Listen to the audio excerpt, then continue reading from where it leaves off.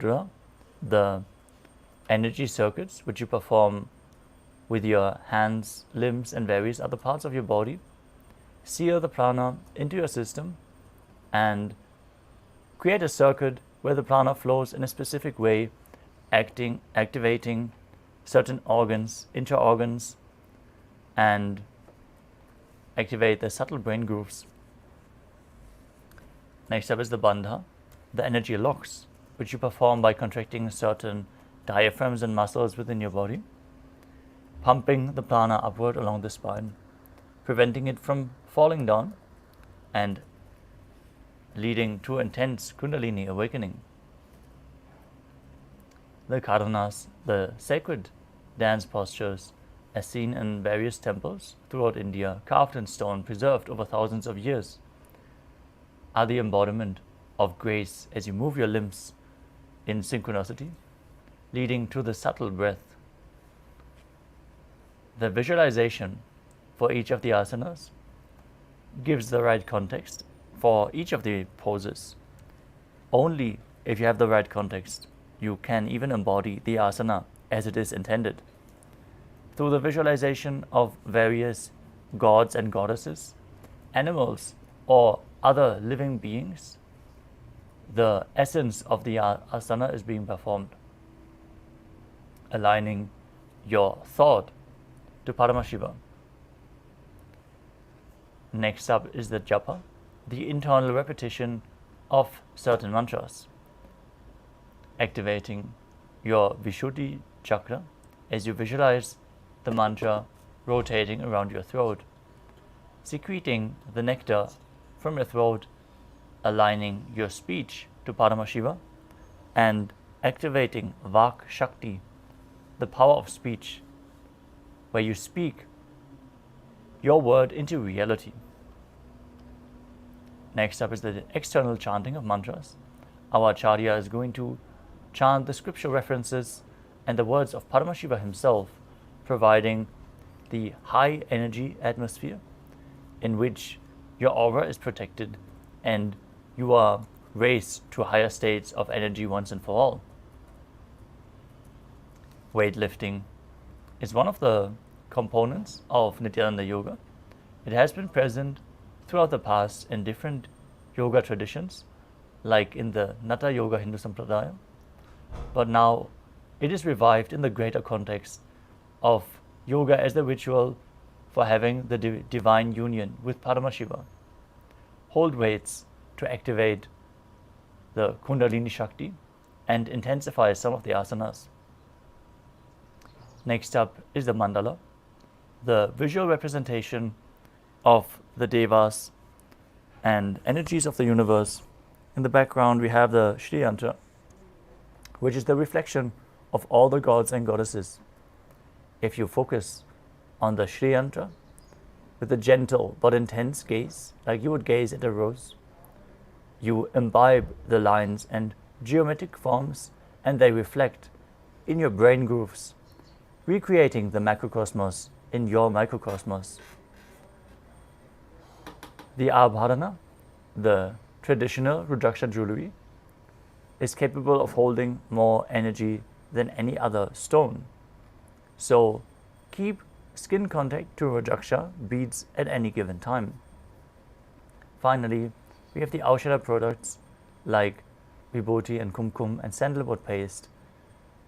Apply the Vibhuti on the forehead, if you're a male body, in 16 places over your body on the different energy centers. The Kumkum on the third eye, detoxifying the third eye from any fluoride and activating it subtly. And also you can apply sandalwood paste on the temples. With this we cover the 12 components of Nithyananda Yoga in core.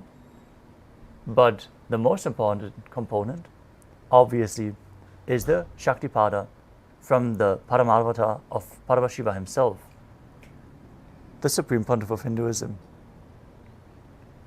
So get ready to receive the darshan in the evening and prepare yourself through Nithyananda Yoga.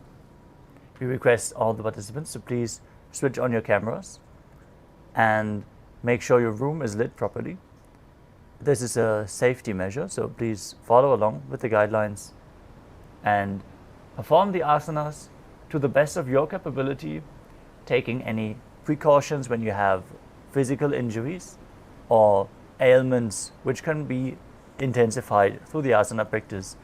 Practice the asana with full awareness, but to the best of your capability.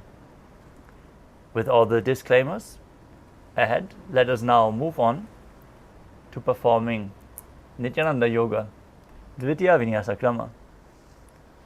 Now sit in a comfortable cross-legged position with your head, neck and spine in a straight line. Bring your hands on top of the knees in Bindu Mudra with index and thumb touching. As you engage all three bandhas, the Mula Bandha, the root lock, contracting your perineal region and pulling it in and up. The Uddiyana Bandha, the stomach lock, contracting your stomach muscles above and your stomach in and up towards your spine. And the Jalandhara Bandha, the throat lock, tucking your chin to the chest and internally contracting your throat muscles. Together performed, they make up Mahamudra Bandha, which is pumping the Kundalini Shakti up along your spine, ultimately leading to the final realization. Visualize Lord Shiva in your inner space as you perform Samana Kumbhaka, inhaling deeply, filling your stomach with prana, holding your breath and visualizing a flame rising up your spine. Internally, repeat the japa Soham as you perform Sukhasana, the first asana of the sequence.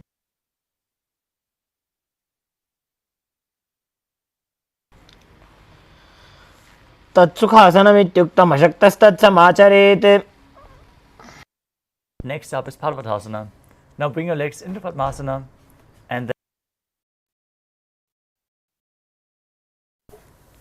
join your palms together and raise them up above your head, keeping the elbows straight. Engage all three bandhas as you visualize yourself as Mount Pavasana. Now bring the soles of the feet together in front. Hold the left hand by the right behind your back and place your forehead on the ground behind the heels. Gaze to your nose, engage all three bandhas and visualize Swamiji in your inner space. पूर्व विधियाहु में जानो उभय पगतली संपुट ठानो. Next up is Nagi Pavasana. Now keep the soles of the feet together in front and cup your palms, extending the hands out. Bring them flat on the ground in front of the feet as you bring your forehead on the ground behind the heels. Engage all three bandhas, gaze to your nose and visualize yourself as a snake. पूर्व विधि पर्यागाने नीचो हो वीकहु निफनास्यो लगाई. Next up is Kokilasana. Now hold on to the big toes in Prana Mudra with index and middle fingers. Stretch your legs straight upwards and forward. As you lean forward, cross your legs into Padmasana. Place the elbows on the ground. Engage all three bandhas as you visualize yourself as a bird. अथान्यदासनं वक्ष्ये येन सिद्धो भवे नरः. Next asana is Nityasana.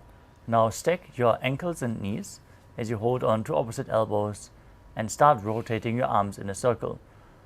Engage all three bandhas, gaze to your nose, visualize Swamiji, and after some time change the direction of the movement.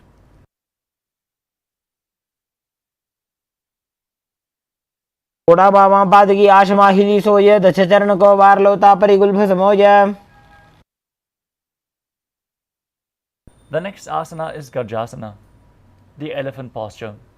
Now press your hands into the ground shoulder width apart as you lift your hips up high. Scoop your body forward and down again and again, visualizing yourself as an elephant as you perform Uddiyana Bandha and Mula Bandha. निब्जं पादाग्रे भूमौ कृत्वा लम्बी भूया मस्तकाग्रे निधाय. Next up is Rikshasana. From the same position, alternate bringing one heel to the ground while lifting the other heel up again and again. Visualize yourself as a bear as you perform Uddiyana Bandha and Mula Bandha. एकैकं पादमाकुञ्च गजासनं कुर्यात् रक्षासनं भवति. Next up is Vaishyasana. Now stand tall on the tips of the big toes with all other toes raised off the ground if you can. Keep your head, neck and spine in a straight line as you bring the middle index and ring fingers to the heart center into the Daya Mudra. Visualize Swamiji in your inner space as you perform Uddiyana Bandha and Mula Bandha. केशेन पादयुगलं बद्ध्वा तिष्ठेत दोमुखः. Next up is Urdhva Janukharana. Now stand in Arimandi position with the heels together, toes pointing outwards and the knees bent. Then bring your hands to the chest and raise one knee up in a circular motion around the body. Follow along with the respective hand. Repeat the movement on both sides again and again.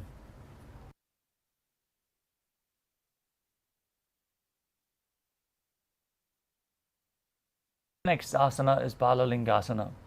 Now interlace your fingers from the outside in Sarva Shankari Mudra. Pull one knee up towards your chest. Hold it close as you engage all three bandhas and visualize yourself holding a baby. एकं जानु उरसि आलिङ्ग्य स्थातव्यं बाललिङ्गनं भवति. Next up is Padapidanasana. Standing on one leg, hold onto one foot and pull it behind towards your buttocks. Hold it with both hands behind your back. Keep your head, neck and spine in a straight line. Visualize Swamiji in your inner space as you perform all three bandhas. स्थित्वैकस्मिन् पादतले कराभ्यां वेष्टयेत्तनुम्. Next up is Natarajasana.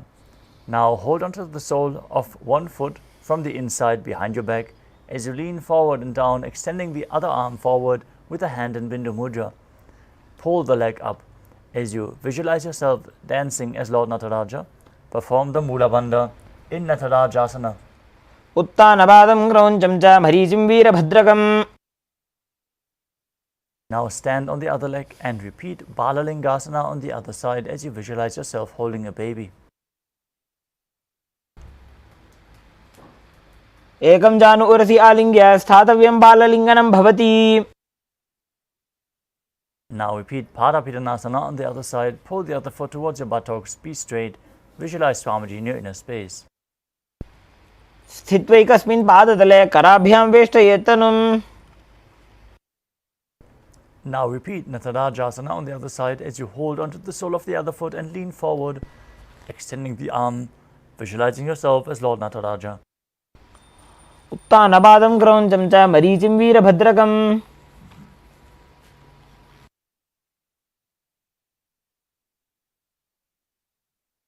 Next up is Ardha Karana. From Arimandi position, heels together, toes pointing outwards and the knees bent. Bring the right foot behind the other, with the heel up and the toes down to the ground. Now bring the left hand to your chest as you swing the right hand back and forth like a pendulum. Gracefully move your fingers one by one. After some time, place the hand over the nose, uncross your ankles, and repeat the movement on the other side.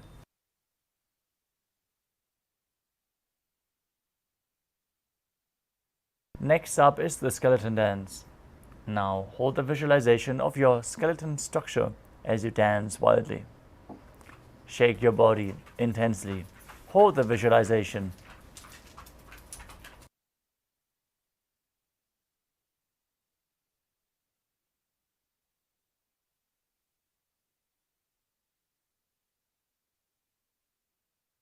Next up is Katichina Karana. From Arimandi position, heels together, toes pointing outwards and knees bent. Cross your arms above your head with the palms facing backwards. Now open up your hips and arms to one side. Return to the center, cross your arms, and repeat the movement on both sides again and again.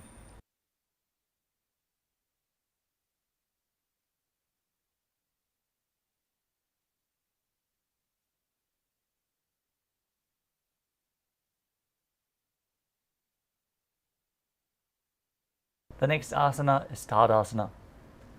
Now stand tall on the tips of the toes as you raise your hands up above your head. Engage all three bandhas as you visualize yourself as a palm tree and internally chant the new japa Shivoham. महामुद्राबद्धकोनो tadasana विभेदकान्. Next up is Uttanasana. From a standing position, lean forward and down, bringing your hands flat on the ground. Engage all three bandhas and bring your forehead towards your knees. Visualize Swamiji in your inner space in Uttanasana.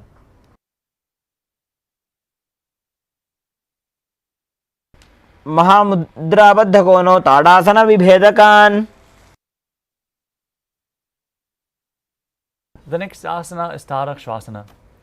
As you keep your hands flat on the ground, shoulder width apart, step your feet back, keep the toes on the ground as you tuck your chin to the chest in Jalandhara Bandha and start rotating your head from side to side. Visualize Swamiji in your inner space. Perform Samana Kumbhaka. Fill your stomach with prana. Kindle the digestive fire. गजासनवस्थित्वा मस्तकं वारं वारं दक्षिणकुक्षिं सव्यकुक्षिं नजेत तरक्ष्वासनं भवति.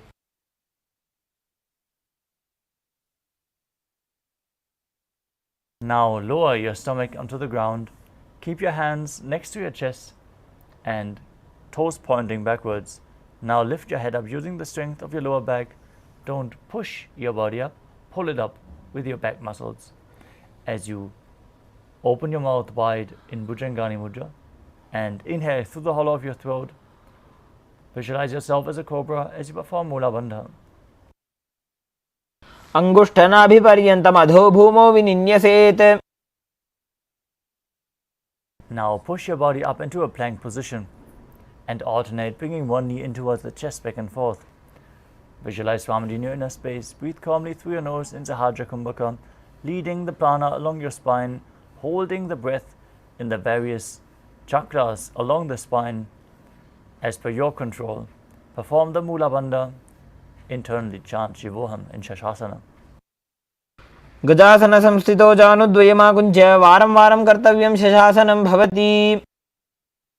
Next up is Rathasana.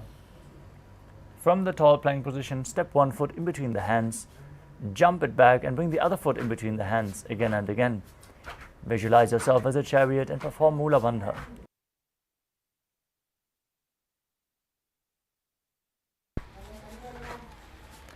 गजासन संस्थितो एकैकं पादं पूर्वमार्गेण भ्रामयित्वा कर्तव्यं रथासनं भवति. Next up is Virabhadrasana. Now keep one foot flat on the ground with the knee bent at a 90-degree angle, toes pointing forward, back leg straight, toes pointing sideways. Gaze to your third eye, raise your arms up above your head. As you engage Uddiyana Bandha, the stomach lock, and Mula Bandha, the root lock, visualizing yourself as Lord Virabhadra. वासिष्ठमथ कौण्डिन्यम् ऊर्ध्वकुक्कुटमेव च. Exchange the position of your feet. Repeat Virabhadrasana on the other side. वासिष्ठमथ कौण्डिन्यम् ऊर्ध्वकुक्कुटमेव च.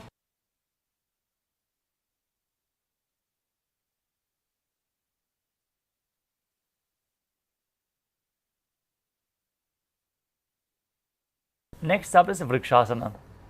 Now stand tall and bring one foot to the inner thigh. Bring your palms together and raise them up above your head in Anjali Mudra. Keep your elbows straight, gaze ahead, engage Uddiyana Bandha and Mula Bandha as you visualize yourself as a tree, Vriksha. वामोरुमूलदेशे च याम्यं पादं निधायतु.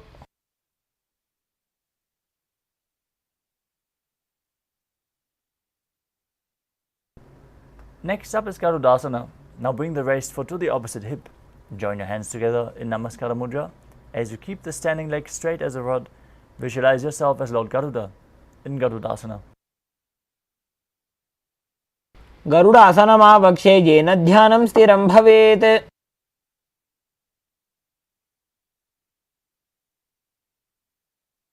Now repeat Vrikshasana on the other side. Bring the soles to the inner thigh, raise your arms up in Anjali Mudra. Visualize yourself as a tree. वामोरुमूलदेशे च याम्यं पादं निधायतु. Now repeat Garudasana on the other side. Bring the foot on top of the opposite hip. Hands together, Namaskara Mudra, visualizing yourself as Lord Garuda with big wings on your back. गरुडासनमावक्षे येन ध्यानं स्थिरं भवेत्. Next up is Trikonasana. Now step one foot forward and the other foot far back. Front toes pointing forwards, back toes facing sideways. Keep your arms extended parallel to the ground as you lean forward and down to the foot, and have the other hand pointing up. Gaze up. Visualize yourself as a triangle as you perform Trikonasana. उत्तानपादं क्रौञ्चं च मरीचिं वीरभद्रकम्. Now exchange the position of your feet. Keep the arms extended. Lean forward and down. Repeat Trikonasana on the other side. उत्तानपादं क्रौञ्चं च मरीचिं वीरभद्रकम्. Next up is the Nikuttakakarana from Arimandi, with the heels together, toes pointing outwards and the knees bent. Raise one heel off the ground. Place the hands in front of the heart center with the palms facing each other. Now stomp the raised heel to the ground, lift the other heel up, and exchange the position of your hands again and again.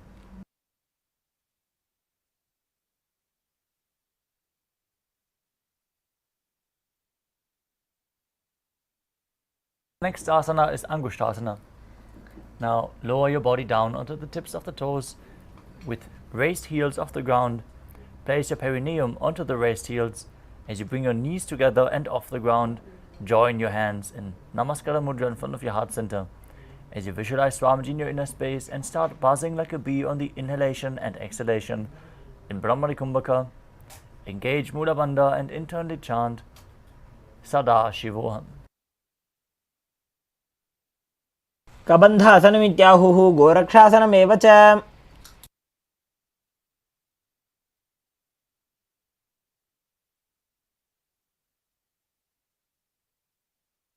The next asana is Saudasana. From Angushtasana, extend one leg forward with the heel down, toes pointing up. Keep your hands at the side, palms facing forward in Vara Mudra with the tips of the fingers just touching the ground.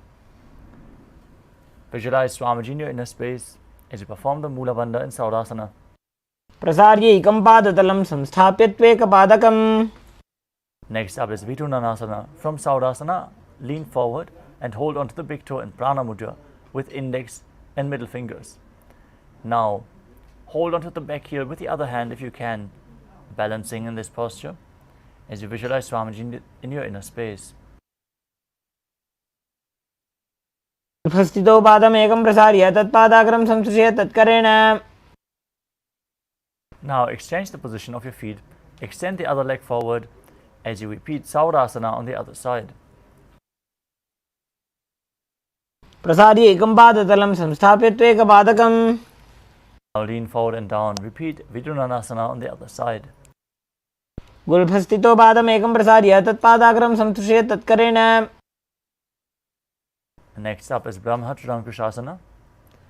As you sit on the raised heels, knees raised off the ground, create a gap between the knees and place the back of your hands on top of the knees. Contract the perineal region, tuck your chin to the chest, and gaze in between the hands with the eyes wide open in Shambhavi Mudra, unblinking, gazing within. This mudra can lead to the ultimate realization when performed correctly. Visualize Swamiji in your inner space and perform Chalandra Bandha and Mula Bandha while internally chanting Sadashivoham. दो फणावाणी होए वैसे एड़ी दो गुदानी वैसे. Next up is Kapilasana. Now place your knees on the ground with the toes tucked behind. Sit your perineum down on the heels. Rest your hands on top of the thighs. Pull your stomach in and up and gaze to the nose. Visualize yourself as Sage Kapila Muni, the founder of the Mahanirvani Akara. As you buzz like a bee and engage Uddiyana Bandha, the stomach lock, and Mula Bandha, the root lock in Kapilasana. उभय पगदली SIM ठहरावे तिनकी माहिली को और मिलावे. Next up is Bhadra Gorakasana. Maintain the same posture, but shift your gaze to the third eye, your visualization to Swamiji, and the Bandha to the Mula Bandha. दोबू पगदली संपुट करे कोरवारली भूपरि धरे. Next up is Suryasana. Now sit with your toes tucked, perineum placed on top of the raised heels. As you raise your knees off the ground, bring your hands into Padma Mudra by joining the thumbs and little fingers, opening up the palms resembling a lotus flower. As you then lift your hands straight up above your head, gaze in between the palms as you visualize Lord Surya in your inner space and perform Uddiyana Bandha and Mula Bandha in Suryasana. एड़ी दो गुदा तरियाने फना पानी बैठक पुनिठाने.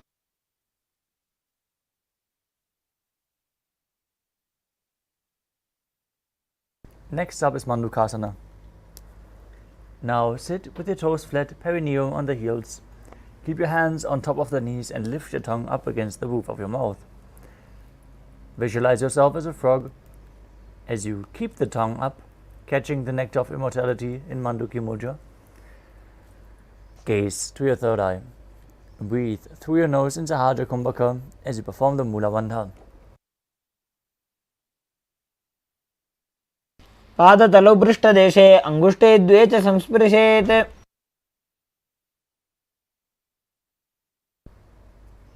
Next up is Uttana Mandukasana. From the same position, bring your hands behind your back and hold on to the opposite shoulders. As you gaze to your third eye, visualize yourself as a frog. Perform Manduki Mudra with your tongue. Engage Uddiyana Bandha and Mula Bandha. मण्डुकासनमध्यस्थं कूर्पराभ्यां धृतं शिरः.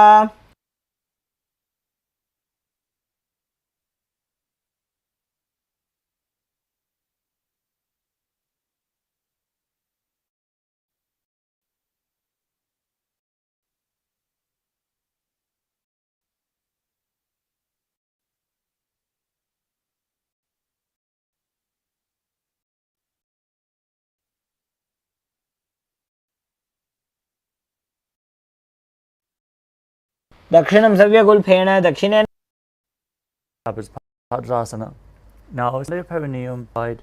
Cross your hands behind your back and hold on to the big toes in Prana Mudra. Apply Jalandhara Bandha and Mula Bandha. As you gaze to the nose, visualize Swamiji in your inner space and return to buzzing like a bee in Brahmari Kumbhaka. गुल्फौ च वृषणस्याधो वित्क्रमेण समाहितः. Next up is Kakabhushandi Asana. As you squat and keep the feet flat on the ground, knees opened wide, bring your arms in and around the raised knees and interlock your fingers behind your back in Parusha Mudra. Gaze to your nose, visualize yourself as a crow as you perform the Mula Bandha. प्रथमे वैसक उकटठाने दोवु हातपगमीच आने. Next up is Kanipavasana. Now place your hands on the ground, shoulder width apart, and then bring your knees onto your arms towards your armpits. Lean forward and down and lift your feet off the mat. As you balance on your arms, visualize Swamiji in your inner space. Perform the Mula Bandha in Kanipavasana. आसन को गुण आशी दुष्टा होई तो आछी होई. Next up is Kapali Asana. This is going to be the first inverted posture of the sequence. So if you have any neck or upper back injuries or high blood pressure, take it slow with this asana. Be mindful, and if you need the support of a wall, align yourself to the wall. If you have a partner by your side, they can aid you. Now place your hands on the ground, shoulder width apart. Bring the crown of your head onto the ground as you form a triangle between your hands and your head. Bring your knees onto your elbows, hips over your shoulders, and then straighten your legs up. Gaze to your nose. Visualize Swamiji in your inner space. Keep buzzing like a bee and perform the Mula Bandha in Kapali Asana. शीशी शीशा धरती टेकी पगदो वो मिलिबा ऊंचा कुकरे.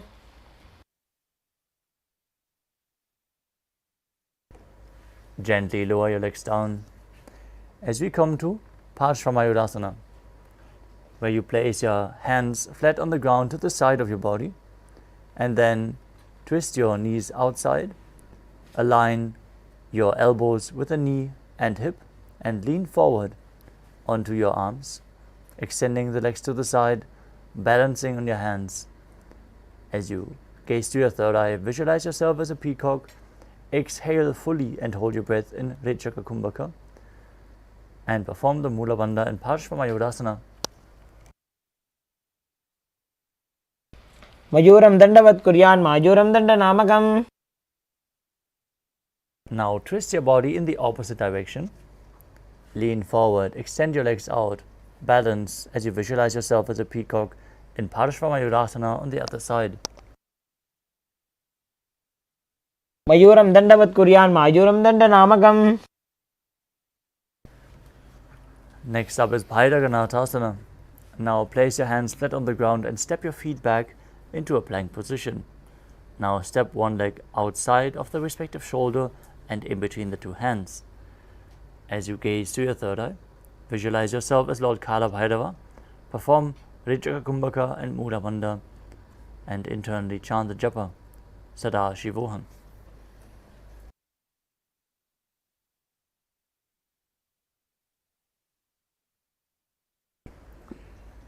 Now bring the front foot back and bring the other foot outside the shoulder in between the hands. Visualize yourself as Lord Kala Bhairava as you repeat Bhairaganathasana on the other side. Asana ko gunapiti jayi. Now return to Tadakshvasana with both legs back as you bring your forearms to the mat and walk your feet forward slightly, raising your hips up high. Gaze to your third eye as you visualize Swamiji in your inner space and perform the Mula Bandha in Unmukha Pitasana.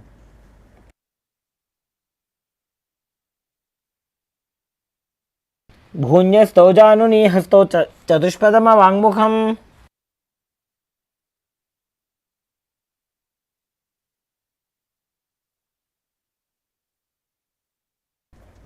The next asana is Vashishthasana. From Tadakshvasana, rotate your body onto one arm as you extend the other arm up towards the sky. Gaze up and visualize yourself as Sage Vashishta.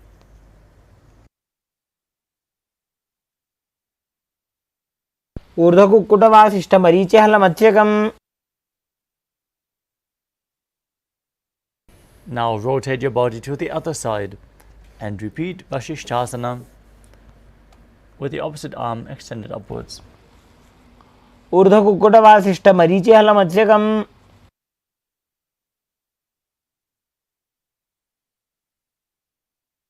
Now come to a seated posture. With the legs extended forward, place your hands underneath your buttocks with the palms facing up. Gaze to the nose. Visualize yourself as Lord Hanuman. As you breathe in Rechaka Kumbhaka, perform Jalananda Bandha and Mula Bandha, throat lock and root lock, as you internally chant Mahasadashivoham in Anjani Asana.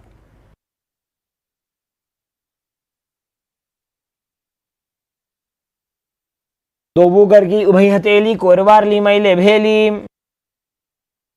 Next up is Paschimottanasana. Now, with the legs extended forward, bend from the waist and lean forward, holding onto the big toes in Prana Mudra. Bring your chest to the thighs, head to the knees, engage all three bandhas and visualize Swamiji in your inner space.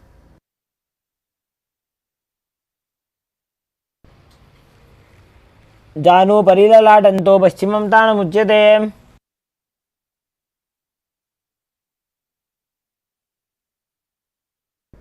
Next up is Ugrasana. From the same position, interlock your fingers behind your head in Parasha Mudra. As you bring the elbows down outside of the knees, bring your head as close to the knees as possible, or in between. As you visualize Kali in your inner space, performing Mahamudra Bandha.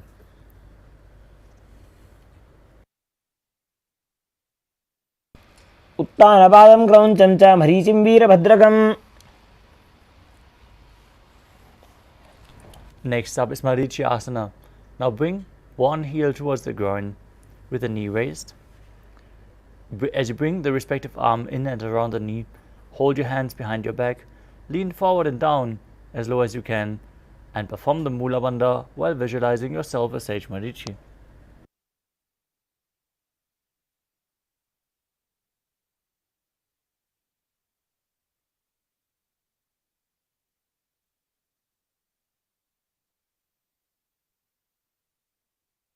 उत्तानपादं क्रौञ्चं च मरीचिं वीरभद्रकम्. Now drop the raised knee to the mat. Keep the heel at the perineum. Lean forward and down as you hold onto the foot with both hands. Gaze to your nose. Visualize Swamiji in your inner space as you exhale and perform all three bandhas Mahamudra Bandha in Mahamudrasana.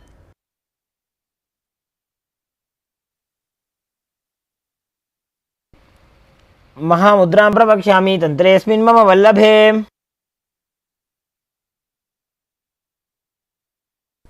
Now extend your legs out straight. Bring the other heel towards your groin with the knee raised. Arm in and around the knee. Interlace fingers behind your back. Lean forward and down. Visualize yourself as Sage Marichi as you repeat Marichi Asana on the other side. उत्तानपादं क्रौञ्चं च मरीचिं वीरभद्रकम्. Now drop the knee down. Gaze to your nose. Visualize Swamiji. Perform Mahamudra Bandha in Mahamudrasana on the other side.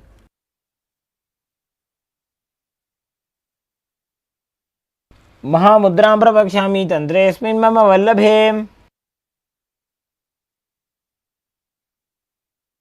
Next up is Bhadrasana 2. As you bring the soles of the feet together in front of your body, hold them with both hands. Push your knees down to the ground. As you perform the Mula Bandha, gaze to your third eye and visualize Swamiji in your inner space.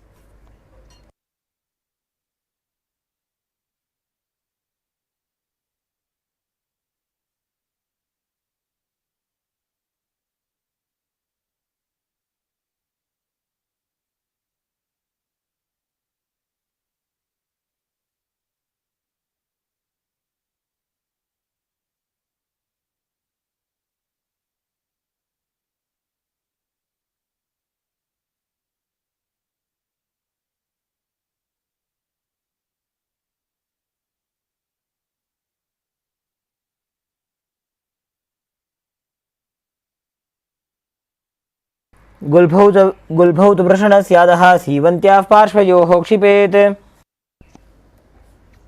Next up is Pavasana. Now extend your feet away from the body with the toes together and the heels apart.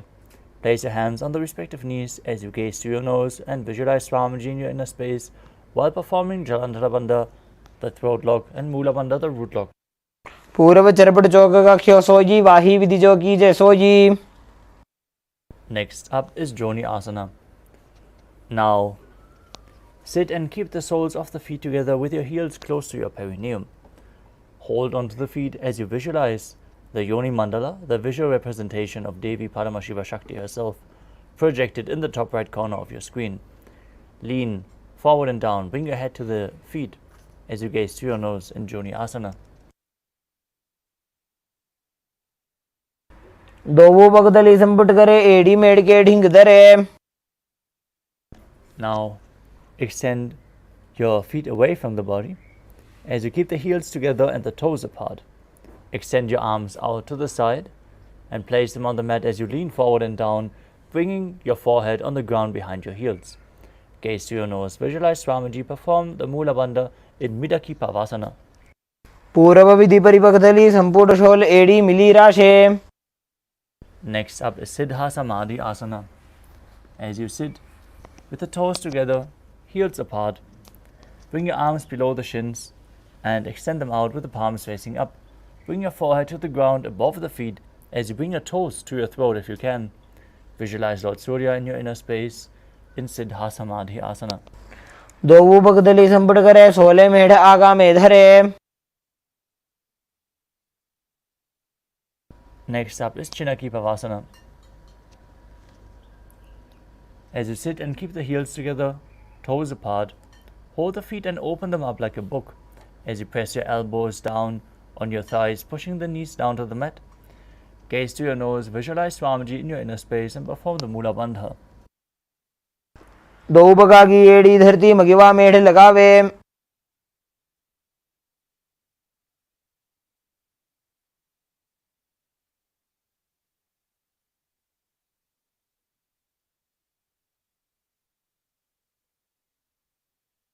Next asana is Chatupada Trikonasana. As you sit, And bring the soles of the feet together with the heels at your perineum. Place your hands on your knees and gently push them down to the mat. Gaze to your Swamiji in your inner space. Perform Uddiyana Bandha and Mula Bandha.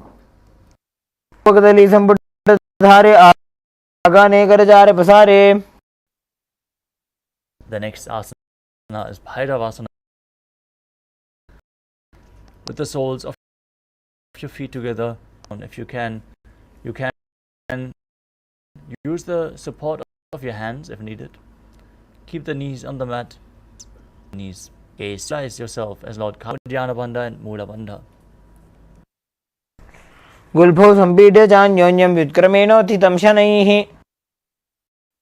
Next up is Samanasana. Now sit with one heel. Lift and hold the other foot, pulling the sole of the foot to your chest. Gaze to your third eye. Hold your breath in the Muladhara chakra as you exhale fully and contract the perineal region. Gaze to your third eye and visualize Swamiji in your inner space. Samanasanamaavakshe siddhamantradi sadhanat. Next up is Apanasana. As you sit and place one leg over top of the respective shoulder, extend the other leg straight upwards. As you gaze to your third eye, visualize Swamiji in your inner space. केवलं पादमेकं च स्कन्धे चारोप्य यत्नतः.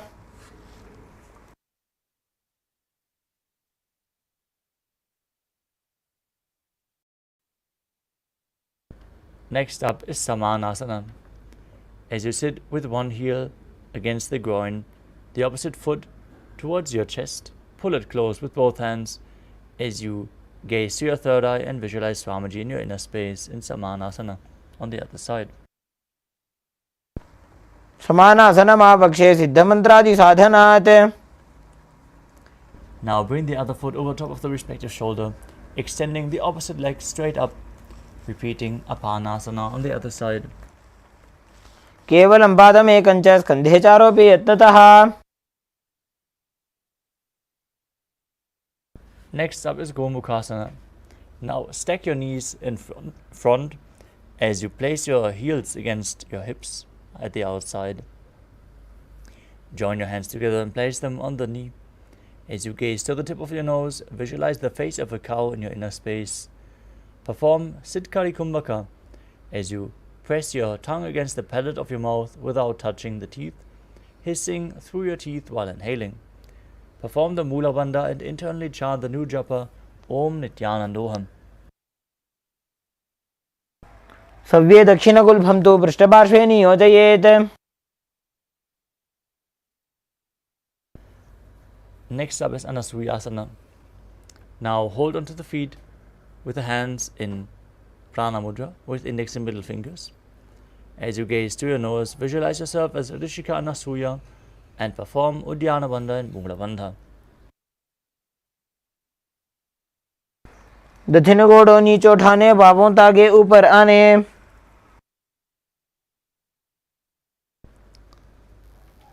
Next up is Anasuyasana 2. From the same position, interlock your fingers behind your back in Parashu Mudra. Lean forward and down as you gaze to your nose. Bring the nose as close to the ground as possible. Perform the Mula Bandha.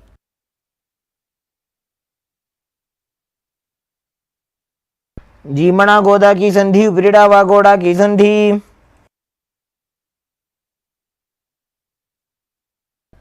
Next up is Garudasana 2. As you sit on the ground with one heel pressed against your perineum, keep the opposite foot flat on the ground with the knee raised to your chest. Keep your spine tall, chest out, and your hands on the respective knees as you gaze to your nose and visualize yourself as Lord Garuda. Davos पग मोड़ी एड़ी माहिलो गुल्भ मूल द्वार नीचे दे. Next up is Naradasana.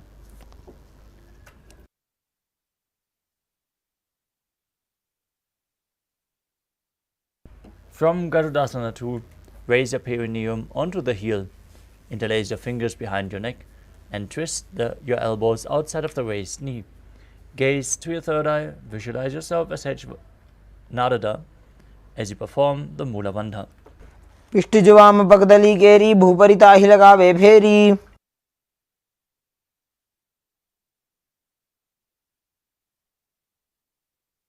The next asana is Matsya Pitakasana. As you place one foot on top of the opposite thigh and wrap the respective arm around the knee, holding onto the opposite shin, extend the other hand down and hold the big toe in Prana Mudra. Gaze to your nose. Visualize Matsya, the fish avatar of Lord Vishnu, as you perform the Mula Bandha in Matsya Pitakasana. वामेन वामाङ्गुष्ठन्तो गृहीतं मत्स्यपीठकम्. Now repeat Gomukhasana on the other side as you stack your knees with the other knee on top.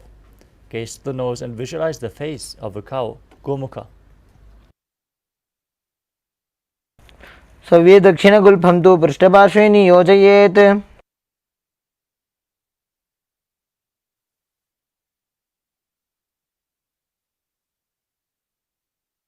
Now hold on to the big toes in Prana Mudra and engage Uddiyana Bandha and Mula Bandha while visualizing yourself as Rishika Anasuya in Anasuyasana on the other side.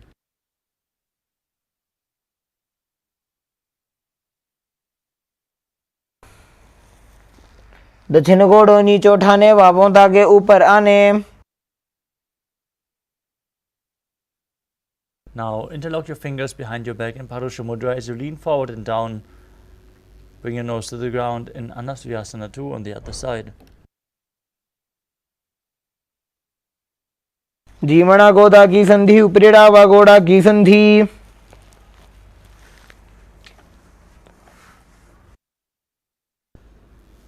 Now repeat Garudasana 2. Sit with the other heel against the perineum, opposite foot flat. Knee raised, hands on the knees. Visualizing yourself as Lord Garuda.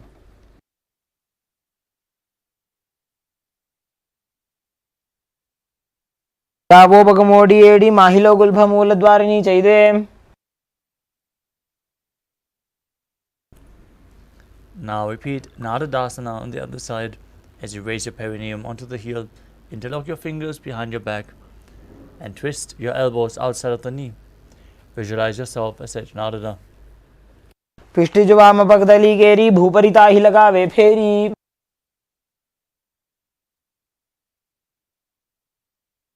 Now repeat Matsya Pitakasana on the other side with the other foot on top of the opposite thigh. Hold onto the shin and the big toe of that foot. Gaze to your nose and visualize Matsya, the fish avatar of Lord Vishnu. वामेन वामाङ्गुष्ठन्तो गृहीतं मत्स्यपीठकम्.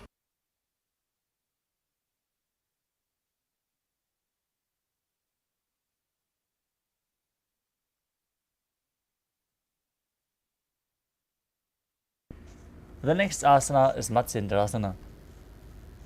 Now place one foot on top of the opposite thigh as you place the opposite foot flat on the ground. If you can, stack it over top of the knee. Now twist your elbow outside of the raised knee. Hold your neck with the respective hand as you place the other hand on the ground behind you. Visualize Sage Matsyendranath as you gaze to your third eye and perform the Mula Bandha. उदरं पश्चिमाभासं कृत्वा तिष्ठति यत्नतः. From Matsyendrasana, extend your front arm down to the foot. Hold onto the big toe in Prana Mudra if you can, as you bring the other hand towards your ear and gaze back and up towards your third eye, visualizing yourself as a camel in Kubasana. आसन को गुण झोलो जाए.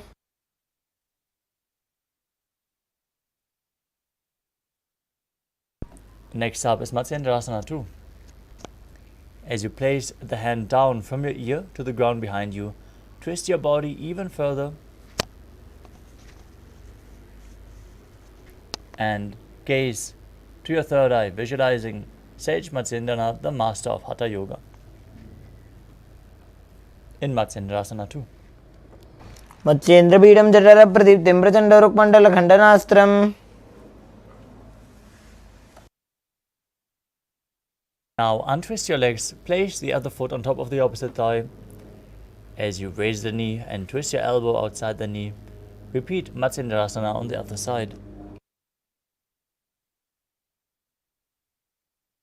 पश्चिमाभासं कृत्वा तिष्ठति यत्नतः. Now place the front arm down to the foot, the back hand holding your ear, visualizing yourself as a camel in Kubasana on the other side. आसन को गुना झोल हो जाए.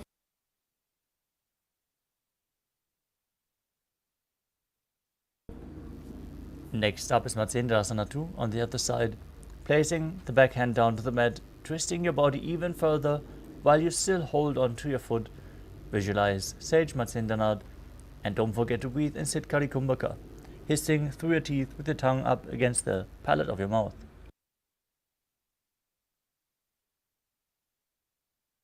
मत्स्येन्द्रपीडं जठर प्रदीप्तिं प्रचण्ड रुक्मण्डल खण्डनास्त्रम्.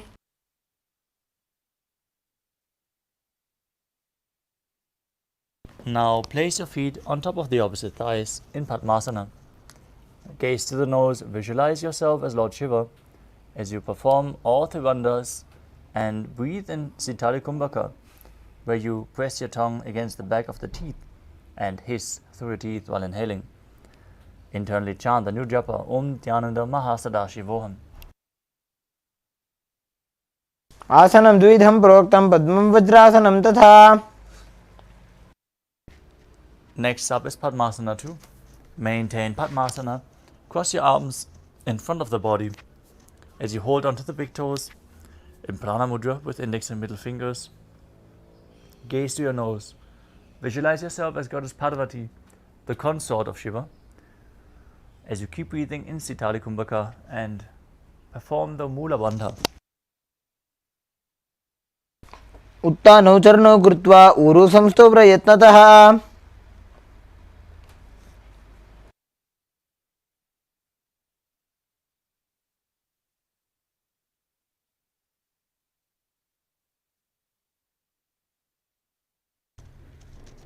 Next up is Kukutasana. From Padmasana, bring your hands in between the thighs and calves. Place your hands flat on the ground as you lift your body up off the mat, balancing on your hands. Visualize yourself as a rooster as you perform the Mula Bandha and calmly breathe through your nose in Sahaja Kumbhaka.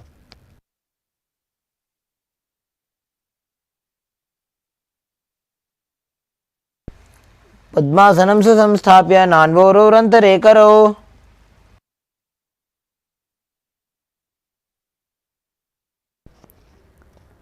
Next up is Baddha Keki Asana. From Padmasana, rise up onto your knees and bring your elbows to your navel. As you place your palms flat on the ground, fingers pointing towards your body, lean forward, find balance and raise your knees off the ground. Visualize Swamiji in your inner space as you perform the Mula Bandha.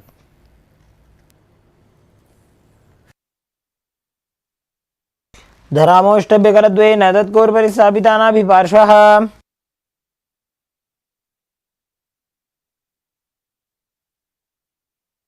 Next up is Mayurasana. As you come from a kneeling position, place your hands on the mat, fingers pointing backwards. Lean forward and down onto your elbows. Find balance, lift your legs off the mat. As you visualize yourself as a peacock, perform the Mula Bandha. अथ वक्षे Mahadev मयूरासनमुत्तमम्. Next up is Makarasana. Now place your body flat on the mat. Keep the toes pointing outwards and interlock your fingers behind your head in Parusha Mudra. Visualize yourself as a crocodile as you perform the Mula Bandha. अध्यासशेदे हृदयं निधाय भूमौ च पादौ च प्रसार्यमानौ. Next up is Shalabhasana. As you lay on your stomach, bring your hands outside of your chest, flat on the ground, as you lift your legs up off the ground completely. Visualize yourself as a locust and perform the Mula Bandha in Shalabhasana.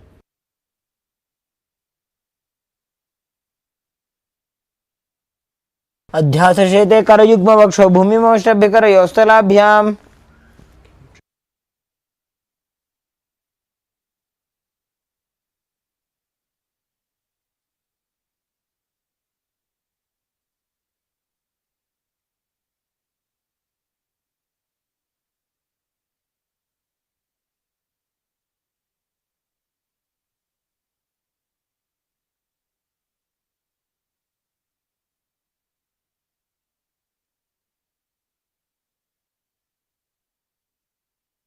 Next asana is Ustrasana.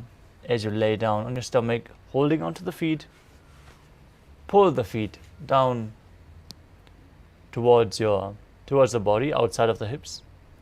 As you visualize yourself as a camel, perform the Mula Bandha.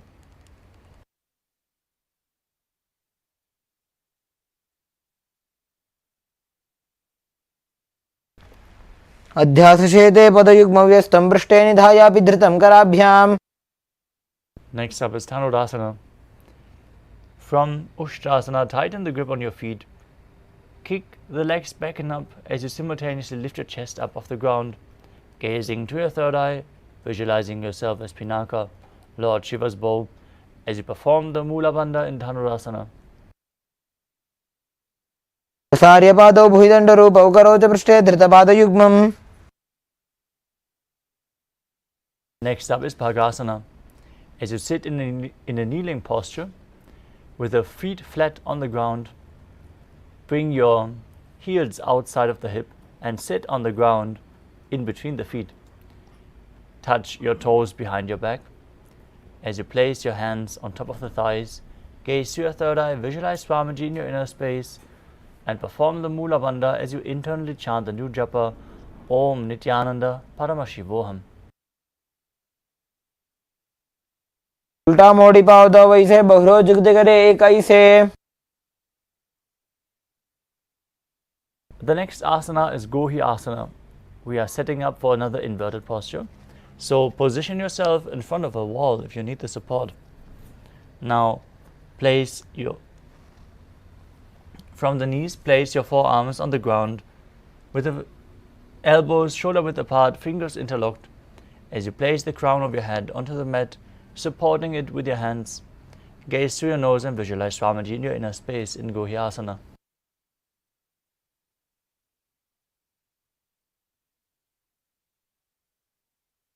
दो हाथ की कहुनी जोई पुण्य कलाई जाने दोई. From Gohi Asana, extend your legs straight up into Shirshasana.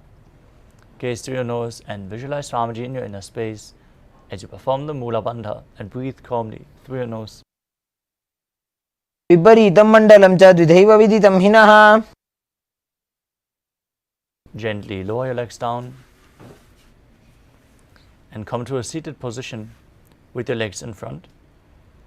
As we enter a sequence of rapid exhalations in Bhastika Kumbhaka, where you pull in your abdomen and push the air out again and again without inhaling, like the bellows of a blacksmith.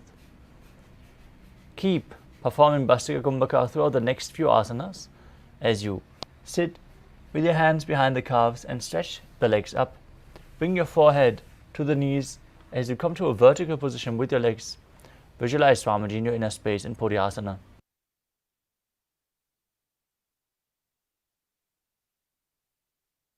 Ekadashi Thane. Now sit with your legs extended at a 45-degree angle. Bring your hands behind your back, holding onto the opposite shoulders. Visualize yourself as a maze as you gaze to your third eye in Padikahasana.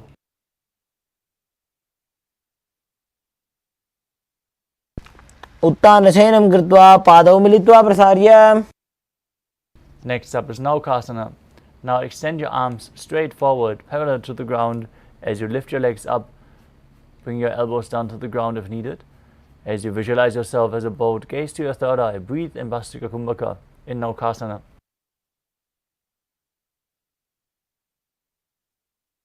उत्तानशयनं गुरुपराभ्यां भूमिमष्टभ्याम्. Next up is Rudrasana, where you sit and bring the feet up towards your chest. Pull them in as you scoop the hands below. Gaze to the nose, visualize yourself as Lord Rudra. As you exhale rapidly in Bastika Kumbhaka. पगतली संपुट करी हाथस्य पग ऊंचाई.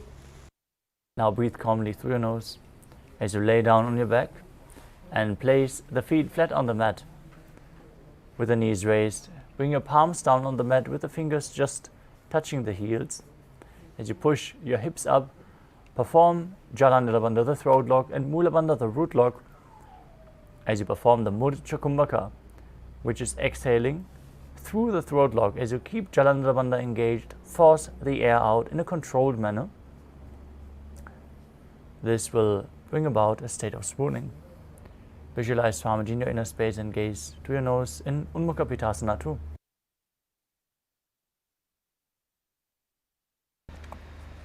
ऊर्ध्वे च जानुनी कृत्वा शवित्वोर्ध्वमुखं तथा. Next up is Shivasana. Lay down flat on your mat. Place the hands at the hips with the palms facing up. Perform the Shakti Chalan Mudra as you pull the Kundalini Shakti forcefully up along your spine. Contract the perineal region and push the Kundalini Shakti up all the way to the Sahasrara Chakra. Relax. Unclutch from any micro movements of your body and mind. As you visualize that your body is dead and the Supreme Pontiff of Hinduism is liberating you. Internally chant the Mahavakya, Om Nithyananda Paramashivoham.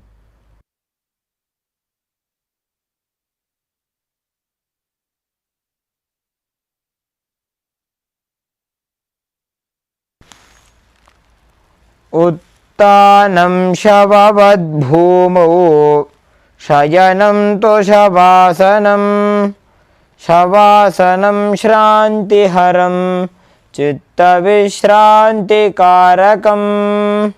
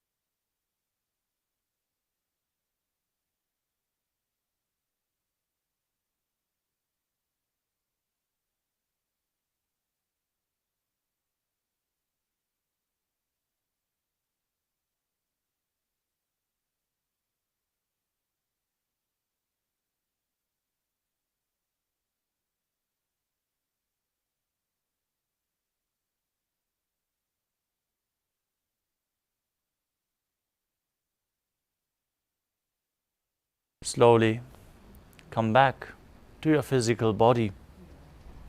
Start to wiggle your fingers and toes, your wrists and your ankles, your elbows and your knees.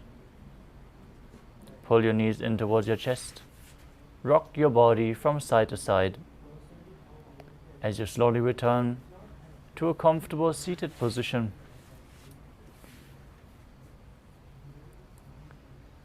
Congratulations, you completed the first 108 asanas of the sequence, which form the Pratama Vinyasa Krama. Let us now move on to the next asana of the sequence. But first, we would like to thank all the participants who join us on time and participate sincerely in the asana practice. We request everyone to please switch on your camera, be visible on cam, and join us in the yoga practice. It is preparing you to hold the superconscious energy during the darshan tonight. So let us all get ready by performing the next asana of the sequence, which is Yathasana Shthasana. Now sit in a posture that brings ease to your physical and mental space. Sit in any comfortable posture. Just place your hands on top of the knees in Bindu Mudra, with index and thumbs together. As you visualize Swamiji in your inner space, perform the Mula Bandha and the Samana Kumbhaka, filling your stomach with prana and visualizing a flame rising up your spine. Internally chant the Mahavakya Om Nithyananda Paramashivoham in Yathasana Shthasana.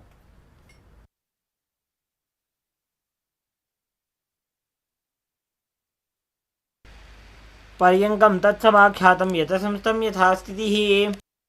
Next up is Samasana. Now sit in a cross-legged position with your hands on top of the knees in Bindu Mudra. Inhale deeply and hold your breath. After exhaling deeply, breathe in and out deeply again and again as you visualize Swamiji in your inner space and perform the Mula Bandha.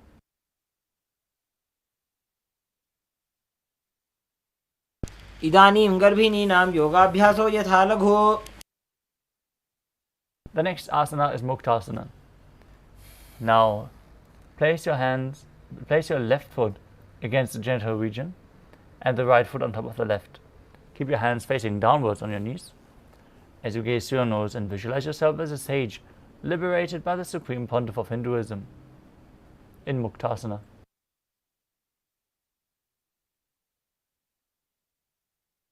निपीड्य सीविनीं सूक्ष्मां दक्षिणेतरगुल्पतः.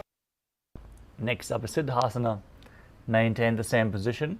Switch your gaze to the third eye and visualize Swamiji in your inner space. स्थानोत्सम्यमितेन्द्रियोचलदृशा पश्यन् भ्रुवरन्तरं चैतन्मोक्षपातभेदजनकं सिद्धासनं प्रोच्यते. Next up is Siddhyasana.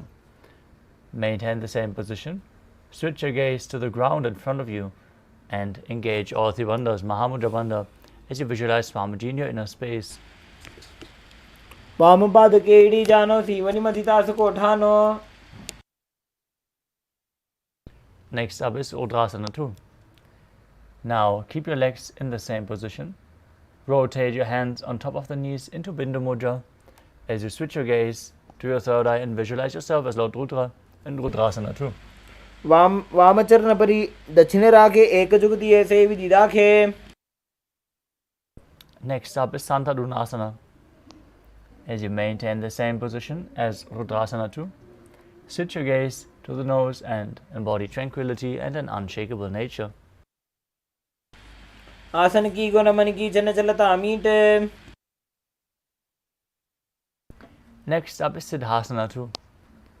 Maintain one heel on top of the other as you bring your hands to your navel, cupping one palm over the other, resembling a closed lotus flower in Samputa Mudra. As you visualize Swamiji in your inner space, perform the Mula Bandha in Siddhasana 2.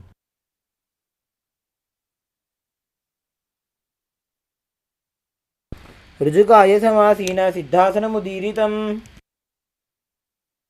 Next up is Bandha Yoni Asana. Now maintain one heel on top of the other as you set your sankalpa to manifest through the womb of creation. Perform the Mula Bandha and prepare yourself to enter Shanmukhi Mudra, closing all the senses. First, exhale, then close your mouth with ring and little finger, your nose with the middle fingers, the eyes with the index fingers, and your ears with the thumbs.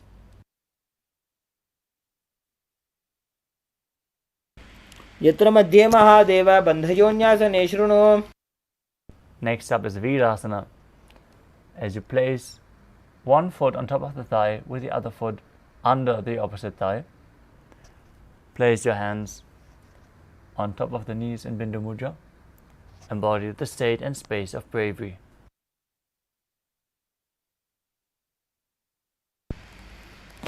यत्र मध्ये महादेव बन्धयोन्यासने शृणु.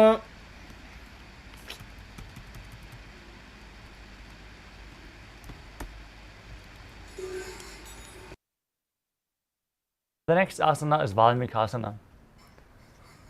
As you keep the left heel on the right side of the regenerative organ with the toes under your thigh, place the right foot on top of the left leg with the toes by the knees. Place your hands on top of the knees in Bindu Mudra as you gaze to your third eye and visualize sage Valmiki, the great poet and author of Ramayana. डावा पग की पगदली पुनिएड़ी है जो ये.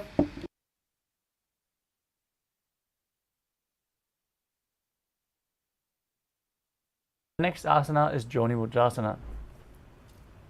Rotate your hands on top of the knees. Place them flat on your knees as you gaze to your nose and visualize Yoni Mandala, the visual representation of Devi Paramashiva Shakti herself. वामपाद की पगदली जाहिमा हिली core. Next up is Yoni Asana. Maintain the same position. Shift your gaze to the third eye and visualize Yoni Mandala. योन्यासनं पर्वतेन योगं योगफलेनिलम्. Next up is Bhadrasana 3.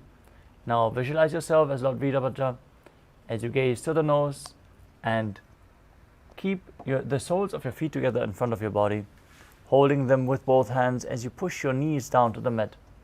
Engage Uddiyana Bandha and Mula Bandha in Bhadrasana 3.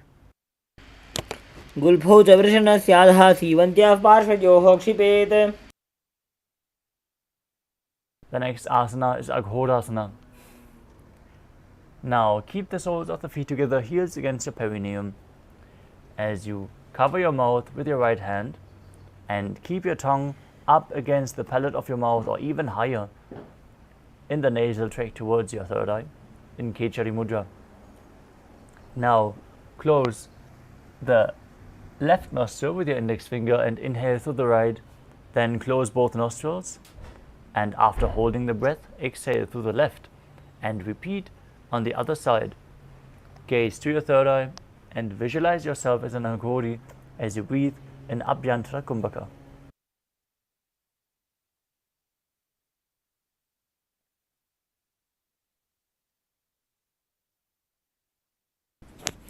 पूर्व कहो भिश्रिका जो जी वाही विधि जो कीजे सो जी.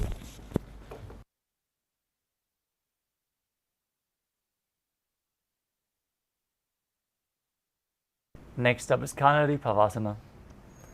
As you bring your feet together in front, toes together and heels apart, place your elbows on the heels, rest your chin on the palms, gaze to your nose, engage Uddiyana Bandha and Mula Bandha.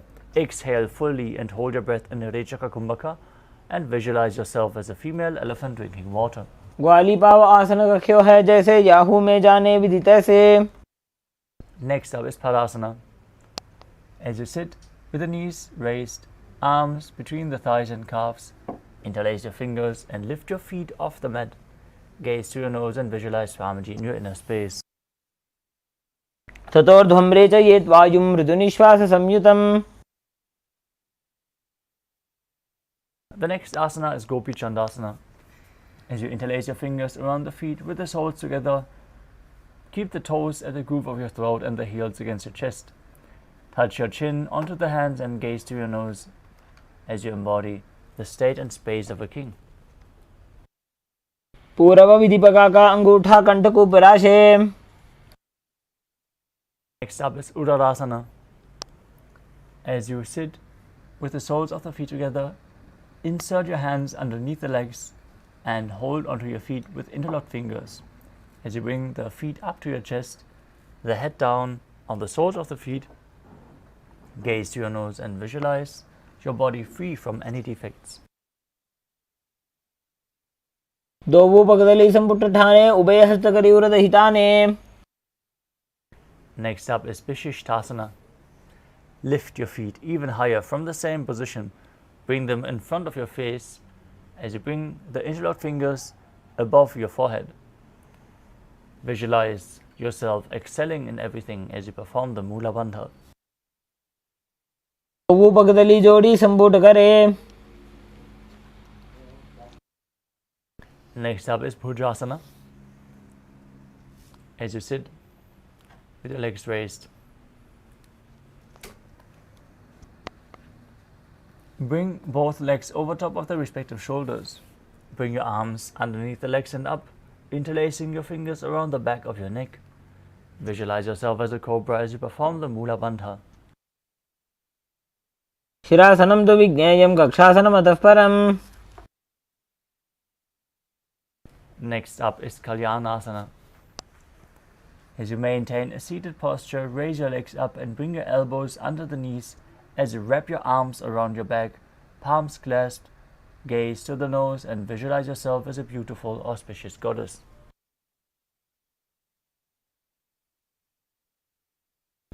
दो हाथ पगों नीच आने, तिनको घोड़ा नीचे ठाने.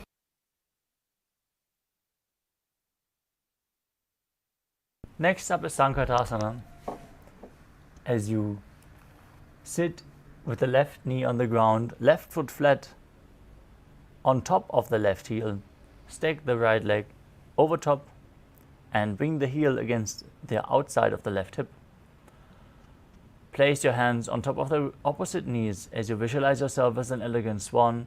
Breathe in Ujjayi Pranayama, making an ocean-like sound with your mouth, and perform the Mula Bandha.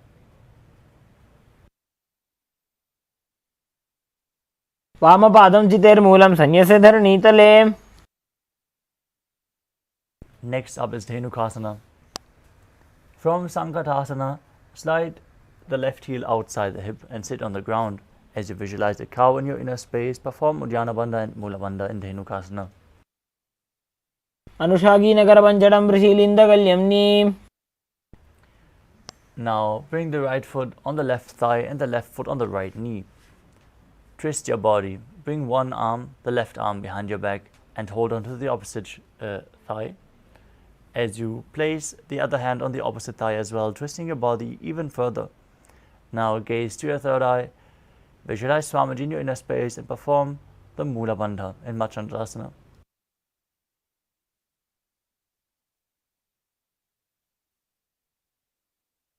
वामजङ्घपर्दचिण्टाने वामहस्तपिष्ठीति आने.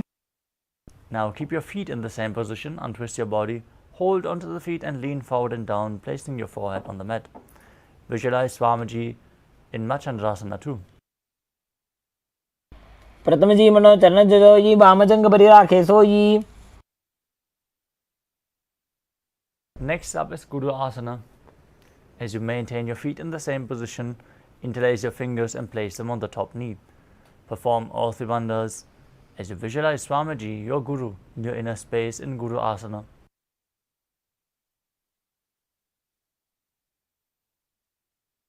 उर्मूले इतरपादस्य कनिष्ठिका प्रदेशगुल्फं संस्थाप्य.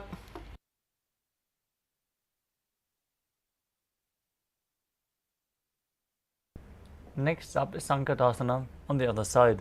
Now place the right foot flat on the mat with the heel up. Sit down on the heel and cross the other leg over top. As you place your hands on opposite knees, visualize yourself as an elegant swan in Sankatasana on the other side.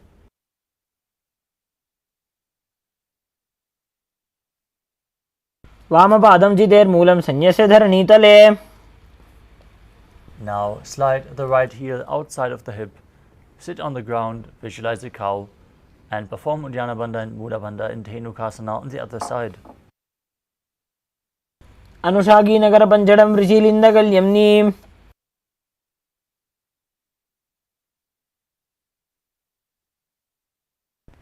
Now place the left foot on the right thigh and the right foot on the left knee. Bring the right hand behind. Twist your body and hold on opposite thighs as you gaze through your third eye and visualize Swamiji in your inner space in Machandrasana on the other side. वामजङ्घप्रदक्षिणटाने वामहस्तपिष्ठीति आने. Now untwist your body, hold onto the feet and lean forward and down, forehead on the mat, visualizing Swamiji in Machandrasana too. तमजी मनोचरण जोई वामजंग बलि राखे सोई. Now interlace your fingers, place them on the top knee as you engage all the bandhas and visualize your Guru in Guru Asana. मूले इतर पादस्य कनिष्ठिका प्रदेश गुल्भं संस्थाप्य. Next up is Pashasana. As you sit with your feet flat, pull your knees in, holding on to opposite knees with your hands. Bring your tongue up in Ketari Mudra as you gaze to your third eye and visualize Swamiji in your inner space. पादतले भूमौ निधाय जानु निवृसि निधाय. Next up is Bodhashokasana. From Pashasana, hold onto the opposite wrists. Bring your chin down to the knee as you gaze to your nose and visualize being in an abode of bliss. Perform the Mula Bandha. दो बगदली भूपरि धरे कोरमा हिलिए से करे. Next up is Kudakatasana. From the same position, bring your arms underneath the knees and hold on to opposite elbows. Keep your tongue up, gaze to the nose and visualize Swamiji in your inner space. दो हाथ पग बाहर ले आवे, गोड़ा नीचे ले टहरावे. Next up is Sumati Asana. As you maintain the same hold beneath the knees, cross your ankles with the toes pointing up. As you gaze to the nose and visualize the great sage and Maharishi Sumati in Sumati Asana. मूलद्वारी धरती पर ठाने, डावा पग पर दशपद आने. The next asana is Dandasana. Now extend your feet out straight and raise your arms up straight, interlacing the fingers with the wrists outside. Perform Kechari Mudra with your tongue, gaze to the nose as you engage all three bandhas and visualize Swamiji in your inner space. Tanzeem गर्भिणी नाम योगाभ्यासो यथा लघु. The next asana is Arambhasana. As you sit with your legs straight, hold the big toes in Prana Mudra, lean your chest forward and down, and bring your head to the knees. As you perform Nadi Shodhana, inhaling through one nostril, exhaling through the other alternatingly, without using the support of your hands, control the prana flow with your will as you visualize Swamiji in your inner space. दो पग में लिवा पसारी पगा का अंगूठा पकड़ी लीलाट गोड़ा लगावे.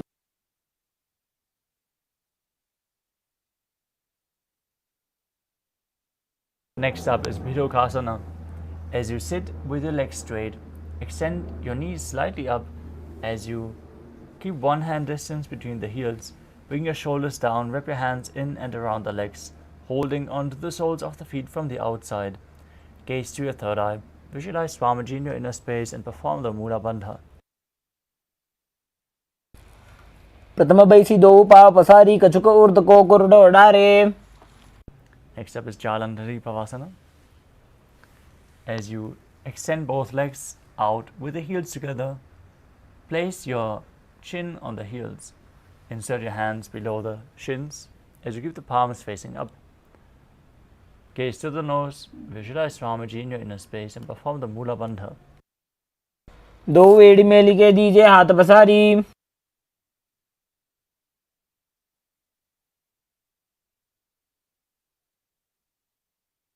The next asana is Urdhva Paschimottanasana. With your legs extended in front, bring one leg behind your neck. If you can't bring the foot behind your neck, you can bring it over your shoulder or pull it towards your chest. Then lean forward and down and hold onto the front foot with both hands, as in Paschimottanasana. Perform the Pratyahara Kumbhaka, where you visualize the prana flowing upward along your body through 9 points. The 9 points are the soles of the feet, the regenerative organs, the navel, the heart, the throat, the uvula, the center of the eyebrows, the top of the forehead, and the crown of your head, as revealed by Mahadeva himself. Visualize Swamiji in your inner space. Perform the Mula Bandha. Internally chant the Mahavakya Om Nithyananda Paramashivoham. पश्चिमतानवत् संस्थितिं कृत्वा एकं पादं ग्रीवायां धृत्वा तिष्ठेत्. Now lean backwards with the foot still behind your neck. Be as straight as you can. Pull your foot up. If you can't, bring it behind your neck. Be straight, gaze to the nose, and visualize yourself as being infinite, endless, eternal, Ananta, as you feel the prana flowing up your body.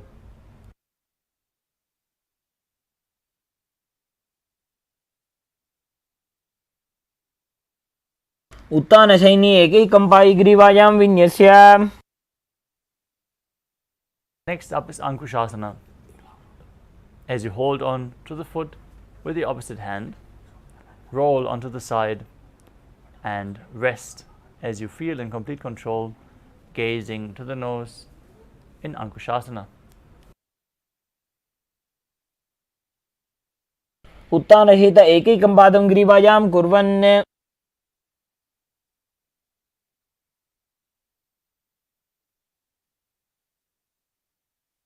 The next asana is Tridushasana. Now lay on your back and pull your knees in towards your chest, holding onto the opposite wrists and rocking your body from side to side. Visualize Swamiji in your inner space as you perform the Mula Bandha, still feeling the prana flow up in Pratyahara Pranayama.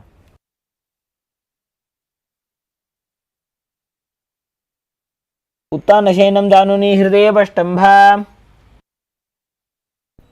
Now repeat Urdhva Paschimottanasana on the other side as you sit with your legs extended, bring the other foot behind your neck and then lean forward and down as you visualize Swamiji in your inner space. पश्चिमतानवत् संस्थितिं कृत्वा एकं पादं ग्रीवायां धृत्वा तिष्ठेत्.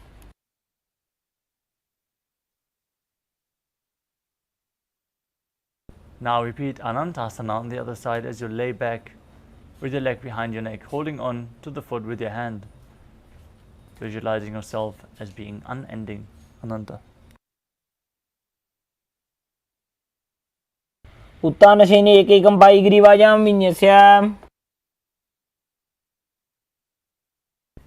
Now repeat Ankushasana on the other side. As you roll onto the side, feel in complete control. उत्तानशयित एकैकं पादं ग्रीवायां कुर्वन्. Next up is Yoga Nidrasana. As you lay on your back, lift your legs one by one up behind your head. Hold your hands behind your back and gaze to your nose as you visualize Swamiji in your inner space. If you can't bring the feet behind your back, pull both your feet close as you cross them and pull them with your hands.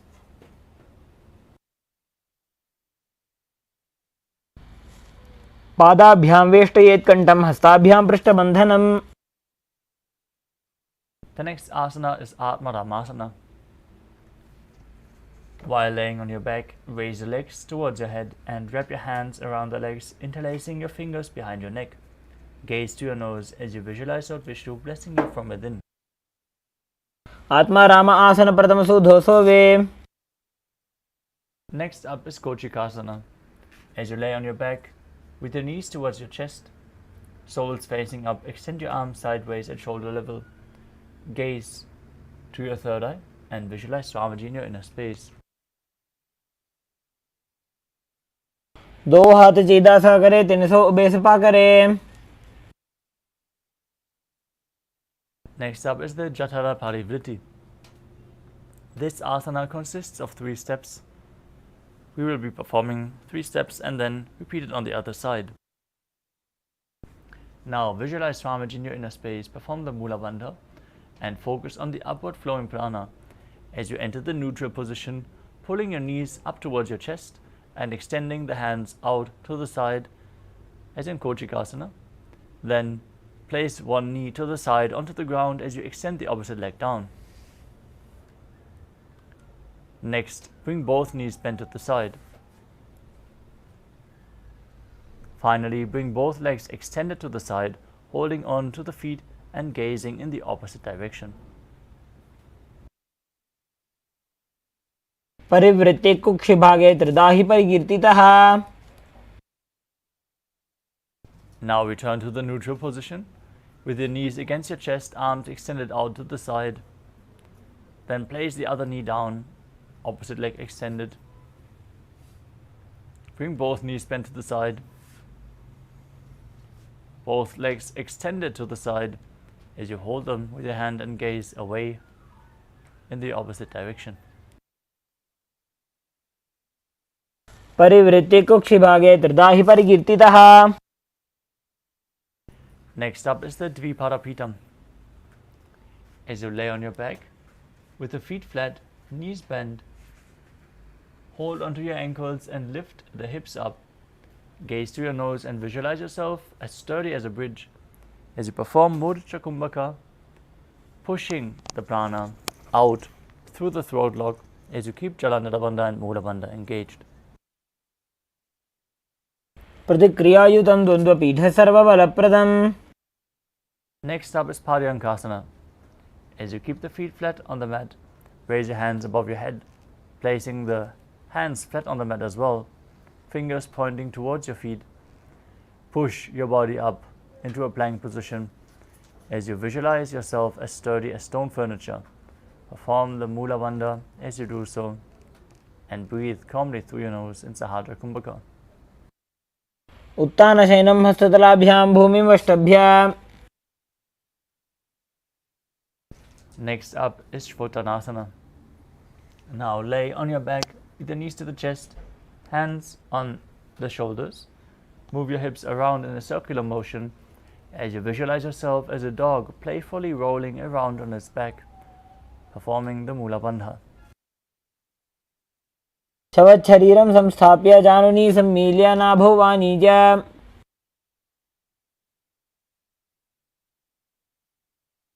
Next up is the Viparita Karani. Now lie supine and raise your legs and hips up. Place your hands on the mat to balance and support yourself. Then start moving your legs in a circular motion as you visualize Swamiji in your inner space and perform the Mudra Kumbhaka with Jalandhara Bandha and Mula Bandha engaged. भूतले स्वशिरो दत्त्वा खेनये चरणद्वयम्. Maintain the same position, but stop the movement of your legs. Be straight and stable. Visualize Swamiji in your inner space in Viparita Karani too. Karni विपरीताख्या सर्वाधिव्याधिनाशिनी.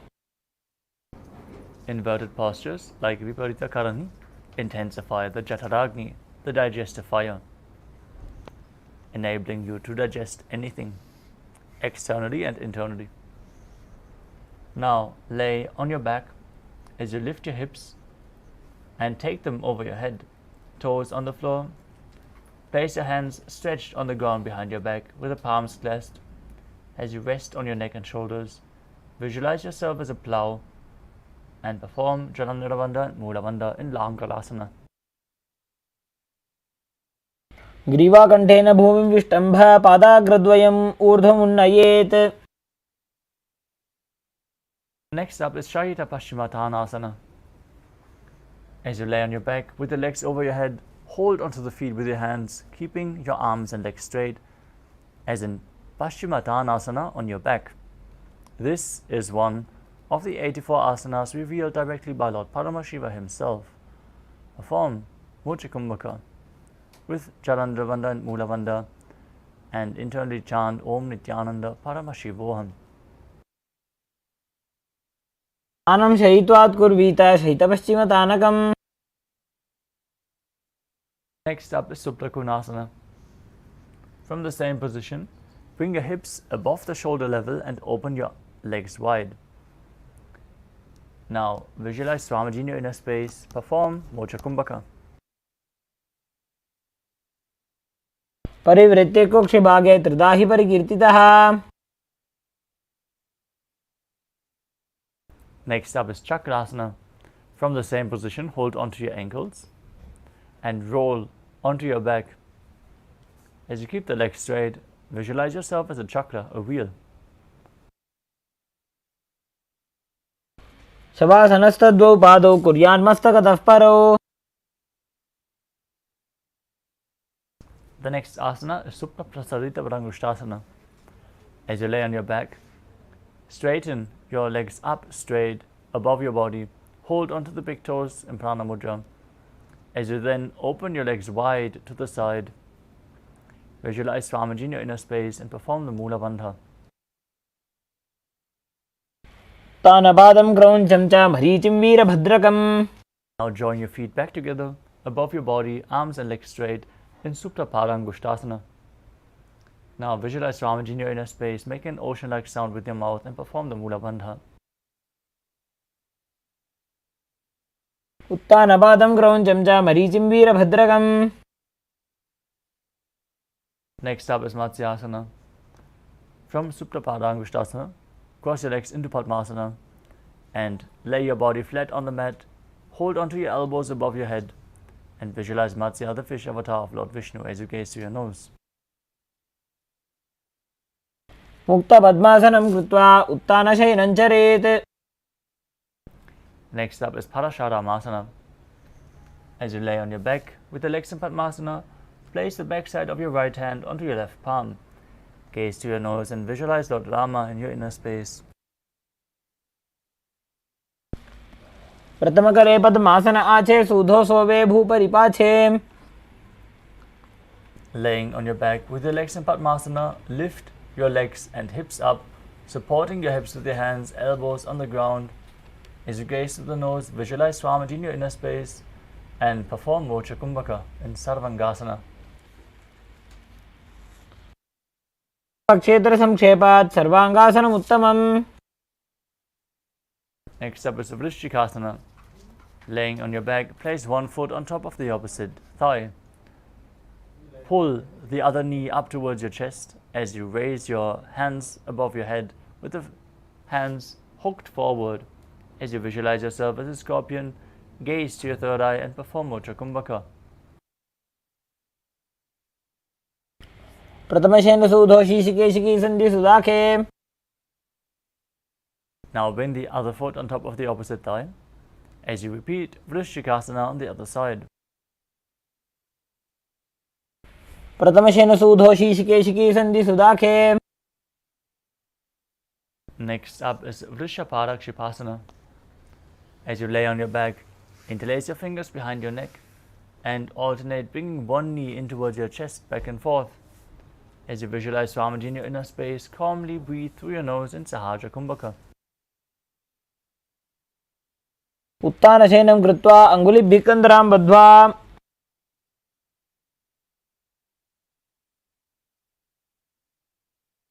Next up is Marottanasana. As you lay on your back, with the hands outside the hips, alternate bringing one knee in towards your ear back and forth. Keep your legs off the ground as you perform the Mula Bandha.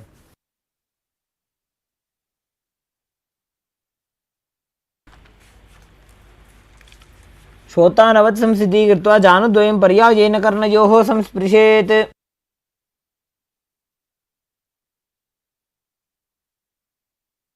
Next up is Vrikasana.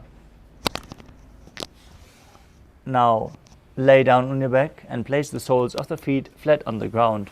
Then stand up and sit back down, visualizing yourself as a wolf. उत्तानशयनं कृत्वा पादतलाभ्यां भूमिं धृत्वा. Next up is Luthasana. As you lay on your back, quickly throw your legs above your head and completely roll over. Repeat this again and again, and finally finish in a prone position as you visualize Swamiji in your inner space.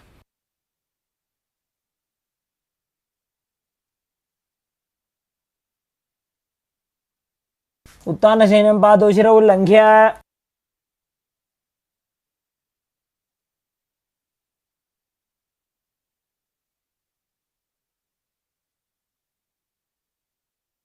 Next up is Saradhasana. As you lay on your belly with the toes extended, hands on the ground by your shoulders. Contract your lips and make the sound of a flute, whistling while inhaling. Visualize yourself as a chariot carrying warriors into a battle for Dharma on your chariot back as you perform the Mula Bandha in Salatthasana. Nyubjashayanam krutva nabhim bhumo nidhaya.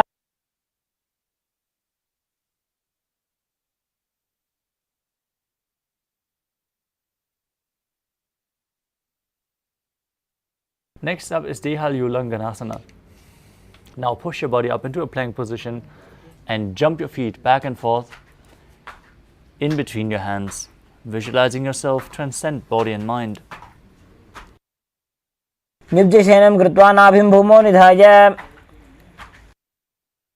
Next up is Jatyasana. As you stand, place your hands on the ground and start walking back and forth as you visualize yourself as a wise 60-year-old elephant. Jatyasana vakshe jena jati smaro bhavet. Next up is Lolitika Karana. Now stand with the knees bent and the feet pointing outwards as you move your arms in a circular motion around your body and lean back, open up your chest and move your head in all directions.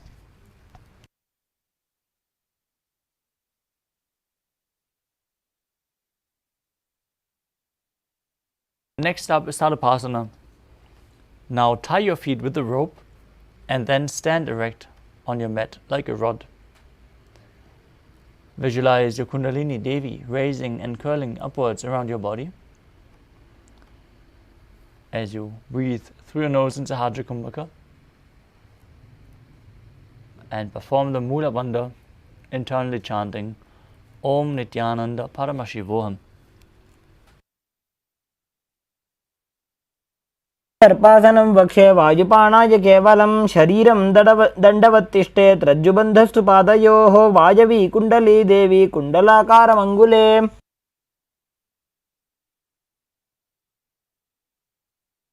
Now, in case you tied your legs, untie them as you move on to the next asana, which is Ushtra Sadhanasana. While standing, place all fingers on the mat and then stand on your hands. Visualize yourself as a camel as you start walking around on the mat. Perform the Mula Bandha. निष्ठिका प्रदेशेन भूमौ निधाय उपरि पादतले संस्थाप्य. Next up is Ashvasana.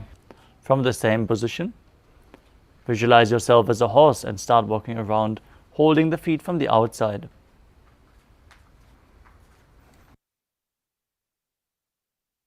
निष्ठिका प्रदेशेन भूमौ निधाय उपरि पादतले संस्थाप्य.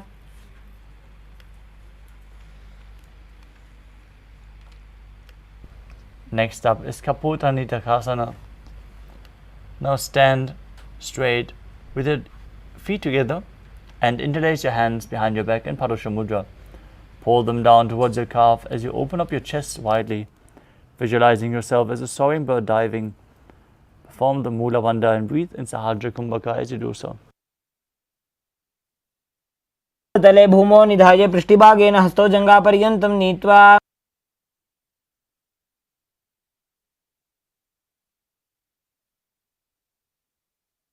Next up is the Tala Pushpa Putam Karana. Now stand with the palms together in Namaskara Mudra. As you gently bend your knees, keep the toes pointing outwards. As you bow down to the side, raise the heel and lower your shoulder, opening up the palms. Visualize you're holding a bouquet of flowers and offering it to Paramashiva.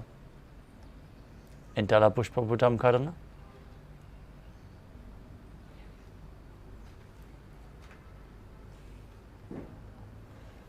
Next up is Khadgasana. As you lay on your stomach, visualize yourself as a rhinoceros and then jump your feet up towards your hands and stand, gazing to the nose, placing your hands in Namaskara Mudra, forming the horn of the rhinoceros. नुजसरतमासनं कृत्वा पादतलाभ्यां भूमिं धृत्वा.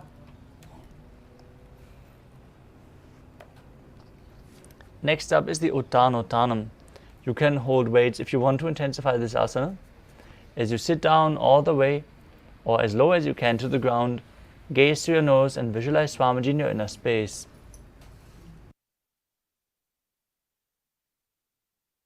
पुनः उत्थातव्यमसितव्यम् इति उत्थानोत्थानं भवति.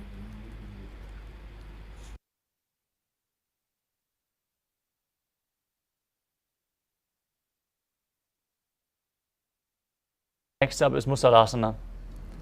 Now stand straight with your hands raised above your head and repeatedly jump up and down as you visualize yourself as a mace. सरलं स्थित्वा ऊर्ध्वं बाहु नयेत्.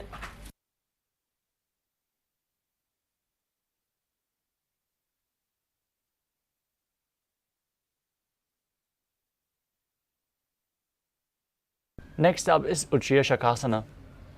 Now, from a standing position, pull one foot in towards your chest and then sit down and stand back up with the other leg, repeating the movement on both sides again and again as you gaze to the nose and visualize Swamiji in your inner space. एकैकं पादतलं कुक्षौ निधाय तिष्ठेत् उच्छीर्षकं भवति. Next up is the Parshvajanukarana. Now stand with the toes of one foot pointing outwards. Pull the knee of the other leg up towards your chest as you keep the standing leg slightly bent. The hand holding onto the foot in a fist. The opposite hand on the thigh with the fingers pointing inwards.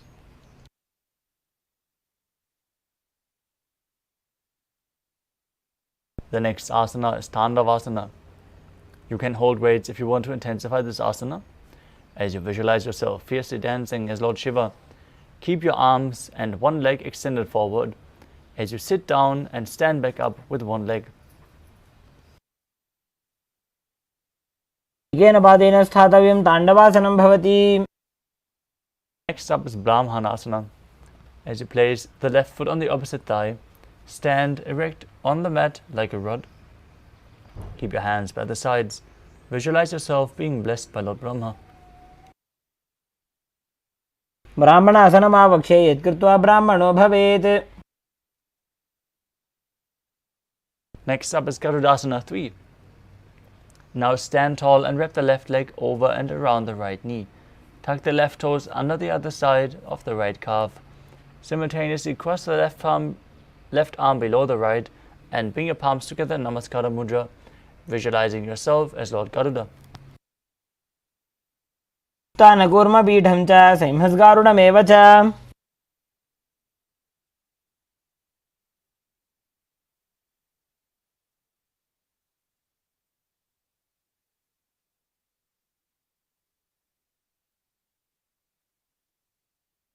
The next asana is Ekapadasana. As you stand straight on the right leg, lift the left foot onto the opposite thigh. Keep your hands relaxed by the knees and visualize Swamiji in your inner space as you breathe calmly through your nose in Sahadra Kumbhaka. दक्षाङ्घ्रिं वामपादस्य जङ्घोपरि निधाय च. The next asana is Dhruvasana, the pole star posture.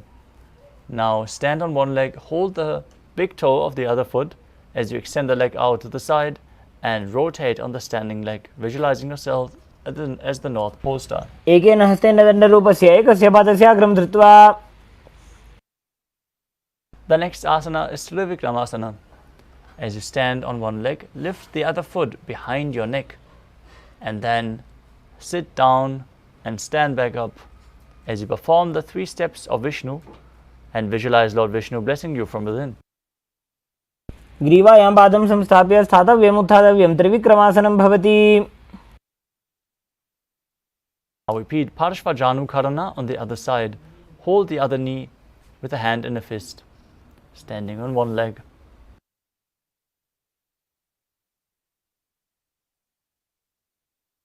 Now repeat Tandavasana on the other side as you visualize yourself fiercely dancing as Lord Shiva. एकेन पादेन स्थातव्यं ताण्डवासनं भवति. Now repeat Brahmanasana on the other side as you visualize Lord Brahma blessing you from within. ब्राह्मणासनमावक्ष्ये यत्कृत्वा ब्राह्मणो भवेत्. Now perform Garudasana 3 on the other side, intertwining your legs and arms, hands in Namaskara Mudra, visualizing yourself as Lord Garuda. नकूर्मपीठं च सिंहस्गारुडमेव च. Now repeat Ekapadasana on the other side as you visualize Swamiji in your inner space. दक्षाङ्घ्रिं वामपादस्य जङ्घोपरि निधाय च.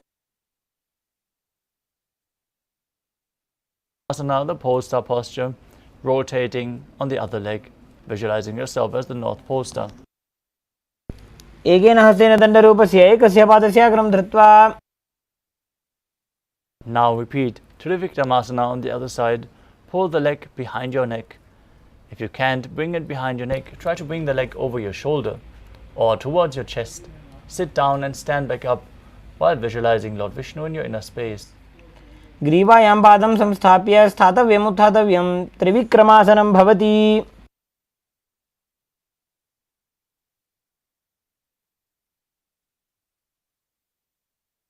Next up is Samana Karana. Now stand with the feet close together, the feet touching, toes pointing outwards, arms slightly extended away from the waist, fingers extended one by one, in a natural pose.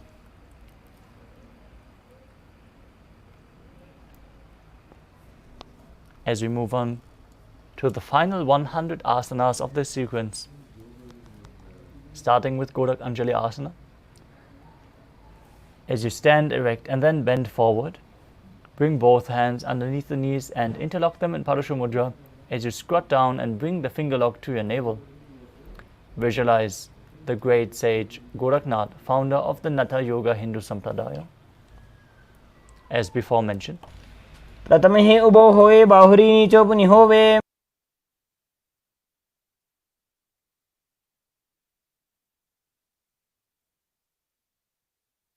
the next asana is Kanchi Asana. Now insert your hands between the thighs and calves and then wrap your hands around behind your butt in Parashu Mudra. Squat down and hold your hands behind. Keep your chest straight.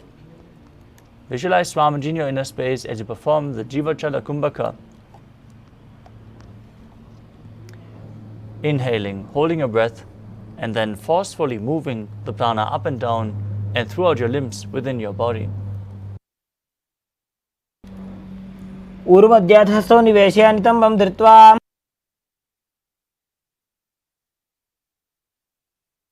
Next up is Bhairu Asana. As you bring the feet together and sit in a squatting posture with your heels touching the perineum, hold the hands behind your back in Parashu Mudra as you gaze to your navel and sit straight, visualizing Bhagavan Kala Bhairava, the Lord of Time. दो बगा की धैल्या की माहिली को मिलाई. From Bhairu Asana, we move on to Varahasana. Now squat all the way down to the ground. Keep your feet together, toes apart. Bring your elbows up to your head, close as you join your palms together, fingers pointing down in Anjali Mudra behind your back. Visualize yourself as Varaha, the boar avatar of Lord Vishnu. पागदली की माहिली core मिलाई भणा पानी उगड़बई से.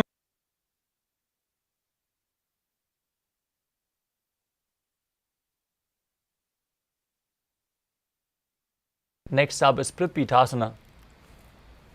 With the heels touching, bring your hips to the same level as your knees, holding onto the big toes in Prana Mudra. Visualize Swamiji in your inner space and perform the Mula Bandha.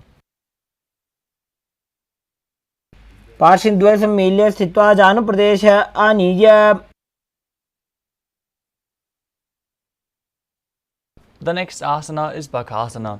As you place your hands on the ground, shoulder width apart, with the fingers wide, place your knees onto the back of your arms and lean forward, balancing on your arms.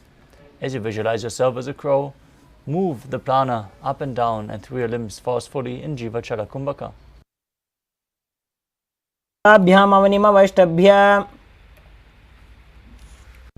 Next up is Sushtanga Kapali Asana.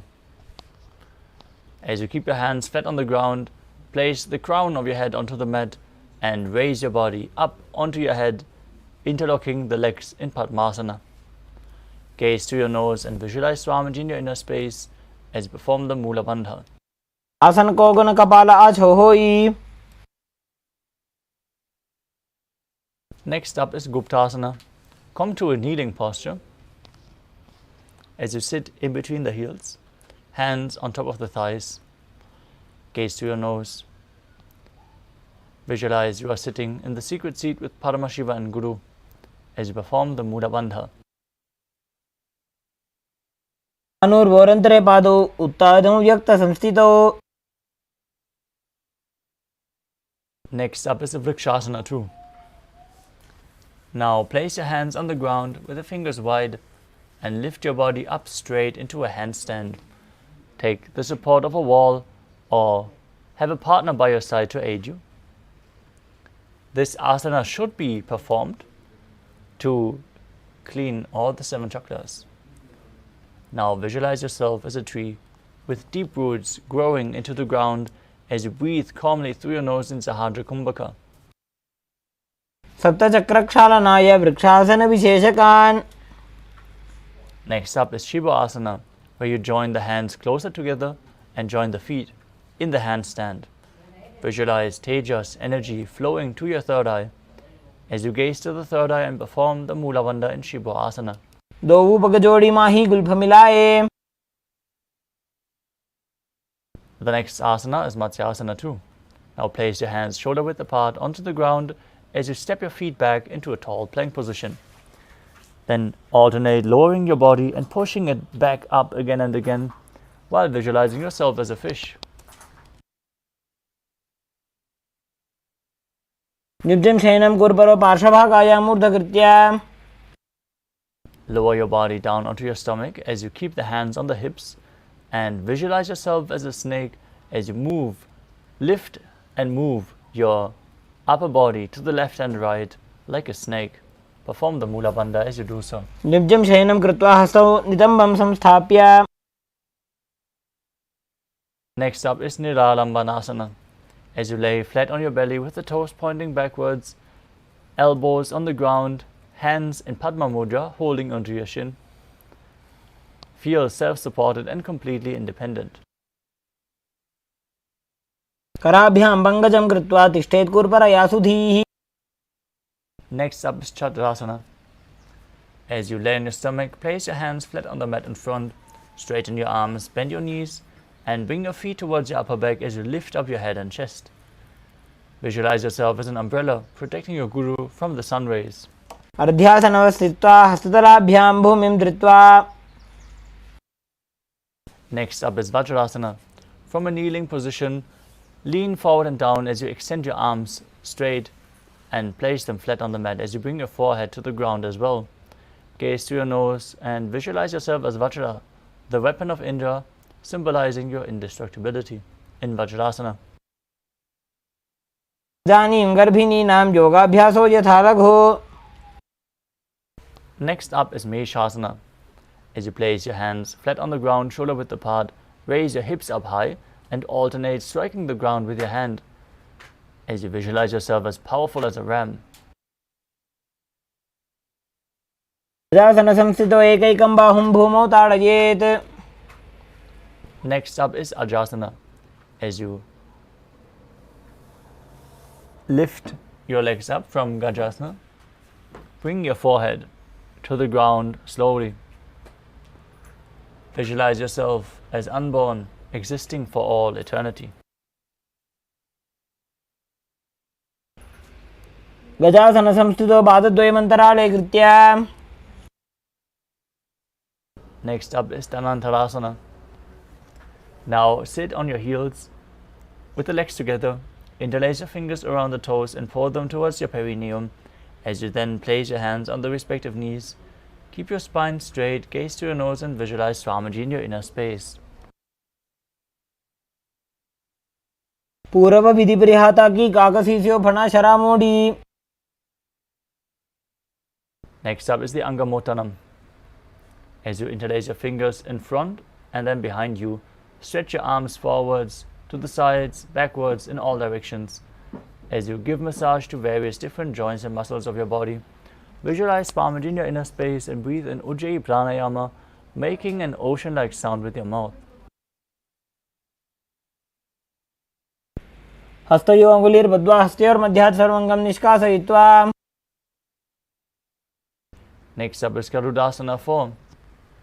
As you sit on your heels in Vajrasana, turn your feet outwards, toes pointing out. Keep your thighs and knees resting on the ground as you keep your spine straight, hands on the knees, and visualize yourself as Lord Garuda, flying Lord Vishnu and Lakshmi on his back. जङ्घोरुभ्यां दरां पीड्य स्थिरकायो द्विजानुना.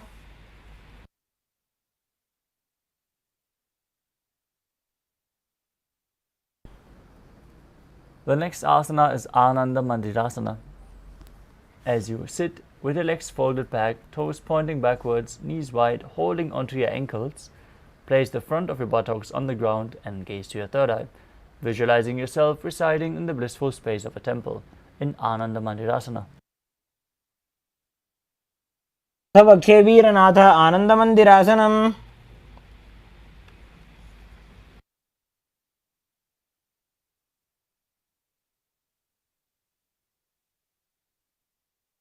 Next up is Mandukasana 2. As you sit with your knees wide, feet overlapping on top of your ankles, place your hands underneath the knees. Gaze to your nose, keep your tongue up against the palate of your mouth in Manduki Mudra, catching the nectar of immortality as you visualize yourself as a frog. Perform Uddiyana Bandha and Mula Bandha in Mandukasana 2. पृष्ठं संपीड्य गुल्फाभ्यां जान्वङ्गे सबलयाकृतिः. Next up is Narasimhasana. As you keep your toes on the mat, heels up and together, place your perineum onto the heels, place your palms on the ground with the fingers spread for support, thumbs touching, base of your hand touching the toes. Gaze to your nose and stick out your tongue as you exhale forcefully, visualizing Narasimha, the lion man avatar of Lord Vishnu. दो फणा पाणी होय वैसे एड़ी Mailer गुदा निवैसे. Next up is Pishlakasana. As you sit on the toes, place your perineum onto your heels, separate your knees and place them on the ground. As you make a hollow of your palms, place it over your mouth. Keep your thumbs underneath the teeth and close your lips. Inhale through the right nostril and exhale through your mouth in Vishlaka Pranayama. As you gaze to your nose and visualize yourself as Devi, victorious over all your fears. दो बगांगी एड़ी जोजी गोड़ा फनोवान अपनी होई. Next up is Makadasana. As you keep the soles of your feet together and place the top of your feet onto the ground, sit on your heels and bend your elbows, bringing your fingers to the armpits. Imitate as if you were a monkey scratching itself as you visualize yourself as a playful monkey. Gaze to your third eye and perform the Mula Bandha. दो बगदली संपुट आने तिनकी पिष्टि भूमि पर इठाने.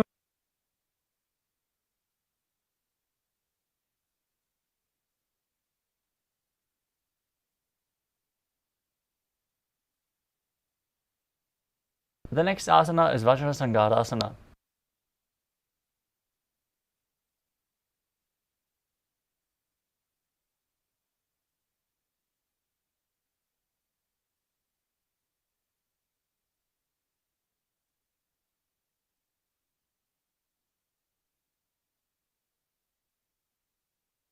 Now stand on your toes with the soles of the feet together, sit on your heels and keep your knees wide and off the floor.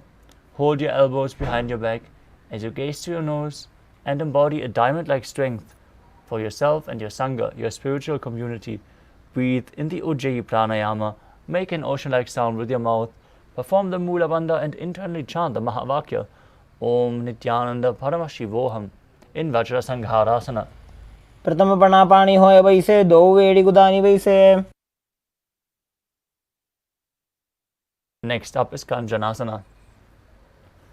Now keep your toes down, ankles crossed behind, and sit on top of your heels. As you place your palms onto the mat to the sides, gaze to your nose and visualize perfect health beyond any and all physical or mental ailments. Perform Uddiyana Bandha and Mula Bandha as you breathe in Ujjayi Pranayama. खञ्जनासनमापक्षे यत् कृत्वा सुस्थिरो भवेत्. The next asana is Kurmasana. As you sit with your toes flat, feet crossed, perineum on the back of the heels. Keep your knees wide, hands on the knees. Stiffen your upper back and neck like the shell of a turtle as you gaze to the nose and visualize yourself as a turtle having a stable body and mind to live for centuries. गुल्फौ च वृषणस्याधो व्युत्क्रमेण समाहितौ. Next up is Yogasana. As you sit in the same position, the upper back relaxed, gaze to the nose and visualize Swamiji in your inner space.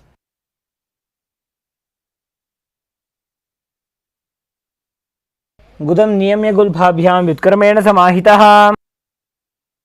Next up is Vijogasana.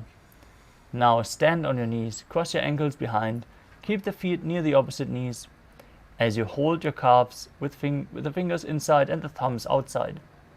Gaze to your third eye and visualize a space of eternal oneness Advaita with the Guru in Vijogasana. गोड़ा वामो उभौ होई गोड़ा आड़ा राखे दोई.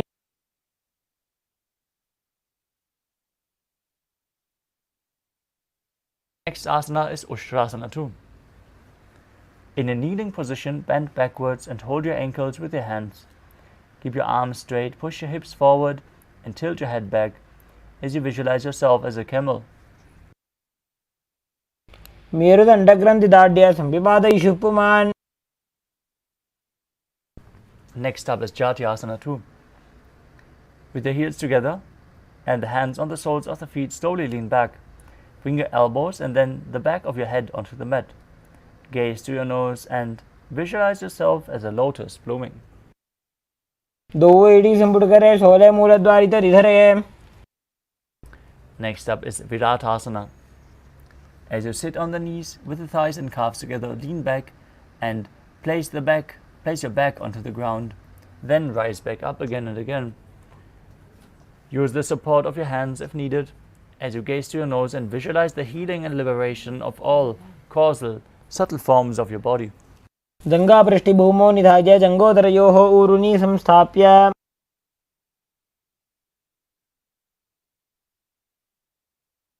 Next up is Kapotasana. From Viratasana, raise your hips even higher. Bring your forearms to the mat and hold the back of your heels. Bring your head in between the feet as you visualize yourself as a beautiful dove. मेरुदण्डग्रन्थिदाढ्य संविपादयिषु पुमान्.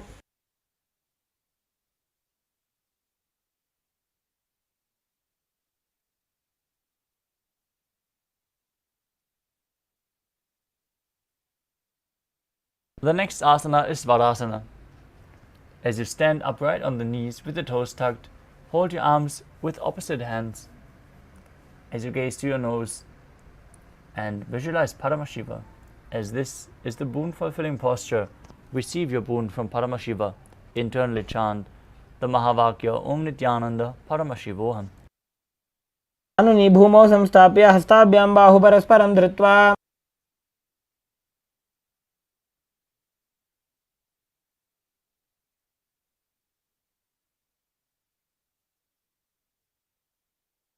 The next asana is Varahasana too.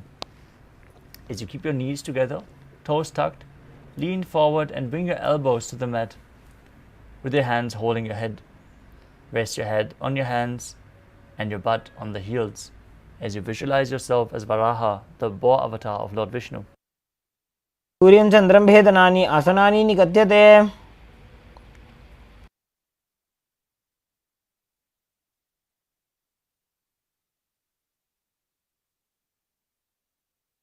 Next asana is Mundasana. As you kneel down, place your elbows on the mat, shoulder width apart. Interlace your fingers and place your head onto the mat, supporting it with your hands. As you walk your feet forward until your hips align with the shoulders, and then raise your legs up, straight. Visualize yourself as a lob tree as you gaze to your nose, breathe calmly through your nose in Sahaja Kumbhaka, and contract your perineal region in Mulabandha. मुण्डासनं वक्षे सर्वेषां प्राणिनां सुखम्.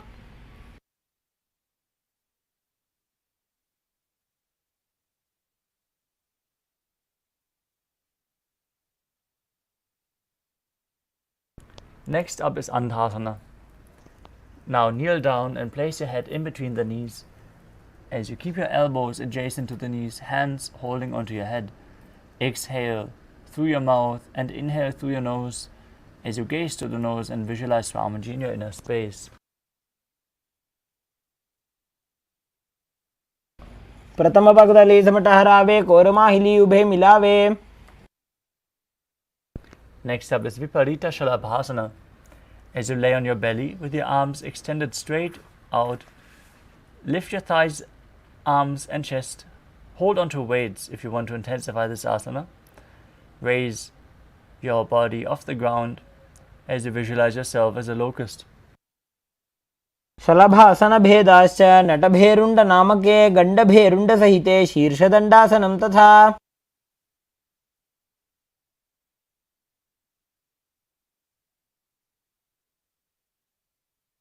Now lay on your belly with the arms at the side, palms facing down. Keep your forehead on the ground. Keep your chest on the mat as you lift your legs up together. Visualize a skull representing the mind with purified thoughts and the strong will to attain enlightenment in Kapalasana. कपालं भूमो निधाय ऊर्ध्वं पादौ नजेत. The next asana is Akasha Kapotasana.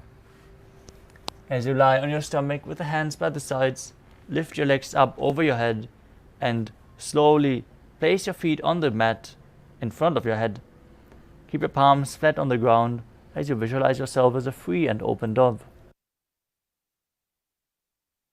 उष्ट्रासने स्थित्वा चरणौ भूमेरुत्थाप्य.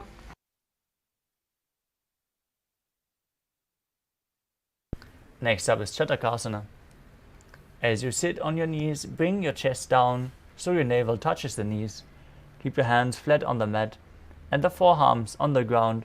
Be sturdy as you visualize yourself as a sparrow. कूर्परपर्यन्तौ हस्तौ धरामष्टभ्याम्. Next up is Vrishchikasana too. As you kneel down, place your hands and elbows on the mat and then raise your legs, bend your back to touch your feet to your head. Lift your chin and hold as you visualize yourself as a scorpion. इच्छेव पुच्छप्रतिमां कृपार्ष्णि धृत्वा स्वशीर्षे चिबुकं विधार्यकौ. Next up is Vrishasana. As you place your perineum down on the right heel, keep your left foot outside the hip, ankle and toes pointing outwards. Place your hands on the mat in front. Visualize yourself as a bull as you start breathing in Antaranga Kumbhaka, forcefully inhaling through your nose, holding the breath for a short while and slowly exhaling. याम्य गुल्फे पादमूले वामभागे पदेतरम्.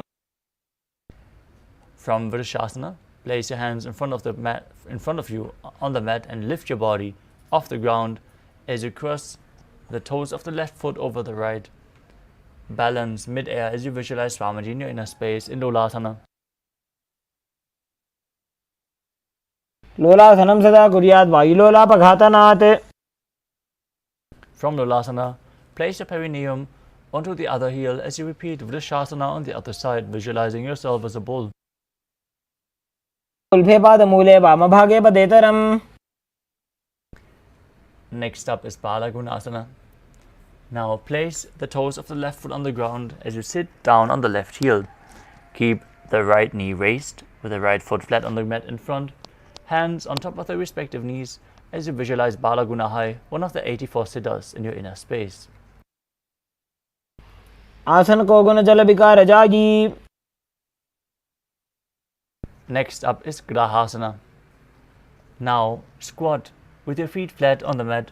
As you bring your elbows under the thighs, wrap them around your shins as you hold onto your ankles from the outside, visualizing yourself as the entire planet in Grahasana. पादतले भूमौ संस्थाप्य जानुमध्ये कूर्परौ स्थाप्य.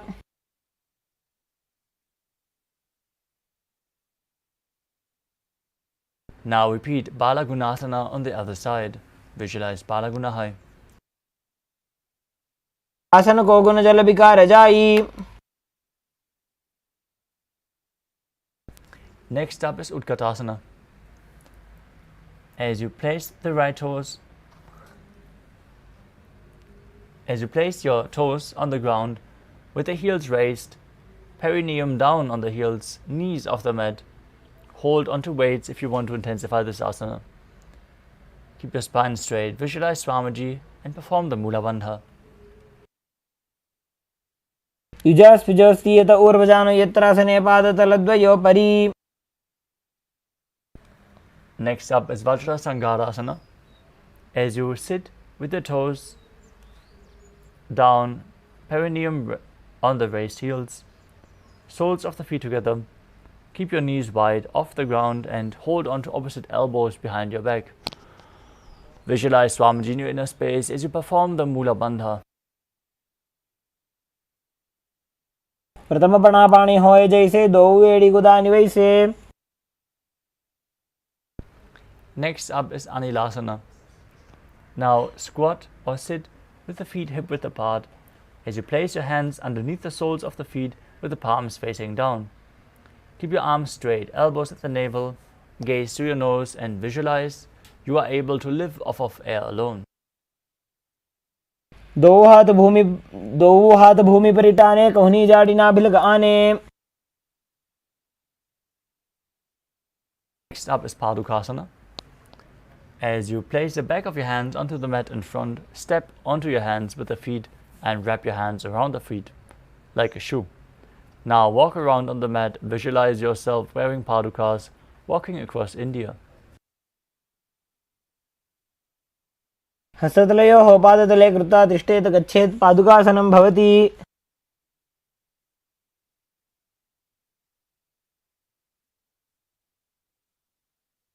Next up is Kukuturanasana. As you place your palms on the mat, raise both feet upwards into the air and let them fall back down again and again, visualizing yourself as a rooster. हस्ततले भूमौ कृत्वा पादतले च ऊर्ध्वमुड्डानं कृत्वा. Next up is Viparita Nrityasana. Now place your hands onto the mat and raise your legs upwards into a handstand posture as you move around on your two hands dancing, feeling yourself become free of all inhibitions. हस्ततलाभ्यां भूमिं वष्टभ्य ऊर्ध्वं पादाग्रे कुर्वन्.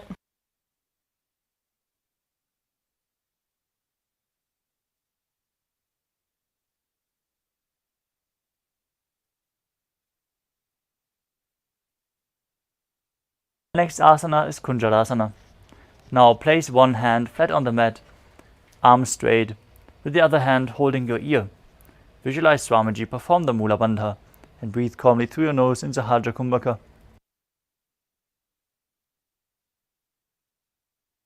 अथ वक्षे महादेव कुञ्जरासनमुत्तमम्.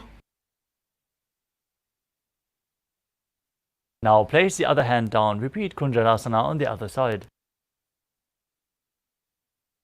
अथ वक्षे Mahadev कुञ्जरासनमुत्तमम्. Next up is Karambasana.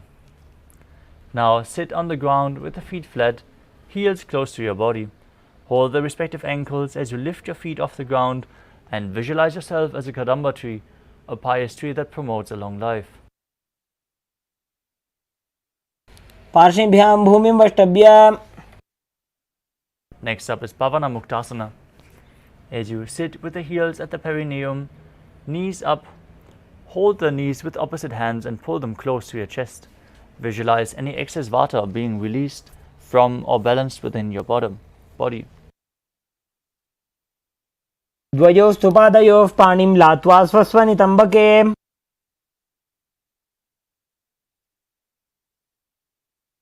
The next asana is Chakorasana. Now sit and lift one leg behind your neck. Lift it over your shoulder if you can't bring it behind your neck, or pull it close. Then place both hands on the mat beside you and lift your body up as you extend the opposite leg straight. Gaze to your third eye and visualize yourself as a powerful source of energy. पूर्वदानं चतुष्पादपीठं वज्रासनं तथा. Next up is Dhanurasana 2. Hold on to the respective big toes with your hands in Prana Mudra as you keep one leg straight and the other leg pulled towards your ear as if you're pulling a bowstring back. Now visualize yourself as a bow as you perform the Mula Bandha. पादाङ्गुष्ठौ तु पाणिभ्यां गृहीत्वा श्रवणावधि. Next up is Ashtavakrasana. Now place your hands on the ground, shoulder width apart, and bring one leg over top of the respective shoulder as you hook the other foot over top and extend the legs out to the side, balancing on your hands. Lean forward and visualize yourself as a flying crane. वसिष्ठमतकौण्डिन्यम् ऊर्ध्वकुक्कुटमेव च. Next up is Pranasana. Now place one foot on the opposite thigh. As you keep the other foot flat on the ground, push the knee to the mat as you bring your shoulder underneath the raised knee, hand flat on the ground. Gaze to your third eye, visualize you are immortal and able to exist solely from prana as you perform the Mula Bandha. एतत् प्रभेदं वक्ष्यामि करोति यस्य चामरः. Next up is Parshvamatsendrasana.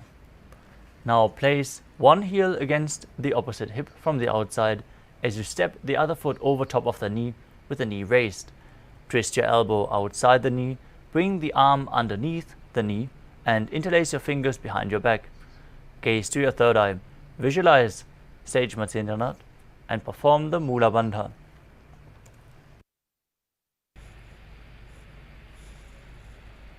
वामोरुमूलार्पितदक्षपादो जान्वो बहिर्वेष्टितदक्षदोष्णा. Now repeat Parshva Chakrasana on the other side as you bring the other foot behind your neck and lift your body up, extending the opposite leg straight as you visualize yourself as a powerful source of energy. सर्वदानं चतुष्पादपीठं वज्रासनं तथा. Now repeat Dhanurasana 2 on the other side. Pull the other foot towards your ear, holding onto the big toes in Prana Mudra.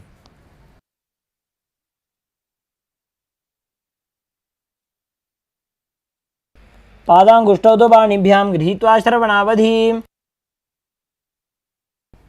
Now repeat Ashtavakrasana on the other side as you bring the respective foot over cross the shoulder and hook the other leg over top.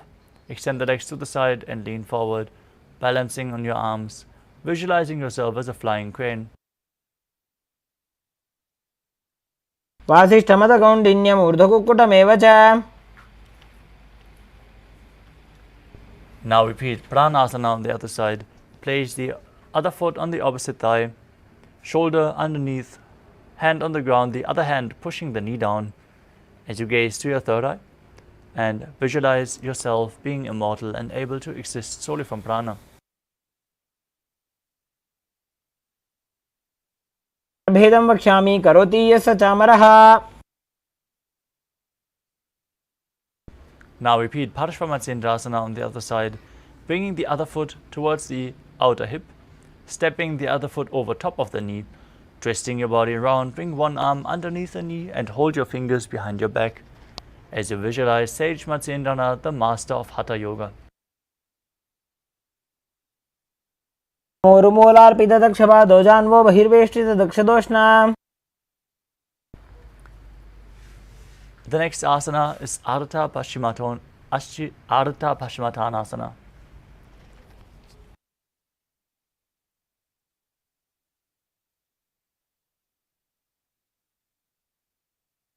Now, extend one leg forward, keep the other heel against the groin as you lean forward and down, holding onto the front foot with both hands. Visualize Swamiji in your inner space as you perform the Mula Bandha and move the retained prana up and down within your system in Jiva Chada Kumbhaka.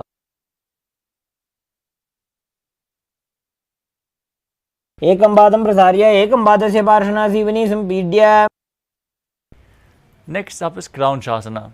Now bring one foot outside of the hip and hold onto the opposite foot as you extend it straight up in front of your face, keeping the knees straight, visualizing yourself as a crane.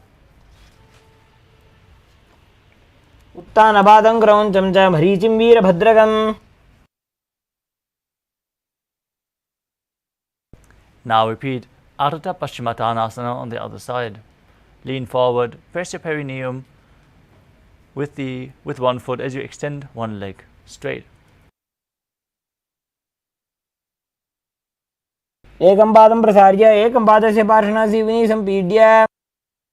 Now repeat Crown Shasana on the other side. As you bring the other foot outside of the hip, extend the opposite leg straight towards your face, visualizing yourself as a crane. नपादं क्रौञ्चं च मरीचिं वीरभद्रकम्. The next asana is Swastikasana. Now sit with the soles between the thighs and calves. Cover your feet in between the legs as you keep your spine straight, palms resting on the knees. Gaze through your nose and embody good fortune, well-being and prosperity as you visualize a swastika. Perform the Mula Bandha as you do so. जानुर्भोरन्तरे सम्यक् कृत्वा पादतले उभे. Next up is Godakshasana.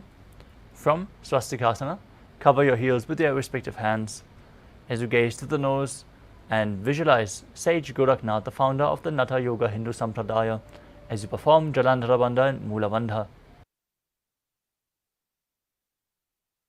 जानुर्भोरन्तरे पादौ उत्तानो व्यक्तसंस्थितौ. Next up is Bhagasana 2. Now bring the left heel to the perineum and stick the right foot on top of the left thigh. Gaze to your third eye.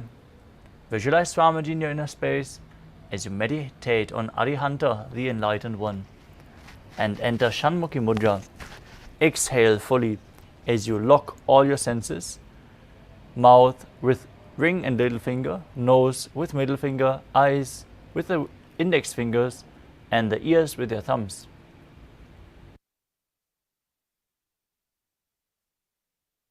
वामपार्श्वमुदं संस्थाप्य. Next up is Yogasana 2. Now place your feet on top of the opposite knees as you keep your hands on the ground beside you, palms facing up. Keep your spine straight, gaze to your nose, visualize Swamiji in your inner space as you start breathing in Kakachandra Kumbhaka, rolling up your tongue and inhaling through the rolled up tongue as you keep your mouth in the shape of the beak of a crow, exhaling through your nose. Perform the Mula Bandha, internally chant the Mahavakya, Om Nithyananda Paramashivoham. उत्तानौ चरणौ कृत्वा संस्थाप्योपरि जानुनोः. Next up is Urdhva Kukutasana. Rotate your hands on the sides and lift your entire body off the mat, balancing as you visualize yourself as a rooster. वासिष्ठमतकौण्डिन्यम् ऊर्ध्वकुक्कुटमेव च. Next up is Siddha Haratali Asana. Now place your hands in between the thighs and calves, hands flat on the mat. Don't lift your body up, stay seated, gaze to your nose, and visualize Swamiji in your inner space.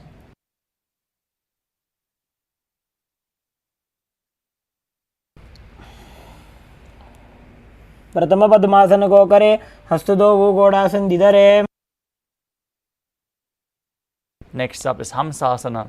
From the same position, push your body off the mat and balance above as you visualize yourself as an elegant swan. Gaze to your nose. Keep breathing in Kakachandra Kumbhaka and engage the Mula Bandha. Kukkutasana स्थित्वा स्कन्धपर्यन्तं ऊरूनि नीत्वा. The next asana is Karmukhasana. From Padmasana, bring your hands in between the thighs and calves. Push your hands behind as you lean forward, interlocking your fingers in Parashamudra. Visualize yourself as Pinaka, Lord Shiva's bow, as you perform the Mula Bandha.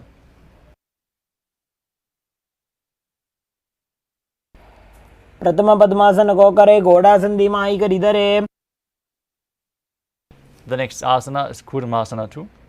From Padmasana, insert both hands through the thighs and calves. Bring your hands up and hold on to the respective shoulders as you visualize yourself as a turtle, having a stable body and mind to live for centuries. Perform the Mula Bandha in Kurmasana 2. By जंग पर दक्षिण पावा दाई जंग पर by ल्यावा. Now maintain the same posture as you tuck your chin to the chest, and gaze through your nose as you rejoice, knowing you're sitting in Shiva's secret knot posture in Grandhi Bhedasana. पक्षे नीलकंठ ग्रंथि भेदासनं Shubham. Next up is Uttana Kurmasana. Maintaining the same position with the hands through the thighs and calves, roll onto your back and embody a turtle laying on its back as you gaze to your nose. Perform the Mula Bandha. Kukkutasana बंधस्थं कराभ्यां धृत गंधरम.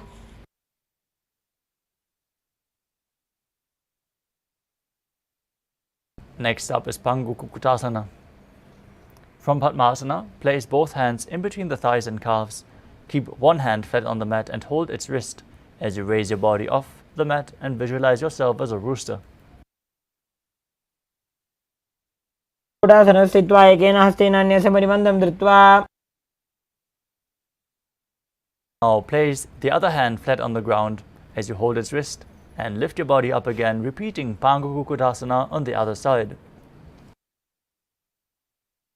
Kukkutasana स्थित्वा एकेन हस्तेन अन्यस्य परिबन्धं धृत्वा. The next asana is Gridrasana. From Padmasana, place your elbows on the toes and interlace your fingers in Parusha Mudra as you rest your chin on the knuckles, press your thumbs to the throat, and visualize you have gone beyond all greed and covetous.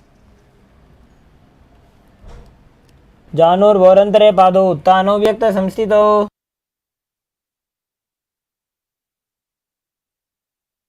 The next asana is Padmasana 3. As you sit in Padmasana, place your hands on top of each other with the palms facing up. Gaze through your nose, engage all three bandhas as you visualize Swamiji in your inner space.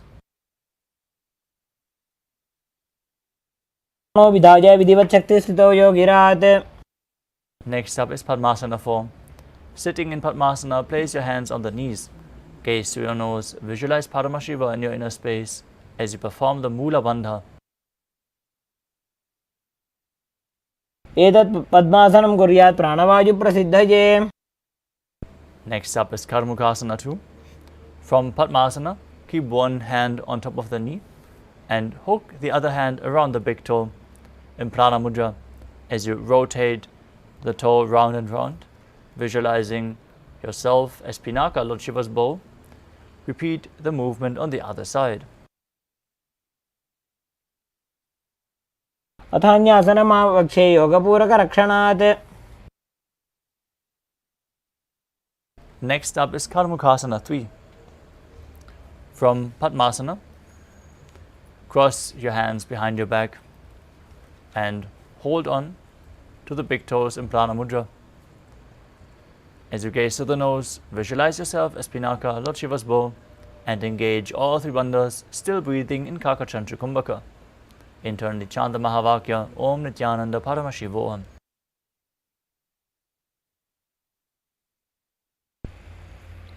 कार्मुकासनमाक्षित्य उदरे पूरयेत् सुखम्.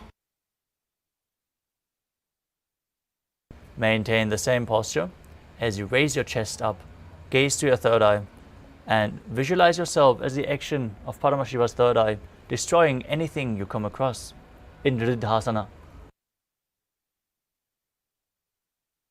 ऊरुभ्यामुपरि स्थाप्य पादयुग्मं प्रयत्नतः. Next up is Nagarasana. From the same position, roll onto your back, onto your arms. Try to hold onto your big toes if you can. Otherwise, just lay on the arms, crossed behind your back.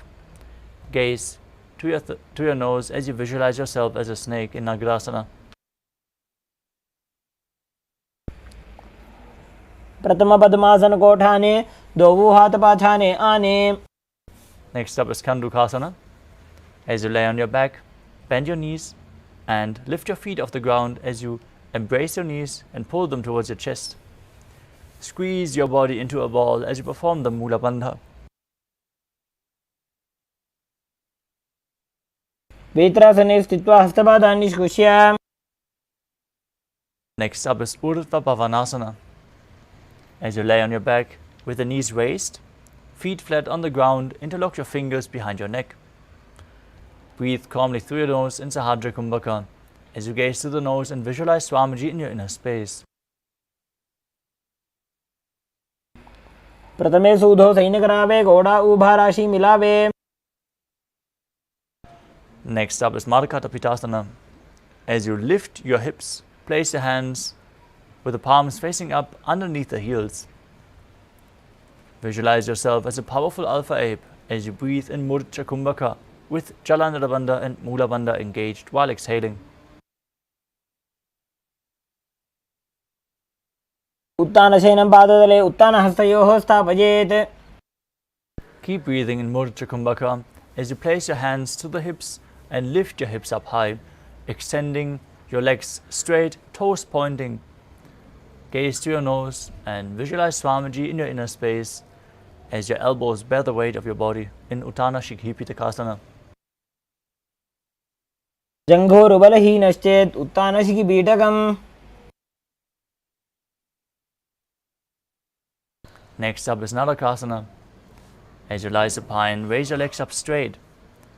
Place your hands flat on the mat, helping you balance in this position.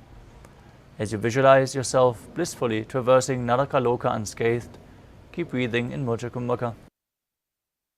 ग्रीवाकण्ठेन भूमिं विष्टम्भ पादाग्रद्वयमूर्धमुत्त्रयेत्. Now bring your hands to the lower back. Keep your legs straight and then lower them down and anchor them, keeping your core engaged as you visualize yourself as a boat crossing the ocean of samsara in Tiryan Naukasana. नौकावत् स्थित्वात् ऊर्ध्वं पादाग्रद्वयं नयेत्. Next up is Dvajasana. Place your hands back on the mat. Be straight like a flagpole as you visualize yourself as the Kailasa flag, respected across all. तिर्यन्नौकावत् ग्रीवापृष्ठकोर्परैः भूमिं वष्टभ्य. Slowly lower your body down to the mat. Keep your hands by the sides of the hips, palms facing up in Mritasana. Perform the Shakti Chalan Mudra, pulling the Kundalini Shakti up along your spine, all the way to the Sahasrara Chakra. Relax, unclutch from any movements, internally or externally, as you visualize your body is dead and Swamiji is liberating you. Internally chant the Mahavakya, Om Nithyananda Paramashivoham.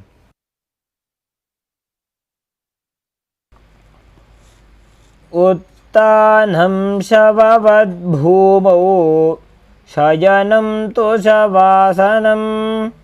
शवासनं श्रमहरं चित्तविश्रान्तिकारणम्.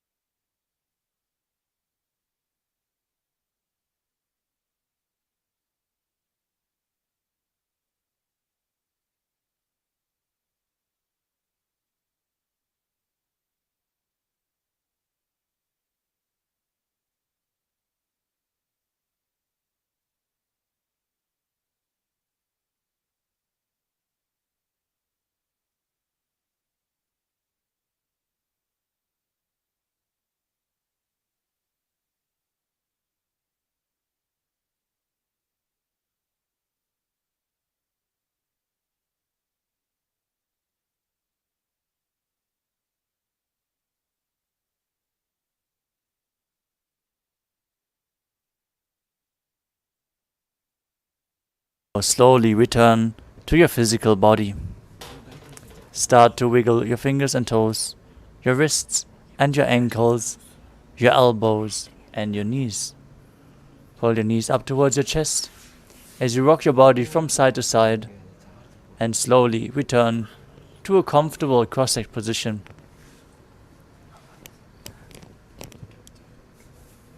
Congratulations for completing the Dvitiya Vinyasa Krama, all 308 asanas of this sequence. Preparing ourselves for the darshan tonight to hold the immense amount of energy. Now let us move on to the power manifestation session, bolting the energy into our systems, making the transformation last as we manifest the Shaktis of Paramashiva. Let us now close this Nithyananda Yoga session with the Purna Mantra. Sit straight with the head, neck and spine in a straight line, hands in Namaskara Mudra in front of your heart center.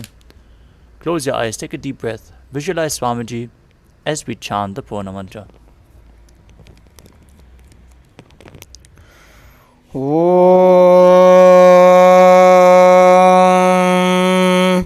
पूर्णमदः पूर्णमिदं पूर्णात् पूर्णमुदच्यते पूर्णस्य पूर्णमादाय पूर्णमेवावशिष्यते ॐ शान्तिः शान्तिः शान्तिः हरिः ॐ तत्सत् सर्वं भगवत् श्रीनित्यानन्द परमशिव पादुकार्पणमस्तु ॐ नित्यानन्दम्. Thank you all, Nithyanandam.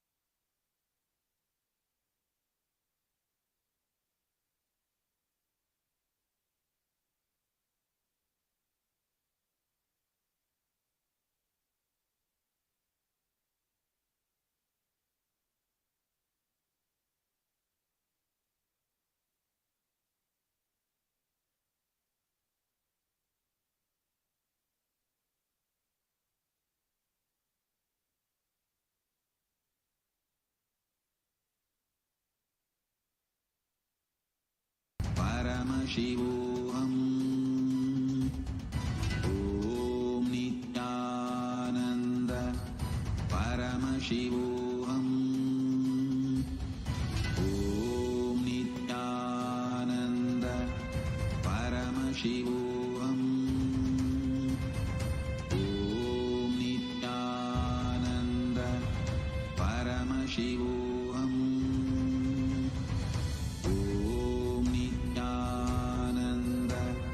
Paramashivoham. Om Nithyananda Paramashivoham. Om Nithyananda Paramashivoham.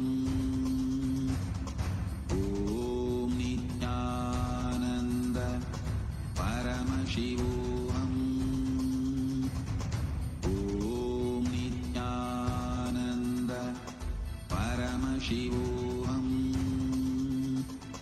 Om Nithyananda Paramashivoham. Om Nithyananda Paramashivoham. Om Nithyananda Paramashivoham. Om Nithyananda.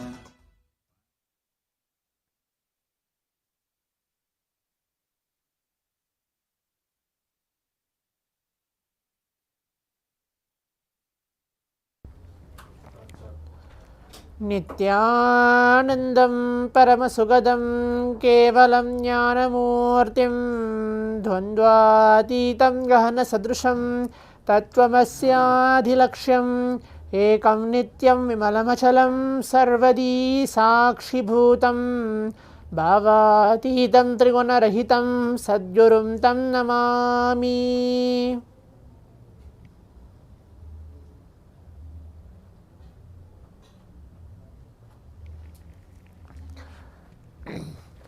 Nithyanandam, I welcome all the Paramashivoham participants who are being seated here with us for the exciting 21 minutes of the power manifestation. Now we'll be entering with the power manifestation. Please be ready and please be seated.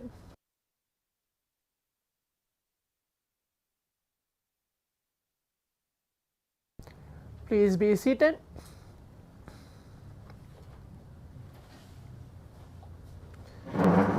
Make sure you're turning on your cameras. Today we are going to be manifesting the power of third eye. To be more specific and to be more unique, today it's going to be something like a game for all the participants. We are going to be manifesting the power of third eye today. It's going to be again 3 different rounds. Please be seated. Right after the Nithyananda Yoga, the performance of the Dvitiya Vinyasa Krama, the 308 asana sequence blessed by the Supreme Pontiff of Hinduism. Now let us all get ready for the exciting power manifestation.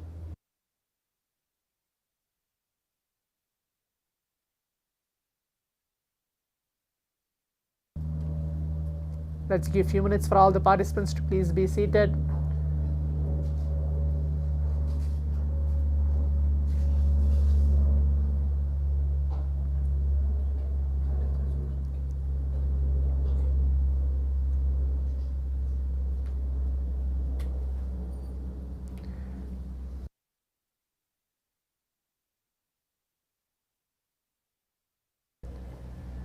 Please bring your eye bands, pen and paper, and please be seated. As now we are going to enter to the power manifestation. If you don't have an eye band, just even bringing a cloth, it's fine. Something to blindfold yourself, something to close your eyes. Please bring that and please be seated for this power manifestation. Do not blindfold yourself now. We have a lot to go today, and there will be a lot different. It's going to be completely different today. Out of the previous days, previous 8 to 9 days which we had the power manifestation, today it's going to be completely different. It's going to be similar like a game.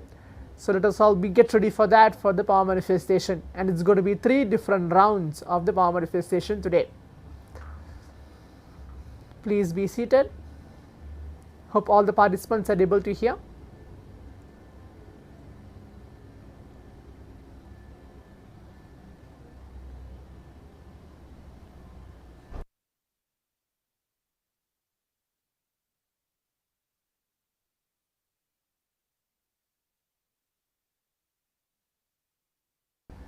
Again, as a gentle reminder, before we enter, please turn on your cameras and please keep your eye bands ready, and please give your intense participation for the next 21 minutes of the exciting power manifestation today.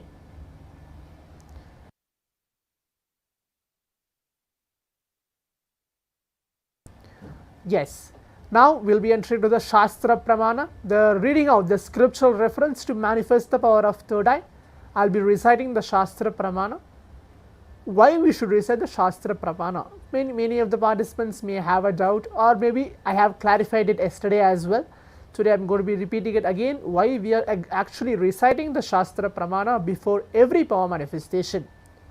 The Supreme Pontiff of Hinduism, Swamiji, very beautifully tells, that when you recite the Shastra Pramana, these verses, which is not just an ordinary verse, but directly revealed by Bhagavan Paramashivam himself about each and specific powers which are manifesting every day throughout the sessions.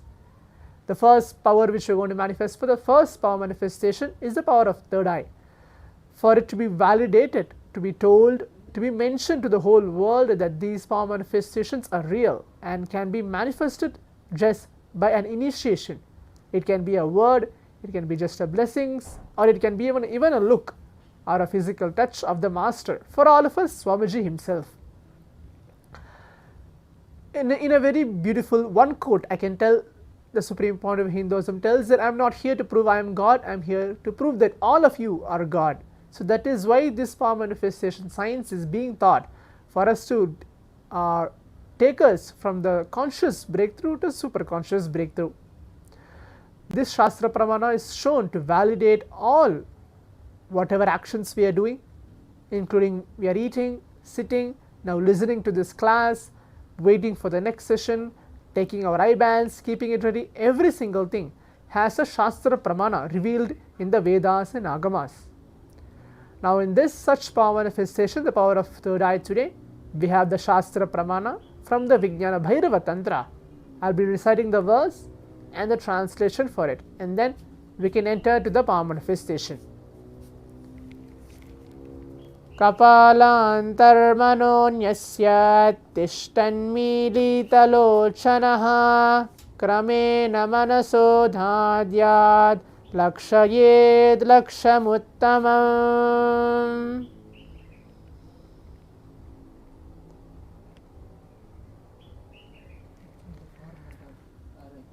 This is a verse revealed by Bhagavan Paramashivam himself from the Vijnana Bhairava Tantra. The translation for this verse is, please listen carefully. By fixing the mind on inner space within the crown center and sitting stably without any movement, having their eyes closed in succession, by that stability of the mind and inner space, through the power of the third eye, one directly sees the ultimate goal, Lakshyam, by having vision beyond the sight that reveals any object or place, attaining the space of oneness with the source, Paramashiva himself. Yes, so this is the verse and the translation for the Shastra Pramana, the power of third eye today. Now please be seated. Do not blindfold yourself. We have not yet started the round 1 yet. I am going to be introducing how the round 1 is going to be. It's going to be completely exciting today. So please be ready. I'll just give a few more seconds for all the participants to please be seated. Fix your camera properly and keep your eye bands ready as well.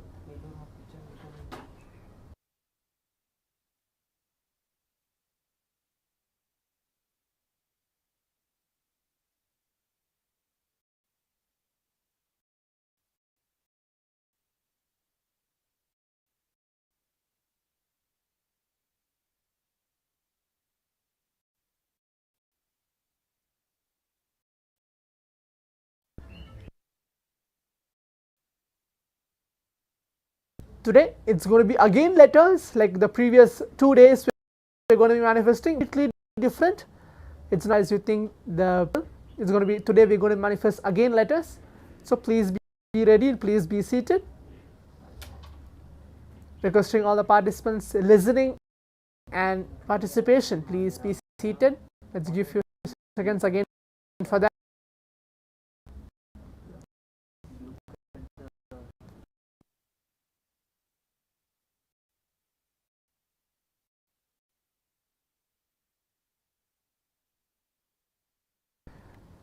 As I mentioned earlier, today we are going to be playing a game similar like a type of a game. It's going to be completely fun.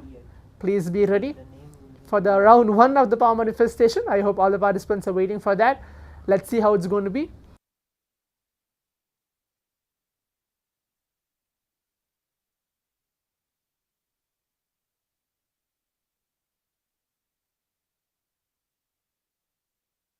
So now let's take few seconds. It's going to be very few seconds. I think so 10-15 seconds. Look at the picture which is there in front of you. Those are very different letters are there. May look similar, may not look similar as well. Choose the letters as you wish. You can just see what is the letter which is coming into your mind. Let's do that for a few seconds. I'm just giving maybe 10-15 seconds. So let's see what is the letter which is coming to your mind. Choose one letter. Now you can see in the side of the screen, that's going to be the round 1 of the power manifestation. Just see what letter. You can see all these letters are there. From these letters, I'll be choosing any one of these letters. Okay, do not close your eyes. Just see what is the letter which you can see in front of you. Let's give few seconds. Hope all the participants are able to see. If you are able to see, you can give a thumbs up as well on the camera.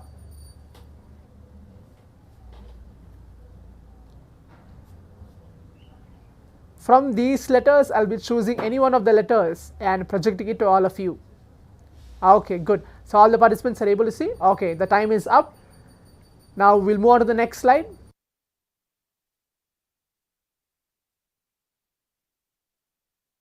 Please put on your eye bands. Please keep your eyes blindfolded. Now you can put on your eye bands. Please close your eyes. Visualize the Supreme Pontiff of Hinduism in our being, sitting as Paramashiva, the Paramashiva component in ourself, reverberating with that very space. Now whatever letter which you have seen, I'll be choosing any one of those letters. Some of the participants may have been thinking these are similar letters or these are same letters. Who knows what he is going to choose? It doesn't matter. Just take it as a fun. Take it as a power manifestation. I'll be choosing any one of those letters as well, as you just seen few seconds ago. Now visualize Swamiji. Start chanting the Mahavakya. Om Nithyananda Paramashivam. Om Nithyananda Paramashivoham. Om Nithyananda Paramashivoham.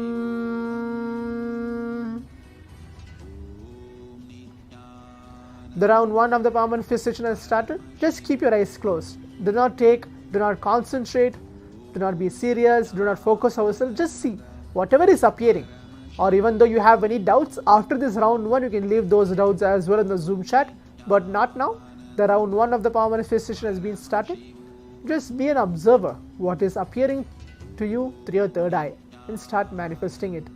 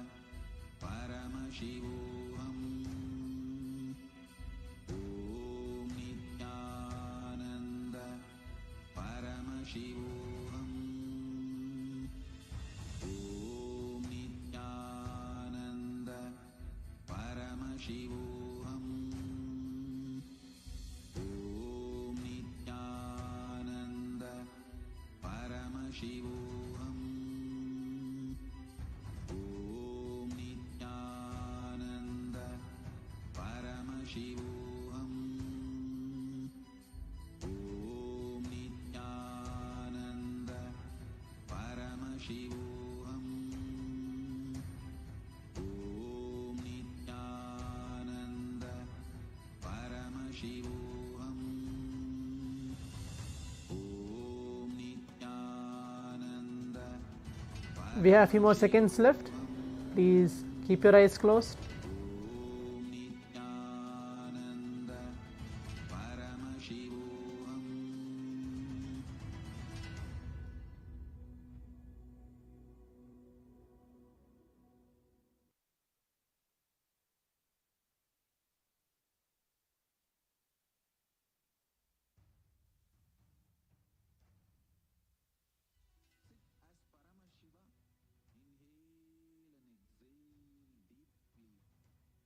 Yes. Now requesting all the participants, the round 1 of the power manifestation has been completed. If you can relax and take off your eyebands, please open your eyes. Please open your eyes.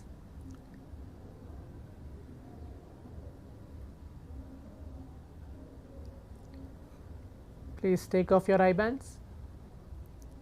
Yes. Now let's move to the next step of writing down our answers on the Zoom chat, typing out our answers, telling what was revealed to you. What is the letter was revealed to you from the picture which I have shown before, whatever picture which I have shown, or what was revealed to you exactly. You can even type out that as well. What was revealed to you through your third eye, through Swamiji. Please type out that.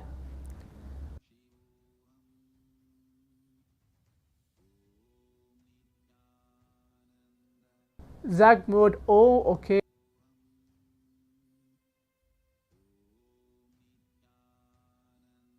John Dolly F.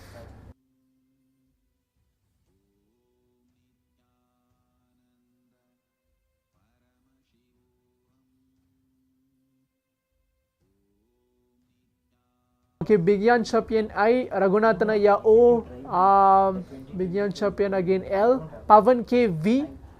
Okay, you can see all the participants are leaving the message. Jalan Dolly E. Okay.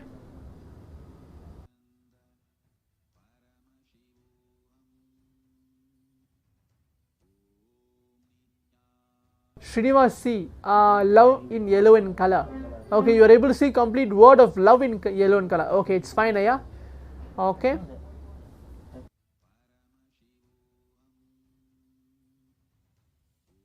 The participants can see the letter chosen for all of us was the letter V in this round of power manifestation. I think so. Pavan K, yeah, Pavan, yeah, you got it correct. The letter was the letter V for the power manifestation. So even though you are able to see two different letters, you can even leave that as well. Doesn't need to be one letter, but the letter chosen for all of us for this round 1 is the letter V. Okay. Now we'll move on to the round 2 of the power manifestation.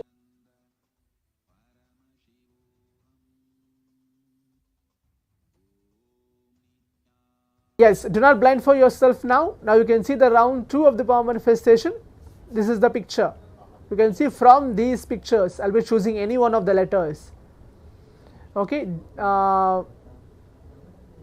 from these letters I'll be choosing. You can see for a few seconds before we move on to the next step of blindfolding ourselves. From these letters I'll be choosing any one of those letters. Please see carefully. We give few seconds for that.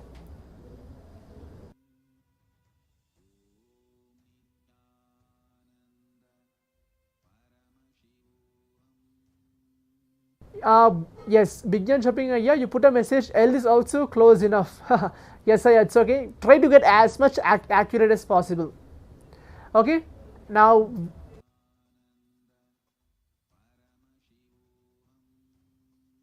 please close your eyes. As all the participants have seen, from these letters I'll be choosing any one of the letters. Please keep your eyes closed. Please blindfold yourself when entering to the round 2 of the power manifestation. Visualize Swamiji onto your inner space. Keep your eyes closed and start chanting the Mahavakya. Om Nithyananda Paramashivoham. Om Nithyananda Paramashivoham.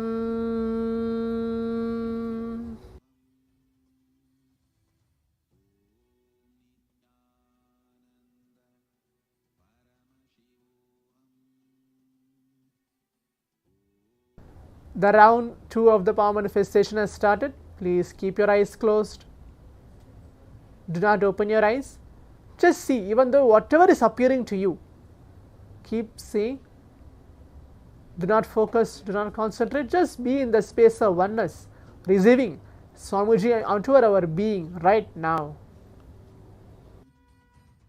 Om Nithyananda Paramashivoham. Om Nithyananda Paramashivoham. Om Nithyananda Paramashivoham.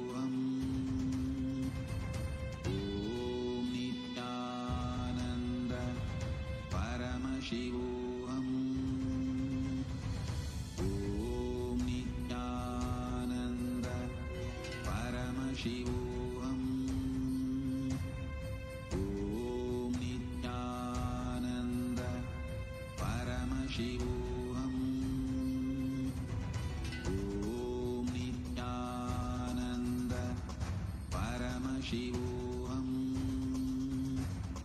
Om Nithyananda Paramashivoham. Om Nithyananda Paramashivoham. Om Nithyananda Paramashivoham. Om Nithyananda Paramashivoham. Om Nithyananda Paramashivoham. Om Nithyananda Paramashivoham. We have few more seconds left. Keep your eyes closed. Nithyananda Paramashivoham. Om Nithyananda Paramashivoham.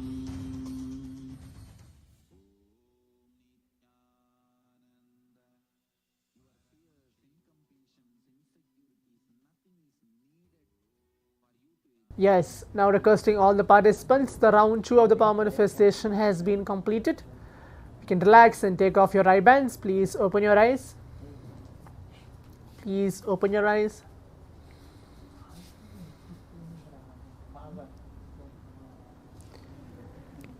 Yes, now we're entering to the next step of actually verifying, typing out our answers in the Zoom chat, telling what was revealed to you for this round 2 of the power manifestation. Please type out that. Let's see what's all the participants are able to manifest. Let's take this power manifestations are fun, nothing to be serious or concentrate all about. Let's see what is appearing for all of us, what was being revealed to all of us by Swamiji. Okay, John Dolly Q, Zag Medic C, okay, Srinivas Aya Z, okay, Pavan K N, okay.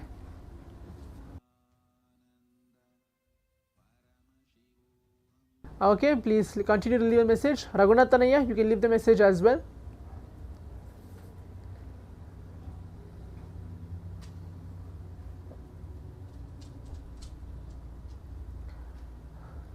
Raghunathanaya has put P, C and W. Okay, 3 different letters. That's great, yeah.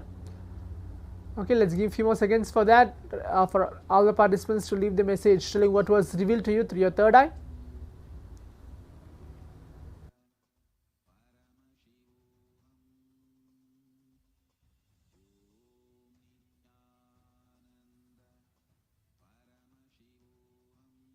Bigya Champion, you put a message as X, okay. Yes, now the answer revealed for all of us for this round 2 of the power manifestation, as all the participants can see, the letter chosen was the letter N for the round 2 of the power manifestation. I think Pavan Aya, you got both rounds correct, the first round and the second round as well. So that's great, Aya. Let's look forward for the third round. Whether you are able to manifest this for the third round as well. So for the second round is the letter N for this round of power manifestation. The first round, the second round, both rounds you have manifested. That's good. So do not blindfold yourself now. Now we are entering to the round 3. Now you can see the round 3 of the power manifestation. This is a picture. Please see the picture for the few seconds of yourself. From these letters, I'll be choosing any one of the letters. Okay? Requesting all the participants, I'm giving a few more seconds. Please see. From these letters, I'll be choosing any one of the letters for all of you.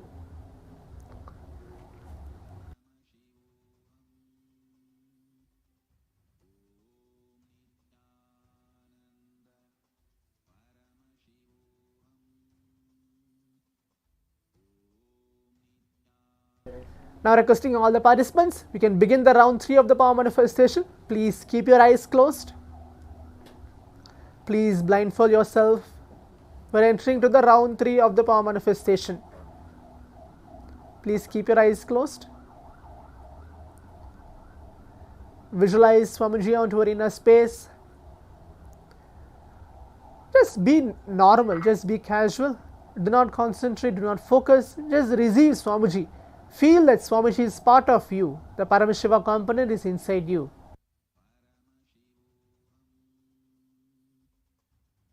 Now the round 3 of the power manifestation has started. Keep your eyes closed. Do not open your eyes. Om Nithyananda Paramashivoham.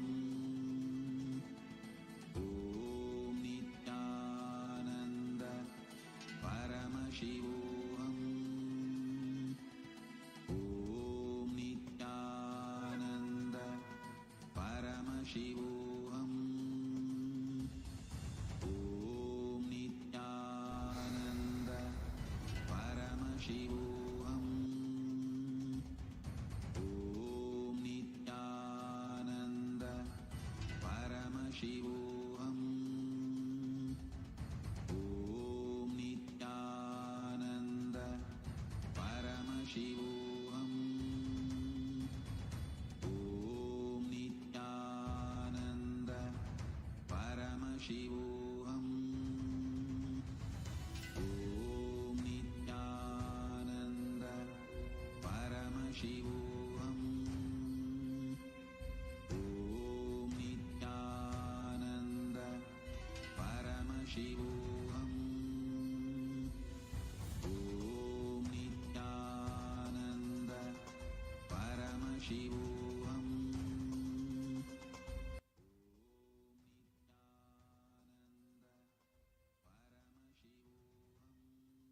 Yes, now the round 3 of the power manifestation has been completed. Requesting all the participants, we can take off our eye bands. Please open your eyes. The round 3 of the power manifestation has been done.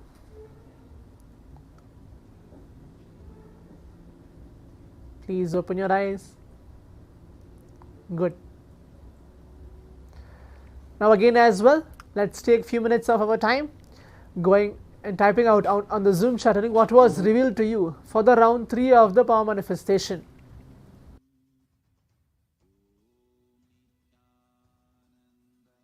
Please type out your answers in the Zoom chat. Okay, John Daly T, Pavan K T, okay, Ramesh Munisami T.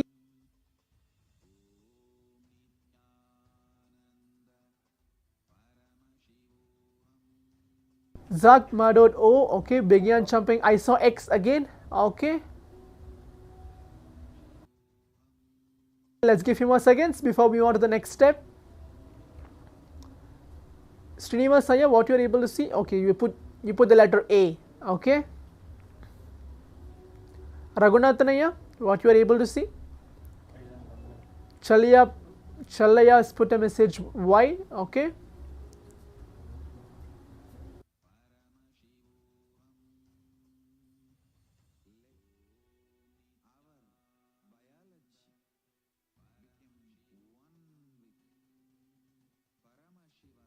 Yes, now as all the participants can see, the round 3 of the power manifestation was exactly letter T. Most of the participants have manifested this round. Raghunathanaya, not clear at all. It's never mind, Ayya. Congratulations, I think you Pavanaya got all 3 rounds correct. So that's wonderful, Ayya. Able to see you manifesting all 3 rounds in the first shot itself. You got everything correct, the letter K, the letter N and the letter T as well. So that's actually very wonderful for you to manifest these powers. That's good. Good to you are receiving Paramashiva directly onto your very being. John Daly, yes, you have manifested T as it is. Ramesh Munisami, you put even T as well.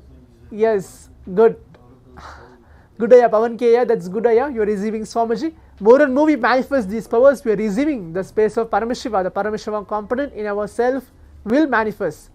Hope all the participants enjoyed this power manifestation. The intense 21 minutes of the power manifestation. We'll be having many of these interesting sessions throughout the next sessions which we will be having. We'll be having many multiple sessions as well, that not only the power of third eye but body scan. Nithyananda Paramashivoham. Om Nithyananda Paramashivoham. Om Nithyananda Paramashivoham. Om Nithyananda Paramashivoham. Om Nithyananda Paramashivoham. Om Nithyananda Paramashivoham. Om Nithyananda Paramashivoham. Om Nithyananda Paramashivoham. Om Nithyananda Paramashivoham. Om Nithyananda Paramashivoham. Om Nithyananda Paramashivoham. Om Nithyananda नित्यानन्दं परमसुखदं केवलं ज्ञानमूर्तिं द्वन्द्वातीतं गगनसदृशं तत्त्वमस्याधिलक्ष्यम् एकं नित्यं विमलमचलं सर्वधी साक्षिभूतं भावातीतं त्रिगुणरहितं सद्गुरुं तं Namami. Nithyanandam to all the participants, every one of you. We welcome all of you for today's program. Nithyanandam, Mahakala Hantrikanand, and so many of you. It's wonderful to see each of you sitting here. Ma Shamila, Ilina, Mamina, Masiau, Mahedi Shlak, Nithyanandam, to every one of you. Welcome to Nithyanandam Yogamalar, Nithyanandam, Magita Devi,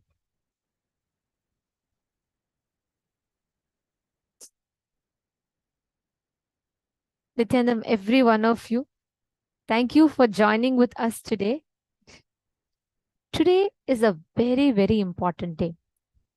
In the last 9 days, we learned so much about what are we, our individual identity, the genesis of our identity. We learned about time, we learned about consciousness, we learned about the vertical time zones, parallel universes, all of that. Yet what we are here to learn today is something very, very unique. All of us, everyone, each human being seeks to know about this throughout his or her life. Every one of us live every moment of our life somewhat influenced by this one concept.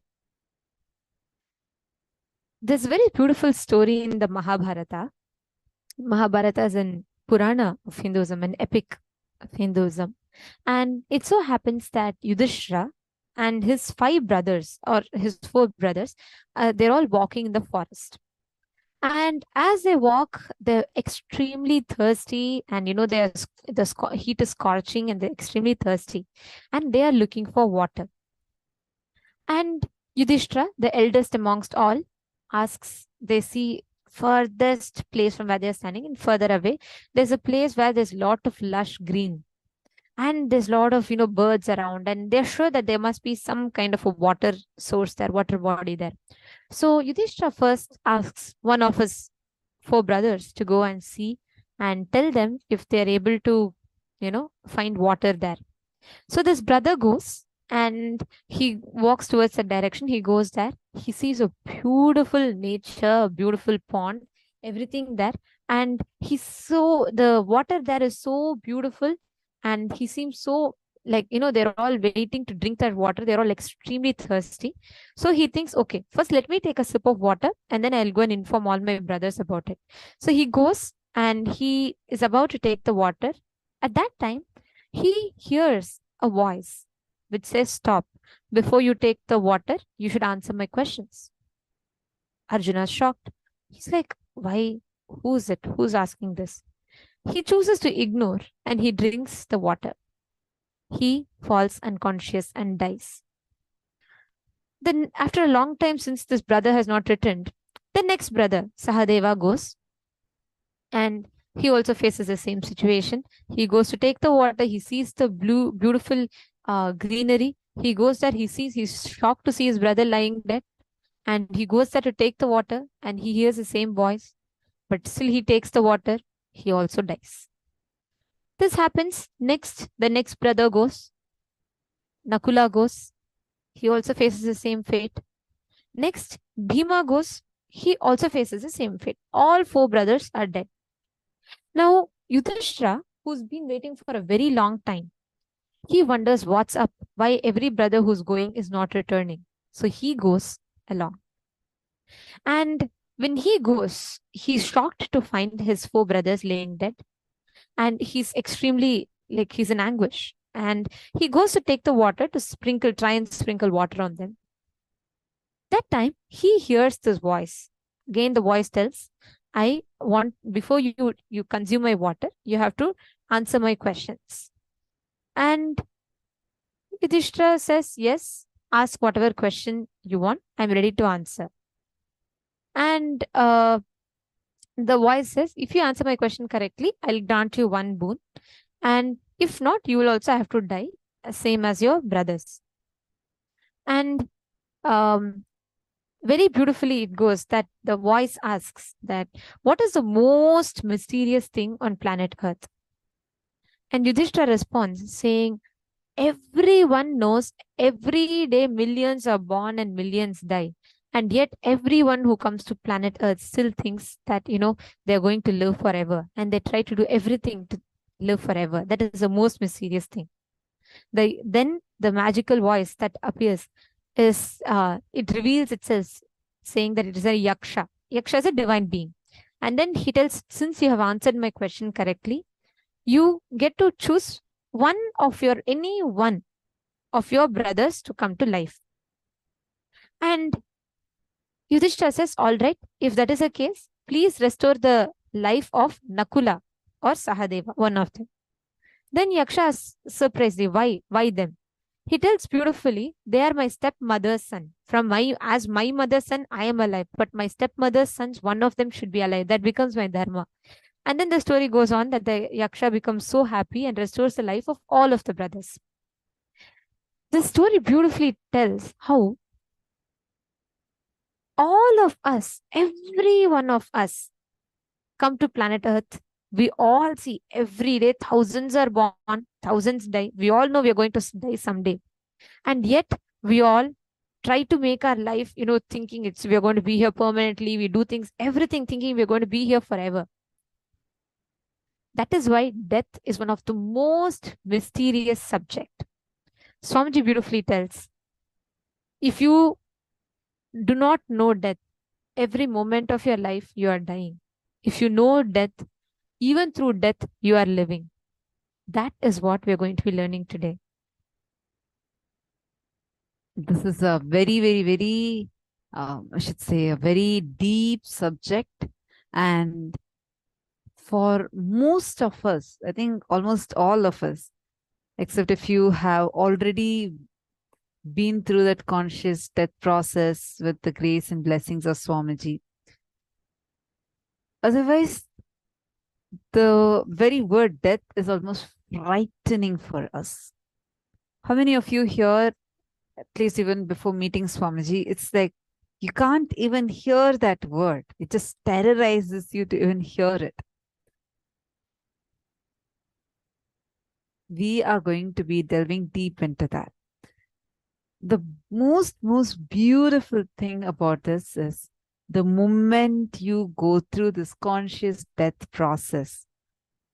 Today's whole day is too important, and we request all of you to be attending it sincerely, and the conscious death process will be open only on the two-way video conferencing.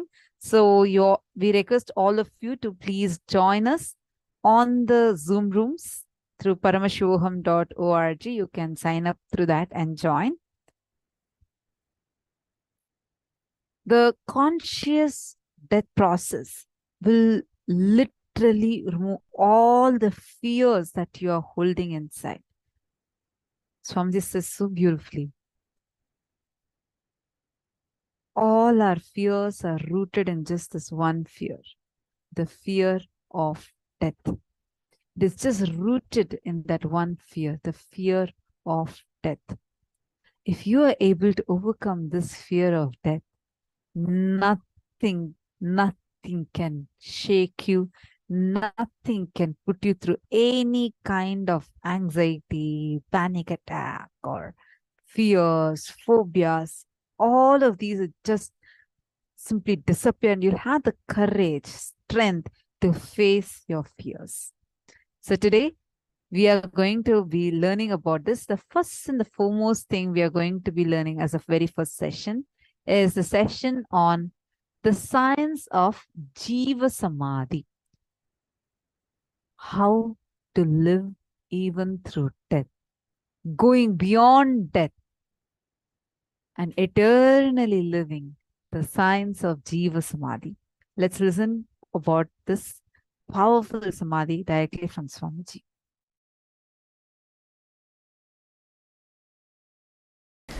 Science of Jiva Samadhi. Please understand, yesterday the process was only about living without food and water. Now one step further, living without food, water, air or fire and space energy. Just living without all five energies, all five Panchabhutas, living purely on the inner space, producing all energies from inner space and keeping yourself alive. When I say not taking energy from the space, means desires. Desires are the energy from the space. Prana is the energy from air. Fire is the energy from sun, the heat you feel in your stomach, Jadaragni. The digestion fire is the energy from the sun. And blood flow is the energy from water. And the mass, bone marrow, muscles, these are the energy from the earth element. Let me give you the process for Jiva Samadhi. Jiva Samadhi means all the 9 fluids which are running your body. See, there are 9 fluids as per the Siddha tradition, yogic tradition. There are 9 fluids, body fluids, responsible for running your body. They are called Navapashana, 9 poisons. Please understand, in Siddha tradition, the word Pashana not just means poison which kills you. It's like a certain high quality alive chemicals are called Pashana. But the Pashana word is unfortunately translated as poison. In English, we don't have any other word. So I am just allowing that word. Maybe I can use the word catalyst agent. Instead of the word poison, I can translate catalyst agent. The word for Pashana means these 9 body fluids, if it is properly handled, will keep you alive. If they are imbalanced, will kill you. Blood and the water in the eyes, saliva and the kaba, in the nose, the 9 body fluids, the seminal fluid, these 9 body fluids are called Navapashana, 9 poisons. If you are able to, instead of the word poison, let us use the word catalyst agents. The 9 catalysts, if you are able to produce all these 9 catalysts without any input from the outer world, like desire, please understand, desire is an input that immediately produces the semen, body fluid, and water immediately produces blood flow. Each input from the outer world immediately produces certain catalyst agent in your system. Without any input from outer world, if you can produce all these 9 catalyst agents in your body, you are a Siddha who can sit in Jiva Samadhi. Means your body can be buried, but you will be alive forever. Even without your body, you will be alive forever. Understand this science? Now let me continue on this samyama. So any catalyst agent of your body, if you are able to produce without any input from the outer world, please understand, then you are liberated from that sense. For example, a man whose seminal production or the egg production, in the woman's body the egg production, or in the men's body seminal production, is independent of the desire, fantasy. He is liberated from the urge to reproduce, and his love becomes such pure, his love is not controlled by the hormones. If your love is controlled by the hormones, it will always be related to blood relationship. Understand? All blood relationships are hormone relationships, not blood relationships. We are using a polite word, blood relationship. It's hormonal relationship, which came from hormone. Whether you are your wife or the son or the daughter, or all the relationships happened because of the hormones. Then his love is beyond the hormonal relationships. Only he can radiate universal love. Understand? When your body seminal production activity is liberated from the outside desires and fantasies, you are free from the urge to reproduce, and you are now free to install energy into anything. You can give life to anything. You don't need another womb to create a life. You don't need another human body to give life. You can just make a statue and touch that, and that will become alive. That is the science of prana pratishtha. Normal human life, he is not only free from the urge to reproduce, he is liberated from the normal body physical actions which is necessary to infuse life into something. He can infuse life into anything just by look. Just a look is enough. He infuses life. Just if he touches, that's enough. A stone will be filled with prana, life. This is the science how the deities are installed by enlightened masters. Just their sparsha deeksha, when they touch, the energy is infused into it. They don't even actually need to touch. Touch is like one more act to satisfy the people. that it has been energized. Otherwise, just a look is enough.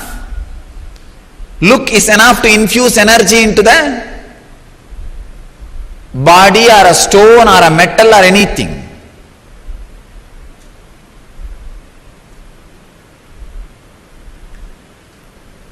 Now, this technique, the Samyama and the Vishuddhi Chakra, can liberate you from all the 9 catalyst agent production inputs. Please understand. For all the 9 catalyst agent production, whatever input you need from the outer world, you can be liberated from all that input. You can be liberated from all that input. Understand? That's the important thing. And you can go on be producing it so that your body is, I can say that you are alive. Like Raghavendra Swamigal of Vrindavan, a great yogi, he is still alive, sitting. Don't think he is dead. It is Jiva Samadhi. He is there alive. Still his beats roll. Please understand. If you go in the silent night times, put your ears on that Samadhi, you can very clearly listen the beats rolling and that sound of the Ramanama, that mantra, that some murmuring. You will not be able to hear exact Rama sound, but that somebody is sitting there and humming or uttering some words in rhythmic way, that can be heard very clearly. I am not promoting any superstitions. I am not telling you lies. I am telling you from my experience. If you have intelligence, go and check it. Still, he is there counting the beats. He is in Samadhi, Jiva Samadhi. And the beats are moving just to prove he is in Jiva Samadhi. I can give you thousands of examples of Jiva Samadhi in India. Trailinga Swami, he will be sitting and meditating on the Ganges. Suddenly flood will come and he will be completely covered inside. After the flood recedes, maybe some 5 months, 6 months, then people will search for him and start digging out. He will be sitting inside 10 feet in the mud. 10 feet when they dig, he will be sitting in Samadhi, they will get the body out and he will just shake and come out, ask, hey, how are you, what happened? Near my native place, Arunachala, there was a Swami, Pundi Swamigal, a great Siddha Purusha. Same way only, he will sit on the banks of the river and simply flood will cover him and the whole body will be covered by the river sand. He will be there inside for 6-7 months. After 6-7 months, when the flood resides, flood settles down, recedes, people will go and dig some 5-6 feet and then bring the body out. He will come out and, oh, okay. He will talk to them and start living. These are not stories. Pundi Swami lived just 30 years before. Only 30 or 40 years before he took Jiva Samadhi.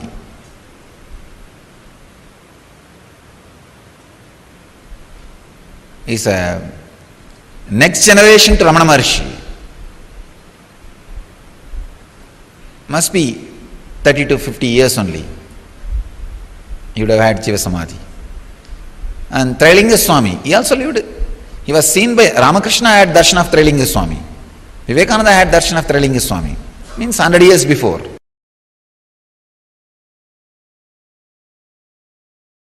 Understand, it is not that in those days, even now, so many beings achieved the space of Mahadeva, is just moving around here and there.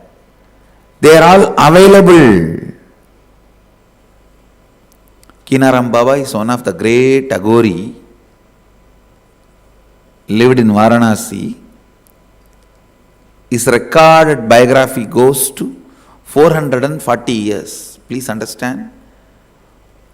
And another one, Trailinga Swami. His recorded biography goes to 370 years. Kinaram Baba and Trailinga Swami, both of them are seen even by recent day people. Ramakrishna has seen Trailinga Swami, and even Rajendra Prasad, he has seen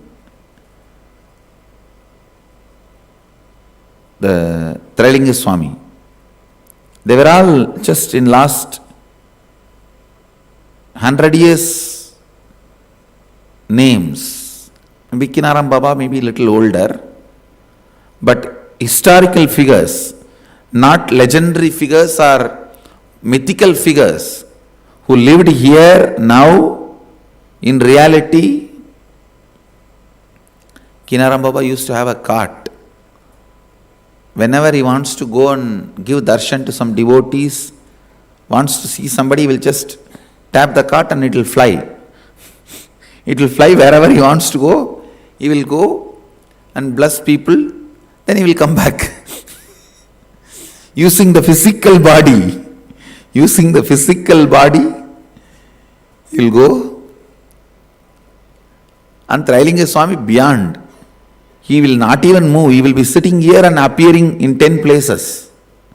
Trailinga Swami is the second being who had directly the mother's milk from Parvati, Meenakshi. First being is Jnana Sambandar. The second being who received the Meenakshi's prasada and sitting here among all these beings, millions of people who radiated Mahadeva's space walked in this city. So every inch, every corner, every dust is sacred by them putting the feet in this place. The very air which they all breathed. This Trailinga Swami will sit in Samadhi. Ganga will overflow for 6 months. When the water recedes, he will be sitting in the same place, that's all. In Samadhi.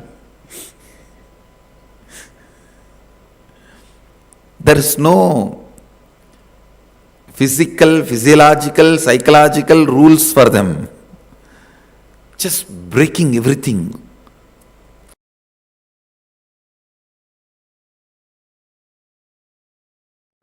The Jagannath temple is the place where Krishna, Balarama, Subhadra's bodies physically is in Jiva Samadhi. The deity represents, see the body, after Krishna leaves the body, it floats in the ocean and goes to that side as directed by him. That body filled with the salt water. Natural mummification. Then all the 3 bodies were recovered by the Suryavamsa Rajas and they built the temple and they are maintaining it. And it's a living deity. I tell you, Krishna is alive in Jagannath. Subhadra is alive in Jagannath. Balabhadra is alive in Jagannath. If you want to see Krishna directly, face to face, go to Jagannath. Go to Puri. He is alive, living, Sakshat, Pratyakshamurti.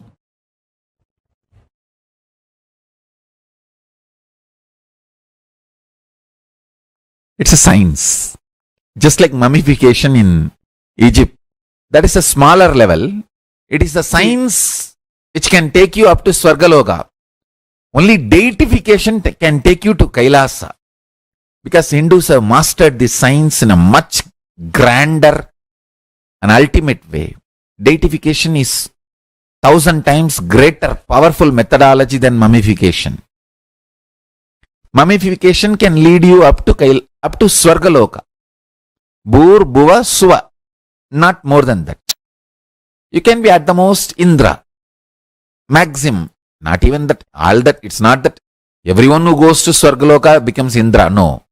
Even among that, there is a lot of competition, politicking, and then fight. That's why Indra Padavi is not permanent. Every yuga, Indra changes and all that. Now, I'm not saying Indra is less powerful. No, surely he is much beyond anything you can imagine. And he is worthy of worship and our reverence and everything. But deification takes you directly to Kailasa. It can take you up to Kailasa.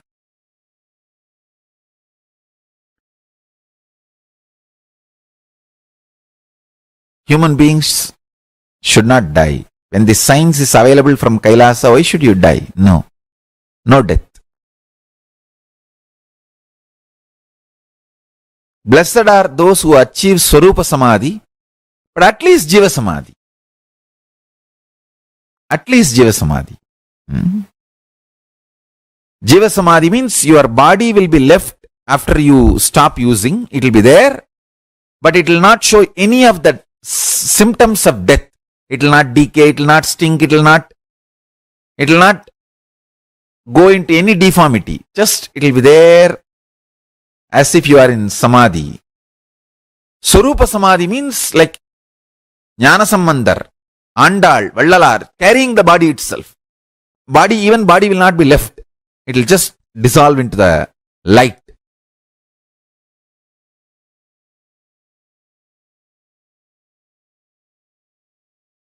That is Swarupa Samadhi.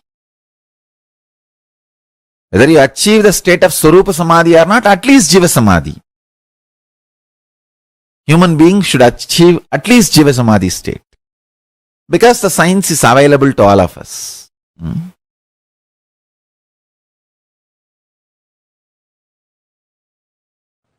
You may have mind, you may have body, you may have all the other things like a wealth, relationships,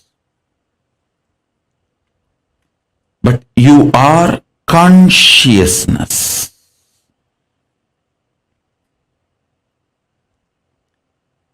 Second, consciousness is the ultimate. Third,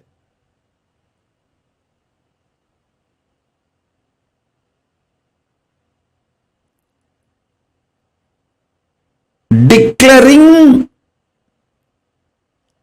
the sovereignty of your consciousness. Declaring sovereignty of your consciousness. Your consciousness is the supreme, most powerful, highest,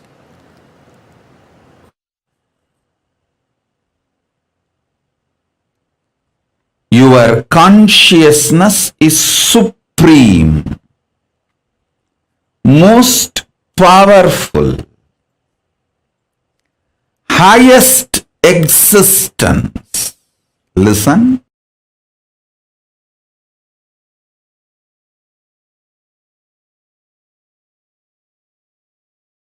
Whether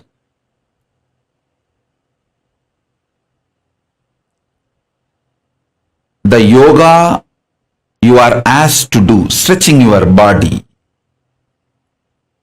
or pranayama you are asked to do, like a cohesive, coherent breathing pattern, or the puja, the worship you are asked to do, are listening to these great truths and internalizing everything.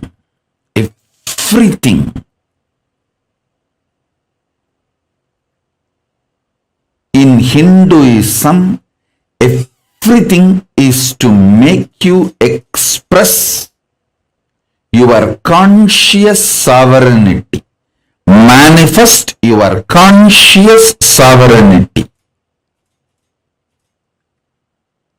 Listen. From your conscious sovereignty, when you manifest your health, the health becomes eternal, permanent.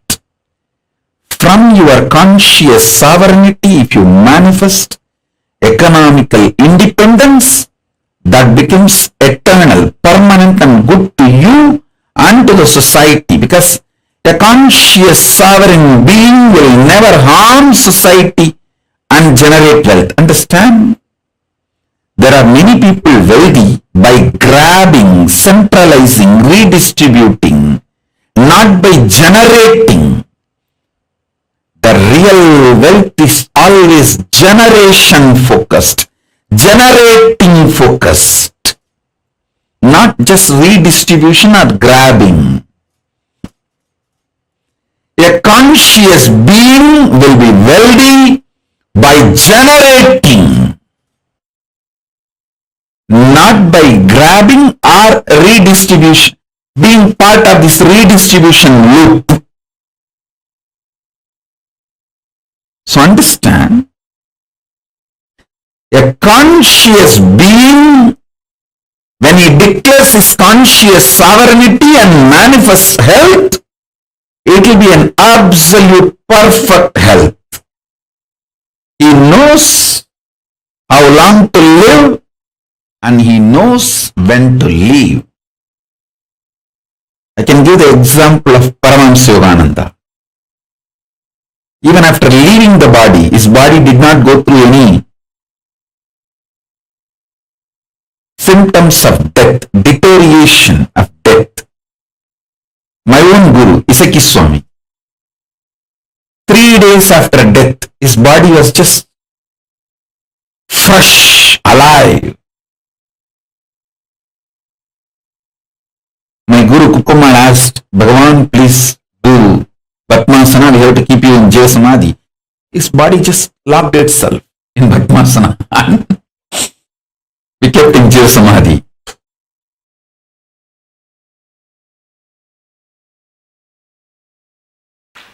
All you need to do is just only one thing. Complete with all the incompletions related to life. Any decision you took against the life, dig out that situation, complete it and drop. That's all. Always decide for life.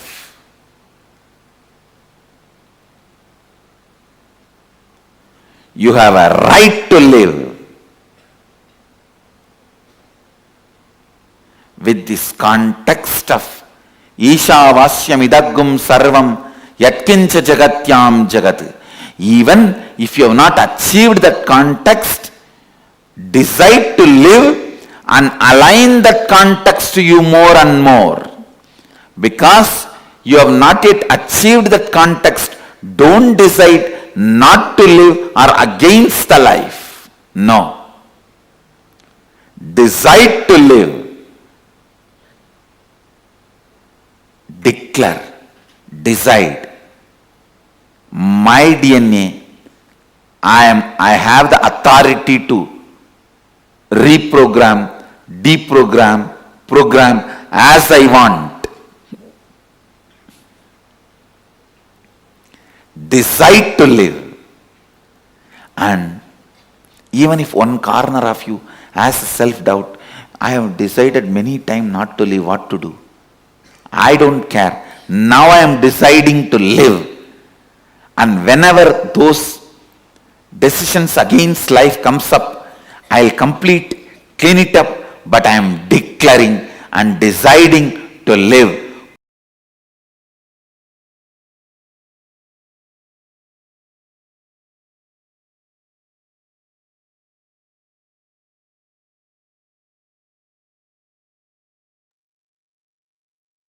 Completion is life. Saying no to life is death. Swamiji has so beautifully explained to us. In so many situations, we deny the possibility of life. We deny the very science of completion. We deny the possibility of life happening. Just look back into your life. Swamiji beautifully explained right now, right? Not willing to see what life is telling. Continuously denying life is death. This is such a powerful truth. Whenever you deny life, Swamiji gives a very beautiful example in Bhagavad Gita, which I always click with. Have you all seen these beautiful reeds in the river? That will be there, the small plants, right? If a reed is against the current, every time when the river is flowing, it has to keep hitting the reed. The reed will keep falling and coming back, falling and coming back, falling and coming back. If the reed bends towards the current, it is just so smooth and beautiful. It will just flow along with the current, constantly smooth. All of us, the same law applies. If you are a stone constantly against the current, then current has to keep hitting you. But if you are a reed that just bends and flows with the current, it will just be a beautiful flow for you. If you are constantly against life, deny, everything that life presents to you, when you deny it, without even willing to look in, every moment of life will be friction for you. It will be painful. Whenever life hits at you, it will be painful because you are standing against the current. If you are like a reed, just ready to bend and flow with life, it will be so smooth for you.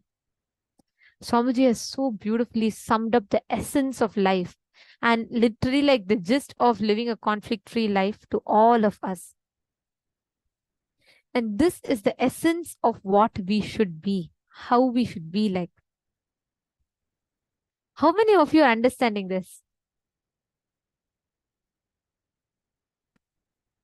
Completion is Kala.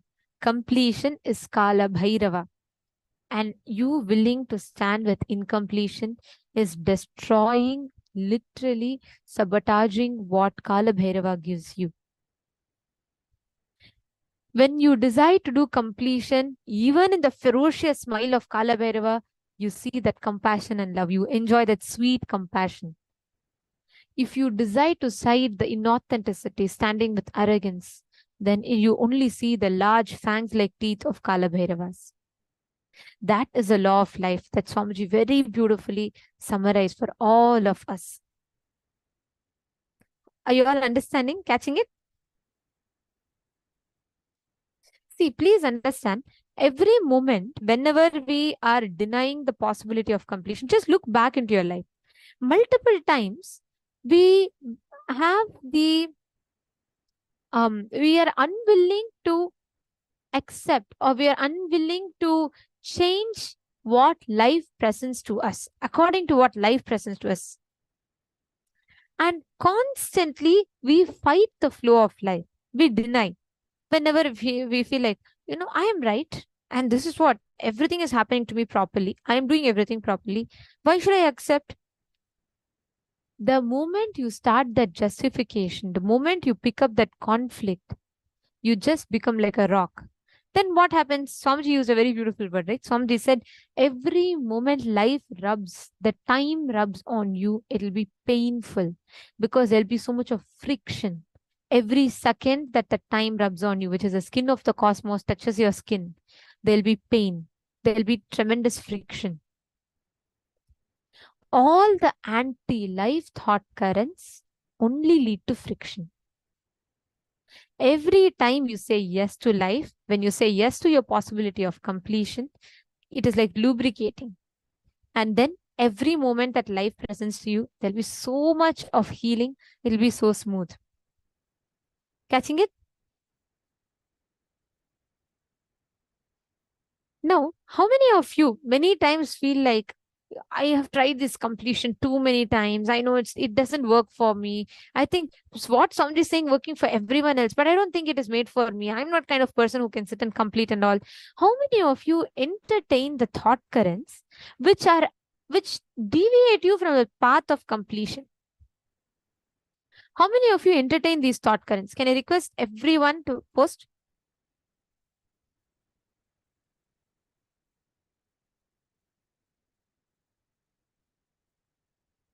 Where all you deny, you say no to life.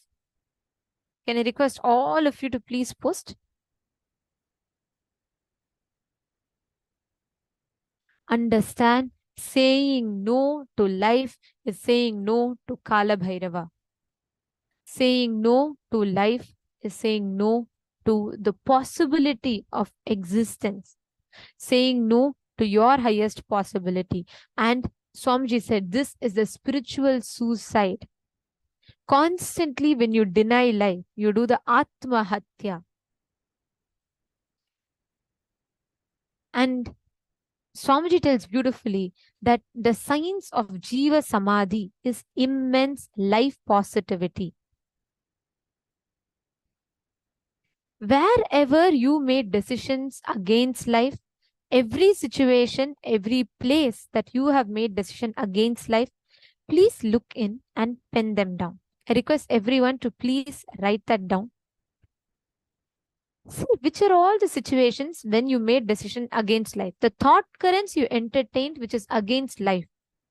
The thought trends you entertained, which is against life.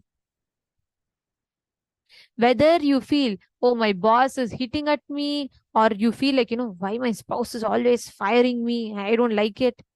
Or society is suppressing you, people don't accept you to what you are, people are not, society is not accepting you and people don't want you, people are trying to put you down. Wherever you felt anything against life,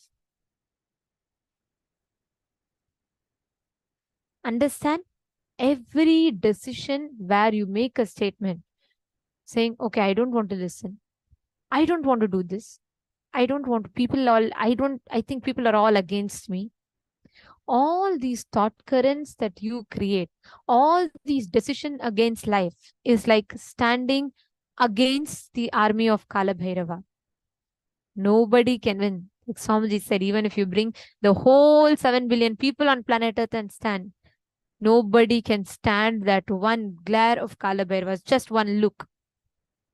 And you siding by life negativity is what Kala Bhairava hates. Just look in, pen down. Pen down all the situations in life where you denied completion. You said no to life. I request every one of you to take a few minutes, write down. Every exercise today is directly going to be helping you to work, prepare yourself to receive the death process initiation. So we request all of you to pen down sincerely.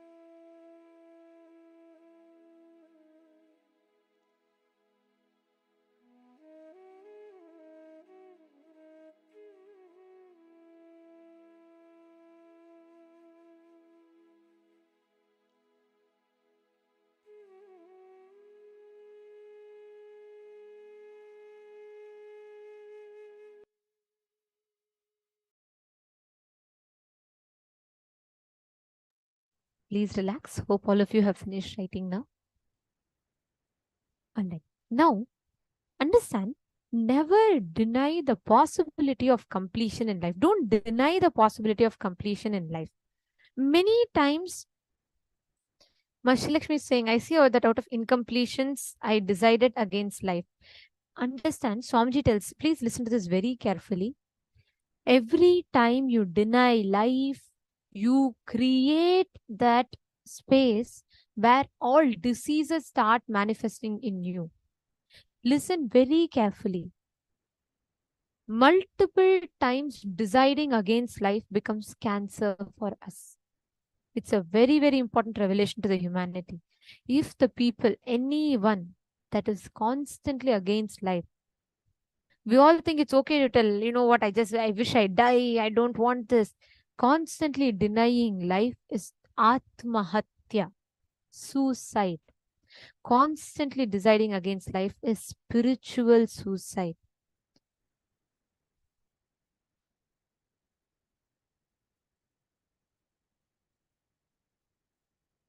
Ma Lucy has posted, Nithyananda Ma, just in from YouTube as okay. So Ma Lucy has posted about your earlier question. Yes, Ma, I have been in life negative about my difficulties in fully doing completion, but I'm not giving up. So I guess I'm still life positive in that aspect. See, Ma, any time where you make a declaration that life is not going to support, for example, you declare, I can't handle this. I tried completing. It is not going to work for me. Why should I do? I'm not going to do. All these declarations that you make, Ma, all of them are life negative. Anytime you decide, you try to convince yourself that the life cannot be. Have you seen many times we make statements, even if it is casually, we say, I don't think life will ever change. This is what is life. Life will never change. I'm just going to be stuck with this. All these type of statements that we utter to ourselves is life negative. Madonna is asking, I feel guilt after I realize that I made a mistake. Is guilt life negative response? How do I say yes to life when I make mistakes? Very beautiful question, Madonna. It's a very important understanding to have. Swamiji, actually, one of them had asked Swamiji. Swamiji precisely addressed this point. Seema, guilt is the original sin. Guilt is life negativity. Let me define what is guilt. Let's say you make a mistake. I'll give you all a proper example. You know smoking is wrong. Smoking is harmful to health. Smoking is going to be addictive. But something happens. You decide to go. You want to try it just for that kick. You go pick up the cigarette and you smoke. Okay? After you smoke the first time, you go through a guilt. You feel like, oh God, I should have not smoked. You know, I don't know, I should have not smoked. I feel so bad now. I should have not picked up the smoke. But that was so uncontrollable for me. Guilt is a cunning way where your mind makes you feel, oh, I could have done nothing else. This is what I am. That this is what I am statement you make is what is guilt. And Swamiji tells, actually, guilt is the thing that will make you, if you feel guilty about something, then be clear you're going to repeat it again. Because the guilt, that cunning statement that we all will make, it is a cunningness to all of us. I'm not saying anyone in particular. Every one of us has this guilt, which is a very cunning way we put ourselves back. We start feeling, look, I can do nothing. It is not in my control. I keep doing this mistake. I feel very bad about it. Again, you'll go and pick up the cigarette and you will smoke. Guilt is the original sin. If you are guilty about something, be clear in your future, you are going to repeat that same mistake again. Then you may ask, okay, if I do a mistake and I realize, what should I do about it? Realizing your mistake means you own up and you take responsibility for it. Guilt is not you taking responsibility. When you're guilty, you do not take responsibility. Just revisit all the situations you feel guilty about. Let's say you fight with someone. In anger, you just beat up someone and you feel bad about it later. but you don't take responsibility for it. If you take responsibility, it is no more guilt because you're taking responsibility to repair it, to do the damage repair. There's a vast difference. Guilt, that is why Swamiji calls guilt is the original sin, the only sin. Because every time you feel guilty, every time you build guilt in you, you constantly put yourself back to a justification for yourself saying, you know what, I think I'm going to do. Let's say you gave a commitment to Swamiji, you withdrew, okay? You did not follow the commitment. You feel guilty. But you know what that guilt will make you do? That same guilt. I have seen so many people who will come, who will commit, who will take up the lifestyle, and then they'll just drop and go away in between. They'll give a commitment and they'll just drop and go away in between. But if they really feel bad, if they really feel like I have done a big, it is a big this thing from my side to have just left and come like that, and I dumped my commitment, I did not keep up my commitment to Swamiji. If you really felt bad about it, if you feel that what you did is not right, it is a non-integrity to the Guru, then what will you do? You will take responsibility. You will come back and do the prayaschitta. That is why in Hinduism, that is why in Kailasa, we have no punishments. We only have prayaschitta, where each person, when we realize we have done a mess, we have done a non-integrity, we go back and see how we can rebuild the destruction that has happened. Even that way, Hinduism is extremely life positive. We do not say, oh, I feel bad, and you know what, I have done this. So what many times what we do, we cunningly start telling, oh, I gave a commitment to Swamiji, I didn't follow it. So what to do? See, that's all I am. I should never go in front of Swamiji. What do you think you are doing? You are only justifying your violence in that situation. So many times, everyone who feels, society makes us think like, if you're not feeling guilty, you're doing something wrong. No, if you're feeling guilty, you're doing wrong to yourself. Never put yourself into guilt. Always take responsibility and do the prayaschitta. Swamiji will always tell that. Take responsibility and do the prayaschitta. Your guilt is of no use to you or to life. Guilt is a very cunning way we all justify saying, I have done, I don't know what can be done about it. It is like you go, you destroy something, you damage someone, and then you come back and say, oh, sorry, what can I do? I feel very guilty about it. That attitude is what is guilt.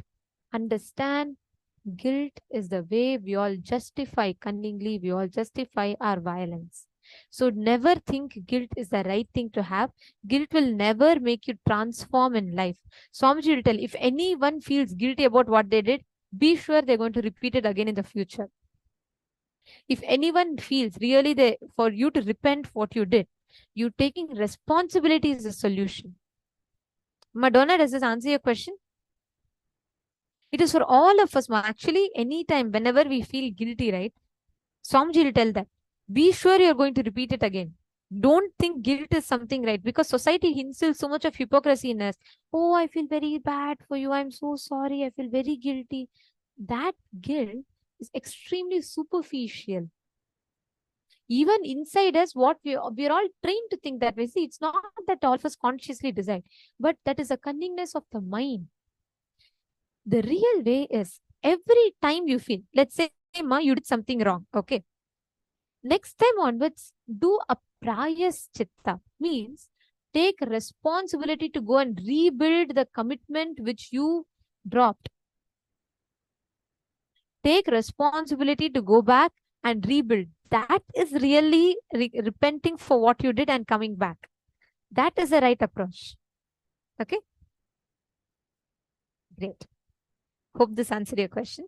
Now, everything that you decide against life, where you decide it is not possible, and all the decisions that you make from anger, which is all anti-life, all of them will only instill violence in you. And as long as you do not complete that violence, we will go on be repeating it in the future. That is a law of life. So let us all drop denying life, and let us not show that violence in the name of guilt. The real way is to rebuild through prayasthita. It's the most life positive decision you can make. In Hinduism, we don't have this concept of, oh, if someone is doing something wrong, go and punish them. No, because punishment only instills more violence in people. We only have the concept of prayasthita, where if they really repent for what they did, they go back, they build the destruction that they caused, they rebuild the destruction that they caused. Okay. Now, with this understanding and with this decision to consciously be life positive, in every situation saying yes to life, saying yes to life, constantly saying yes to life as living, saying no to life as death. The first principle we all need to start with is to say yes to life. We will see even through death we will live. With that, let us all enter into the power manifestation. I request all the participants here today, we are all going to be learning a very, very beautiful power.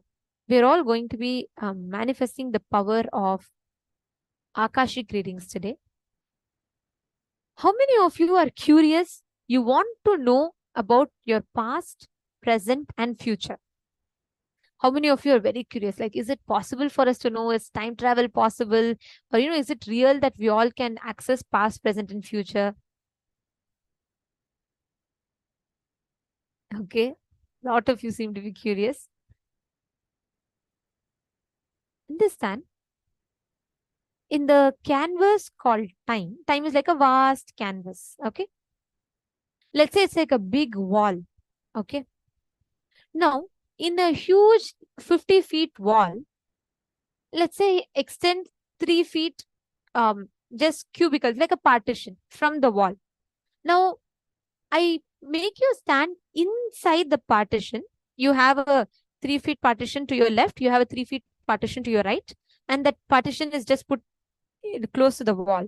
So, even though the wall is 50 feet wide, when I put you into a 3 feet by 3 feet by 3 feet, when I put you into that cubicle, you will only think, when I ask you how big is the space around, you will say, oh, it's just 3 feet. It is very small. The wall in front of me is just 3 feet. I don't know what is before this. I don't know what is after this. Am I right? Correct? You will, if I put you, even if there's a big hall and it's a huge wall, like 50 feet long wall, but I build a 3 feet by 3 feet cubicle in that, and I make you stand inside that, you will only see the periphery, within the peripheries of that cubicle. That is what is the time which human beings know currently. We're all limited to our idea of the past, our idea as the future. So we say anything beyond this barrier is the past, anything beyond this barrier is the future. And we think we have only access to what we call as present. But this is your perception. Factually and actually, if you just step out of the cubicle, you will realize that there is no such thing as this wall, that wall, and this wall. All are one same wall. There is nothing. So the past, present, and future collapses into one canvas. That is time in reality. How many of you are catching it? How many of you are understanding?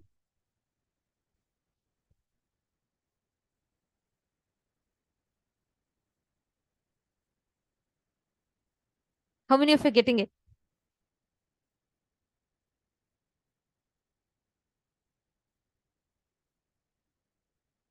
Great.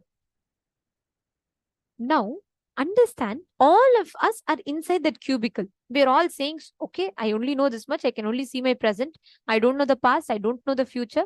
We're all stuck in that cubicle.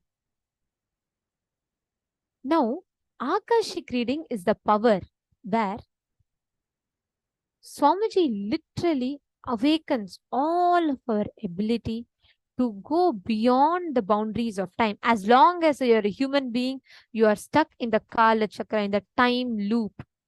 and you can only see the present. It's like the constantly you're inside that cubicle. You're only seeing this much. If you just step out and you see, you will see that the whole past, present, and future collapses. It is just one canvas called time. Only a person who realizes he is beyond Kala, only he can see the past, present, and future collapsing into reality. That is the space of Kala Bhairava.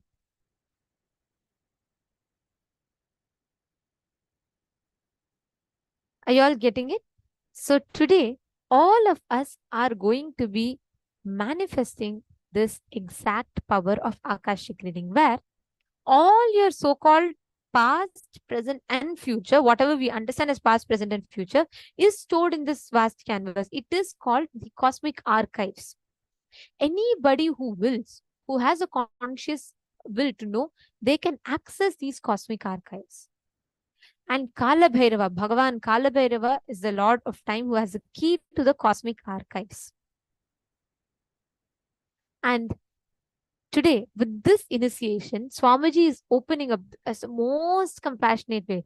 Swamiji is opening up that space for us to access through the space of oneness with Swamiji, for us to access the past, present, and future. With this, you can get answers to what you were in your past life, what is going to happen to you tomorrow, what is going to happen to you in 20 years, what is going to happen to you in your next life. Now, this power, ultimately, like when you manifest this, you will be able to see what happened exactly in your past, what happened in your present, and what happened in your future. All of that very clearly. But to start with, we will only be manifesting the beginner level of this power, which means the verifiable past you will be manifesting. You will be scanning and you'll be identifying. Okay, ready for it? Shall we all start? Now, to guide us all into this power and to take us all through what it is and make us understand more, we are having Manitya Shambhavananda joining with us. And let us all now enter into the power manifestation session.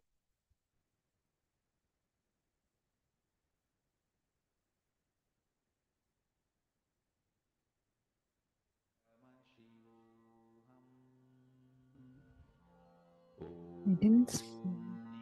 Nithyananda Paramashivoham. Om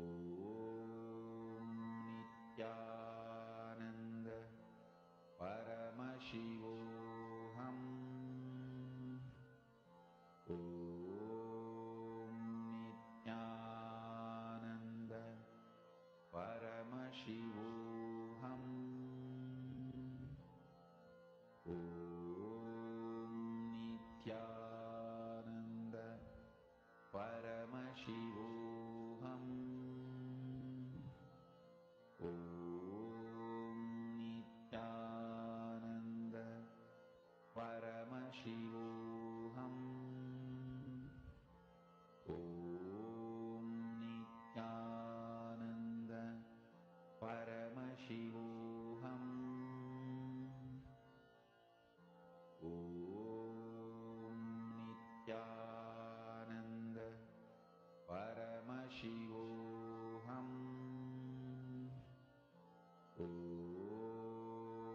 Nithyananda Paramashivoham.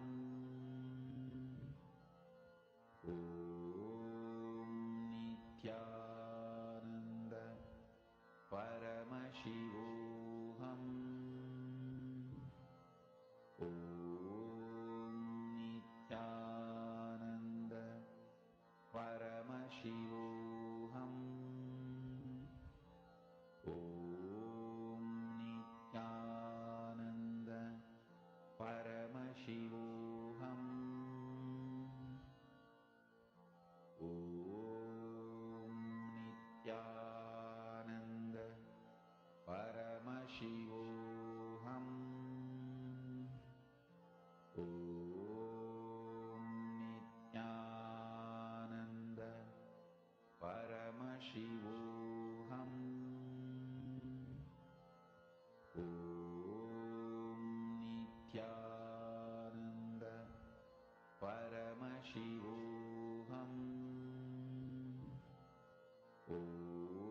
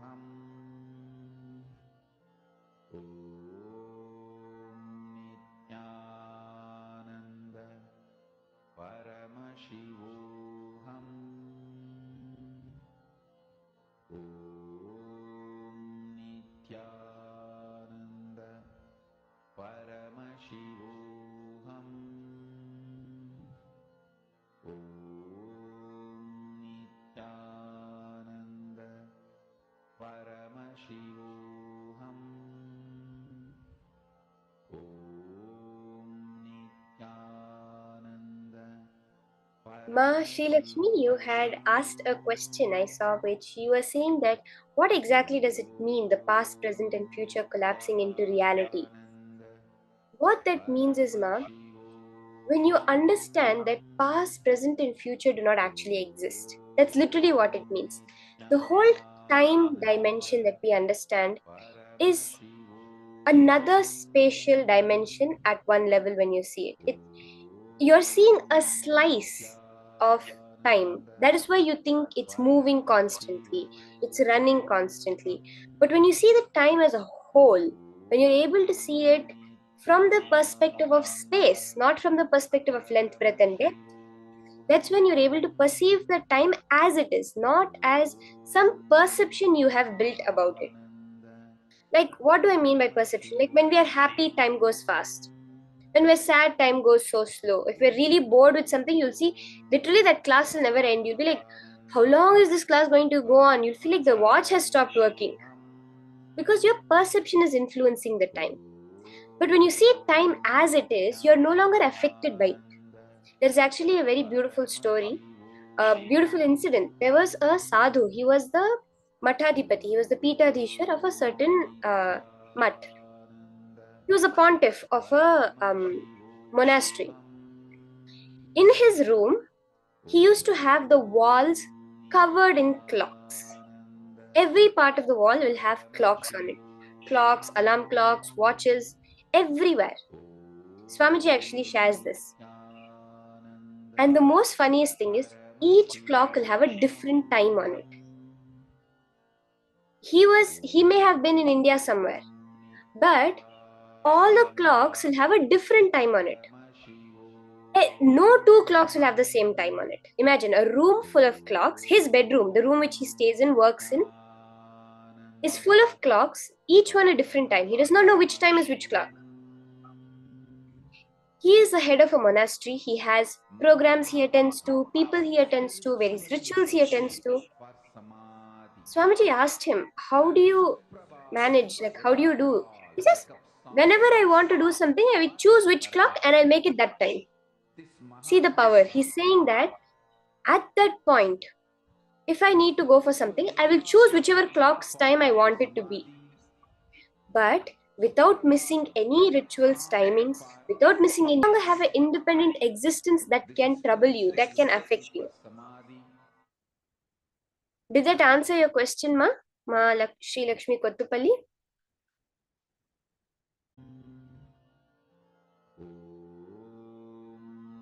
Sorry for the technical glitch. So what I was saying, Ma Sri Lakshmi, that you can manifest this power. Now, with the initiation of Swamiji, even in the Gurukul, when we started the manifestation, it was just initiation. We had no idea of what the power was about. But then one initiation from Swamiji, connect to Kala Bhairava, manifest Kala Bhairava within you. See very clearly the signs of Akashic reading. You're no longer there. It is only Swamiji. See, even the other power manifestations, at some level, the mind can tell, yes, I am the one manifesting, etc. But in the power of Akashic reading, you will be looking at the Atma Murti, the form of Swamiji, and seeing it in golden letters. It's like other powers, you can say that you've prepared a speech and you're coming and talking it.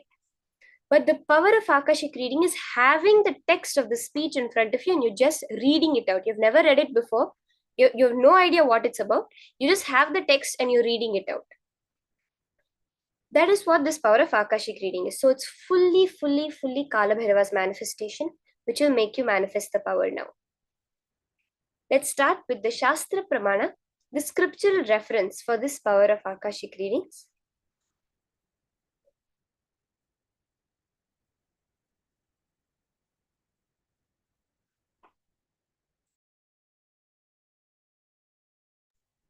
The Shastra Pramana for the power of Akashic readings is from the Vijnana Bhairava Tantra, Dharana 61, Sutra 84. Akasham vimalam pashyan kritva drishtim nirantaram stabdhatma tatkshanad devi bhairavam vapurapnuyat. Bhagavan Paramashivam says, looking at the spotless infinite etheric space, the Akasha, beyond the sky and clouds, one should fix one's gaze without blinking continuously and make the body and inner space steady and motionless. In that very moment, O Devi, one attains the nature and powers of the infinite space, Bhairava. When you've made your inner space, your mind, your body completely motionless, means what? You're not moving towards anything.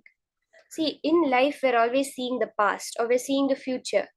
When we're not moving towards anything, when we're not either catching on to the past or catching on to the future, then you fall into the present moment and you see the whole past and future as it is. Then you manifest the power of Akashic readings. In the Purana, in the Itihasa of Mahabharata, the incident of the meeting between Vidura and Rishi Maitreya is revealed, where the great Rishi Maitreya reveals the secret to Vidura of his past life, why he took a birth in a human form and why is he suffering so much.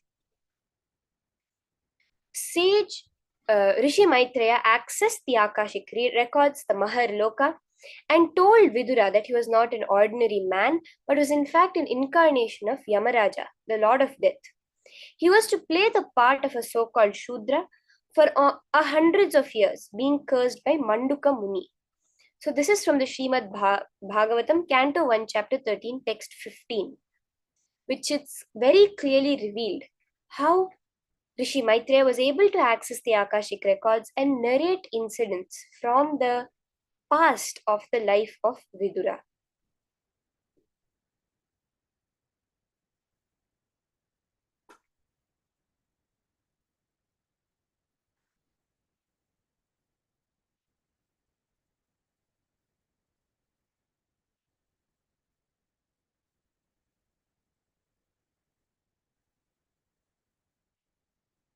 And in Swamiji's own life, he has manifested in multiple ways this power of Akashic readings.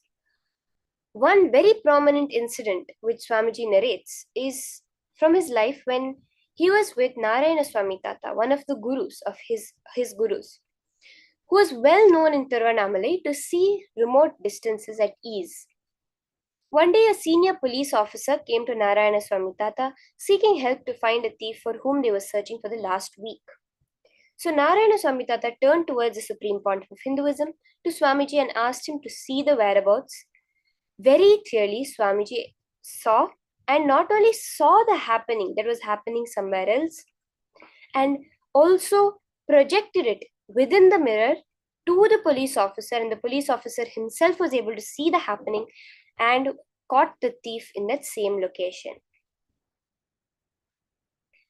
Another incident that a devotee has shared about her Akashic readings from Swamiji is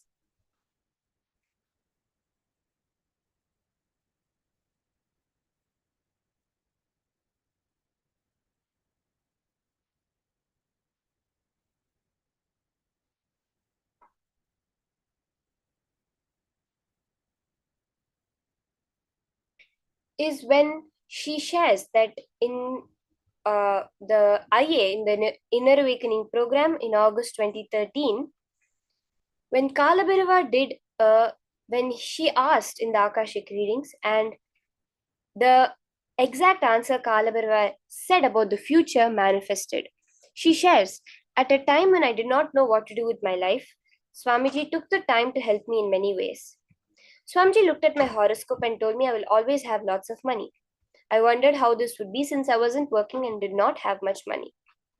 In August 2013, when my mother and I did the 10-day Inner Awakening program, I asked Swamiji if I can ask Kala Bhairava about the Kotishwara Yogam, a millionaire possibility in my horoscope. Swamiji told me to ask Kala Bhairava. With so much compassion, Swamiji brought Kala Bhairava to us, and I asked Kala Bhairava the question. And Kala Bhairava told within 2 years money will happen, and blessed that he would protect me and not to worry. As predicted by Kala Bhairava, as revealed the future by Kala Bhairava, within 2 years my family won the lotto lottery, where the chances of winning are 1 in 14 million people. This is a very beautiful incident shared by the devotee, where she was physically, when Kala Bhairava, when Swamiji revealed the details of what would happen in the future, she was able to see it happen exactly like that.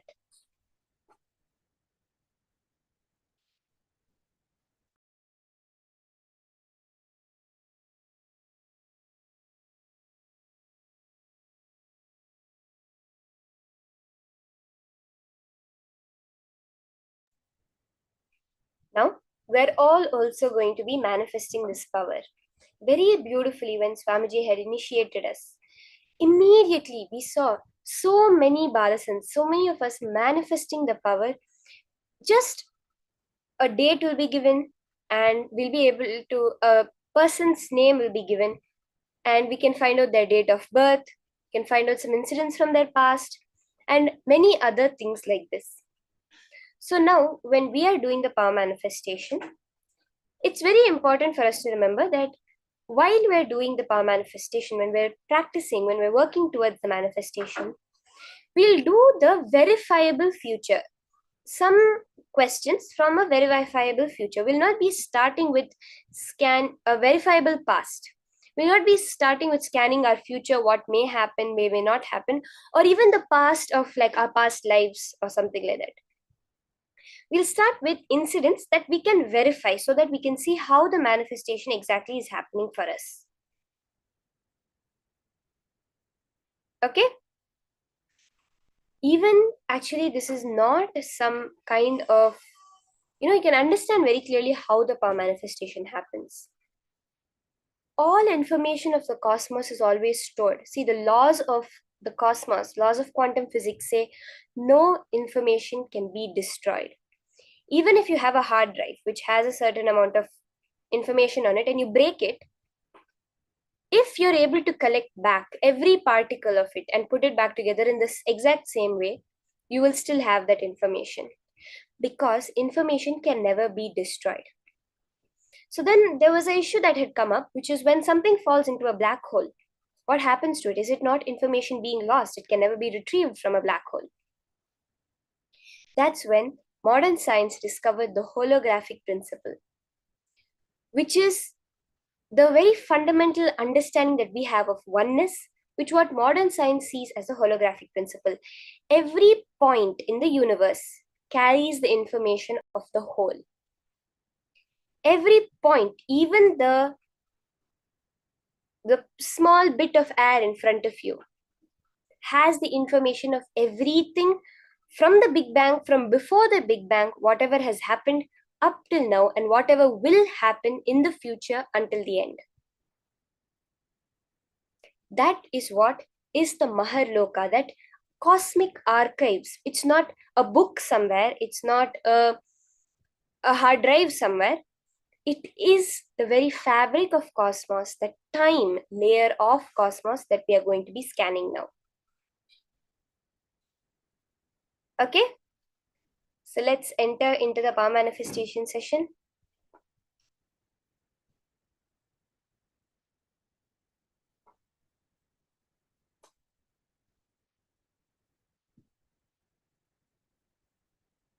In the first round of this power manifestation, we're going to be starting with identifying the details about an object. What does that mean? Any particular object, you will be seeing the object, and just without knowing anything about it, not knowing where it's from, what it is, whose is it even, just by a picture or by sight of that object, you'll be able to reveal its details, reveal where it is, what it is, from when it's been there, when it was made, any details, who are the owners, why it's special to the person who has it. All of this you'll be able to scan just through the power of your third eye, through this power of Akashic readings. So when you start, ensure you have a Atma Murti with you. Keep a Atma Murti, a picture, a image, a Murti of Swamiji, the form of Swamiji with you. If you have the Atma Murti, that is best. Otherwise, you can keep any other smaller photo of Swamiji with you for this power manifestation.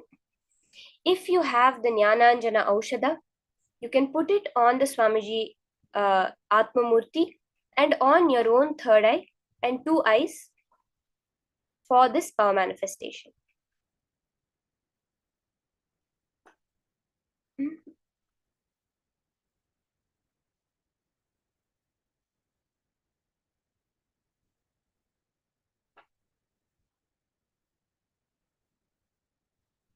Now, you can start the power manifestation, connect to a partner,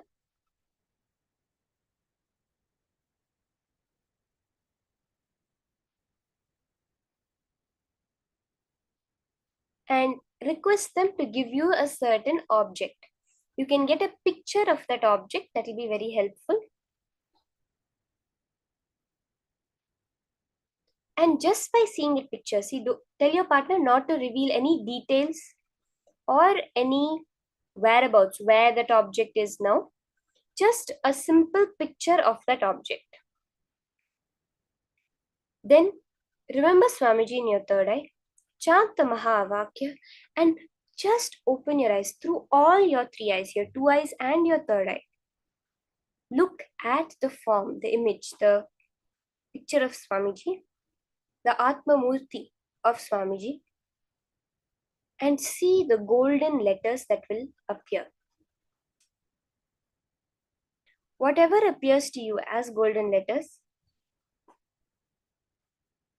pen it down and share it with your partner.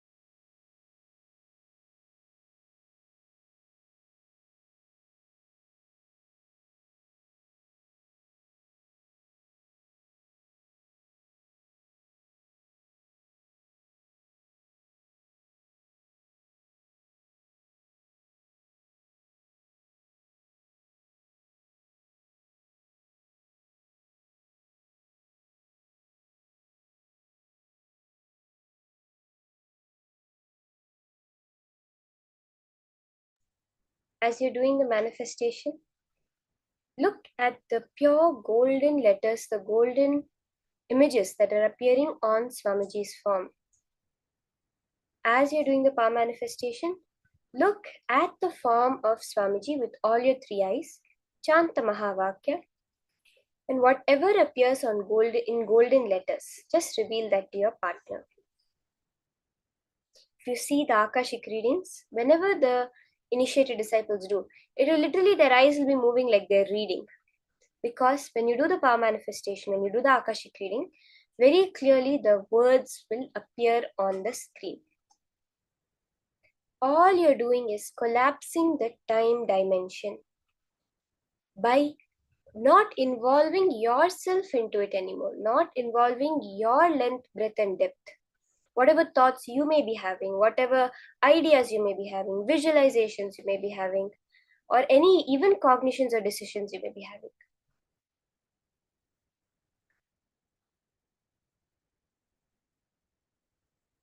You're just pulling that away from the space dimension, where then time becomes very clear for you to see as it is. So when you chant the Mahavakya, raise your frequency. That is when you're able to just unclutch. And in that space of pure thoughtlessness, in the blank space, the blank canvas of your mind, Paramashiva, Swamiji is able to project those golden letters. Kala Bhairava is able to reveal those golden letters as your past that you're scanning to you.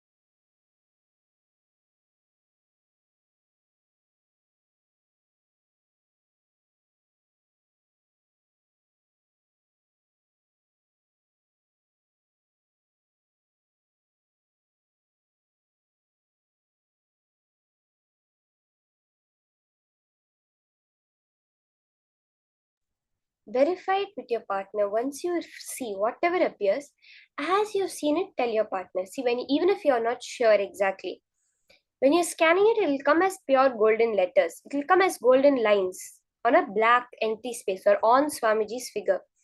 At that point, if you're having some kind of feeling like you're not understanding it or it's not making sense to you, don't add anything to it. Just as it is, you can tell it to your partner. When Swamiji did the various Akashic readings, he revealed deeper truths on birth, on death, on life, on various topics like this. That time Swamiji said, these videos, these revelations cannot be edited, cannot be modified, cannot even be interpreted, and just have to be given as they are. So now, even when you are doing the Akashic readings, bring that integrity. Do not interpret it. Do not try to even understand what is appearing. As it comes in your third eye, without any fear or greed related to it. You should not feel the fear. Oh, is it the right manifestation? Maybe it's not exactly right. It doesn't make sense at all to the question she asked. Or the greed which comes in. That if it's correct, how nice it would be. I would really have manifested powers. Don't let any of these come in, and as it appears, just share with your partner. Now, we're going to be entering into a very, very fun session. We started with the power of Akashic readings.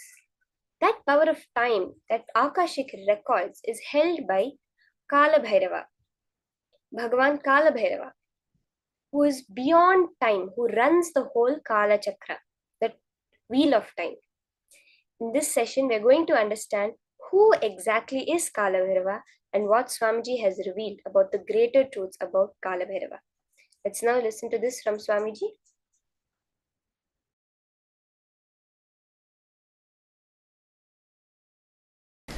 Science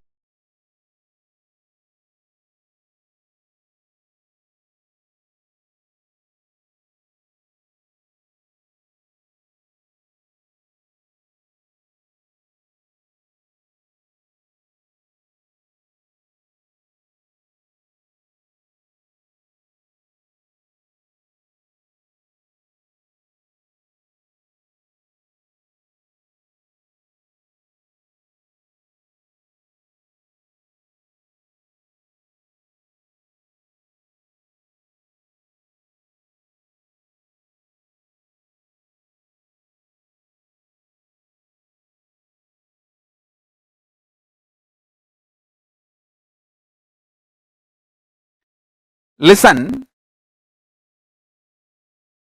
the principle of time, Kala Bhairava.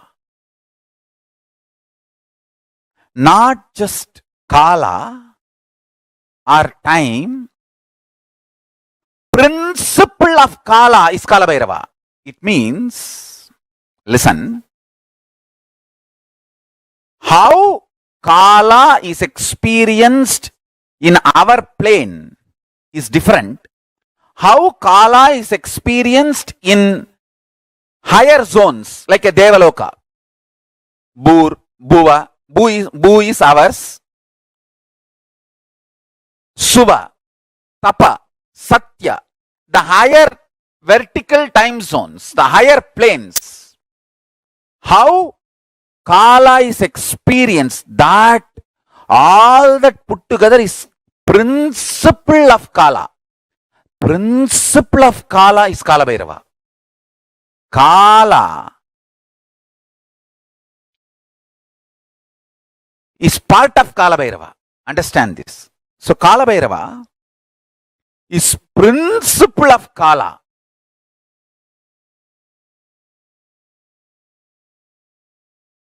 Form of Kala Bhairava. Mahadeva assumed the form of Kala Bhairava and removed the false identity of Brahma and gave Shivoham experience to Brahma.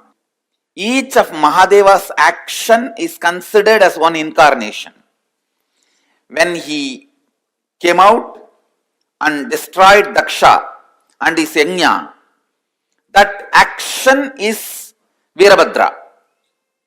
When he came out and destroyed the arrogance of Brahma and gave him Shivoham experience, that action is Kala Bhairava. See, at one point, constantly creating, Brahma forgot he is doing it because of the blessings of Mahadeva, with the energy of Mahadeva. See, the Brahma's Kamandalu, which is the sacred water, out of which he creates whatever he wants, that water is the Abhisheka Tirtha of Mahadeva. The water washed the Mahadeva's body. That is why in all Shiva temple, where the sacred water, the sacred bath water, what you call Abhisheka Tirtham, where it flows out, there Brahma will be standing with his Kamandalu to constantly refill his Kamandalu. Go to any Shiva temple, you will see where the sacred water flows from the Garbha Mandir, the Abhishekam water flows, there Brahma will be standing with his Kamandalu, because that is where he refills and creates the whole cosmos. Unfortunately, by constantly creating, he forgot from where he is refilling his Kamandalu. He was also given the 5 head by Mahadeva, but suddenly he became a little egoistic and arrogant and started thinking that see, The Shivoham has to happen from inside out. It should become experience and then start coming out. And this guy, out of his hypocrisy and arrogance, started declaring, I am everything. So now Mahadeva has to make him understand and give him that real Shivoham experience.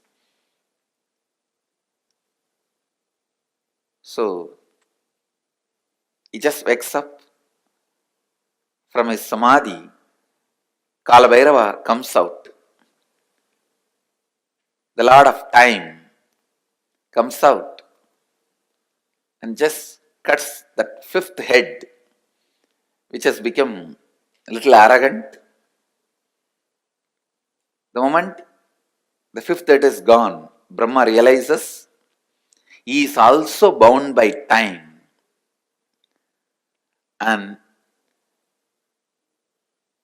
he realizes that it is hypocrisy that made him feel he is the superior.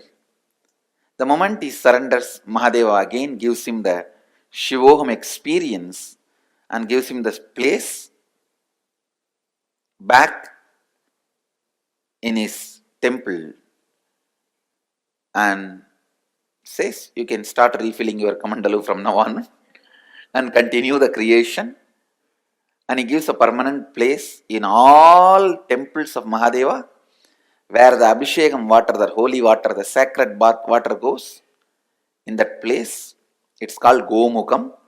In that Gomukam, always the Brahma will be there to fulfill his Kamandalu and do the creation. Kalabhairava is one of the most powerful expression of Mahadeva. Most powerful expression of Mahadeva.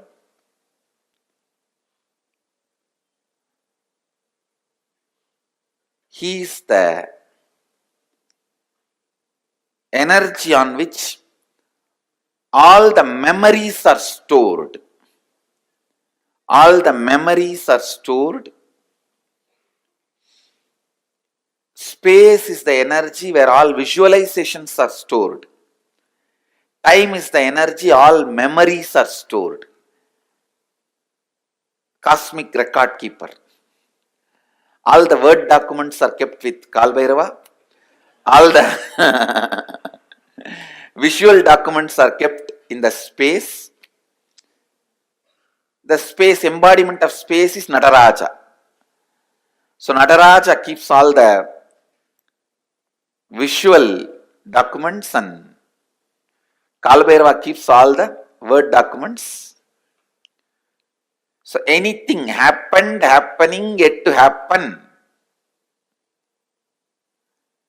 you can just ask Kalbhairava, he will pull it out and give the whole record.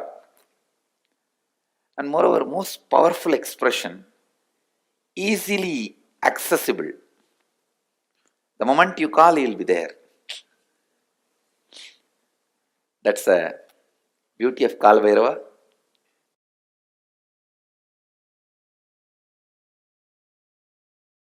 A lady devotee with a mentally little challenged child goes to Ramakrishna and asks, what wrong I did that I have got a child like this? Ramakrishna says, remember that child is God and take care, you will become enlightened. Because the simple act of giving love strengthens your kala dimension, and if you remember, cognize to whom you are giving love is God, it becomes devotion. I tell you, every time you share love, every time you use love as the strategy for your existence, the joy oozes out in your being is the strength of Kalabhairava. strength of Kala Bhairava. Kala Bhairava is eternally loving, caring, blissful, ferocious, ecstatic, blissful, ferocious.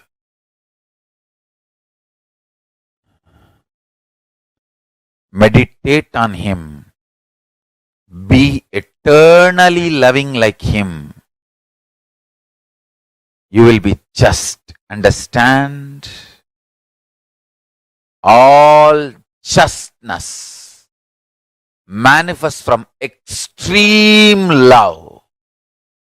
That is why Kala Bhairava is Lord of Yama. Kala Bhairava is the Lord of integrity.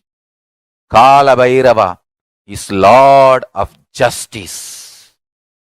All justice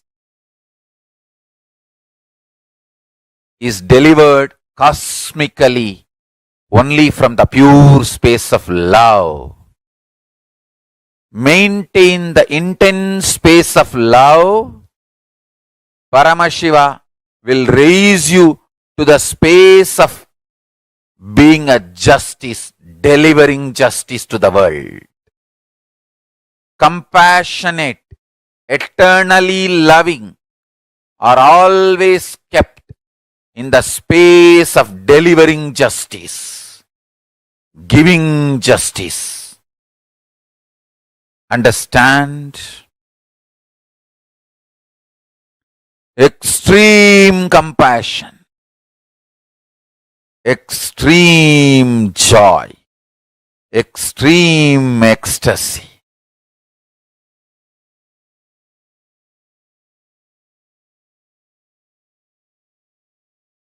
Brings intense powerfulness and strength in you.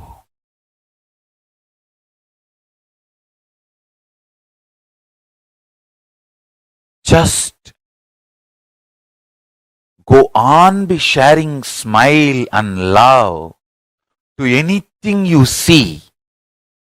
Hug anything you see.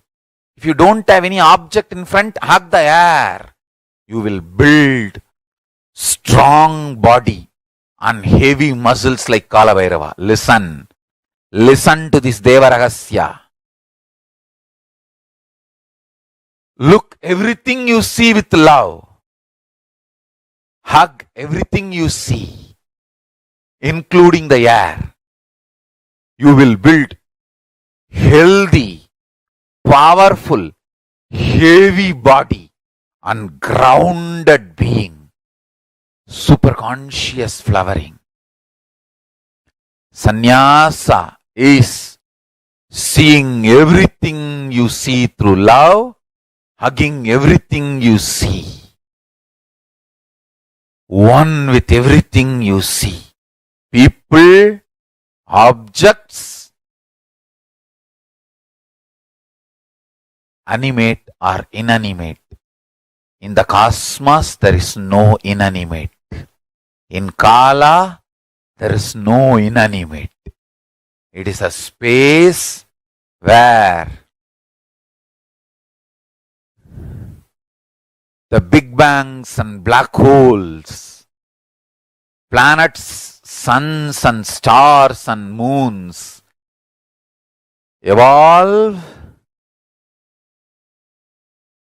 billions of years exist and dissolve spontaneously, simultaneously, without gap. Billions of years without gap. Meditate on it. Meditate on it. Meditate on it. It is Deva Rahasya. The moment you understand this, your third eye will open up.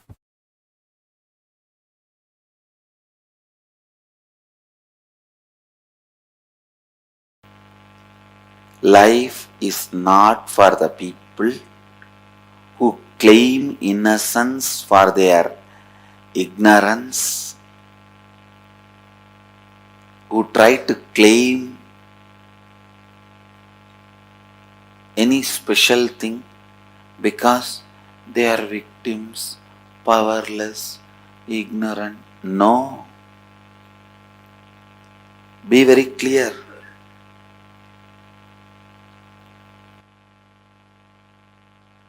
Life is run by Kala Bhairava. Kala. If you stand up with powerfulness, he will mirror that. If you stand with powerlessness, he will mirror that. If you stand up with responsibility, he will mirror that. If you stand up with irresponsibility, he will mirror that. If you are powerless, the only thing he will tell you is complete with it and get out of it. Complete with it and get out of it. Complete with it and get out of it. Feeling you are a victim is nothing but taking revenge on your own life. It is suicide. You killing yourself, you destroying you. Feeling victim-like is you killing yourself, destroying you. Understand? So many times I have seen people again and again and again think, if you feel you are powerless, innocent, incapable, you should be forgiven. Listen. Completing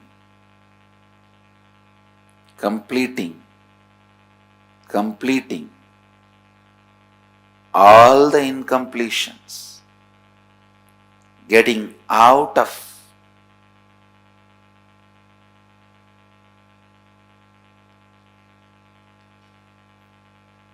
the victimhood is living Advaita. Understand? Advaitic activism means again and again and again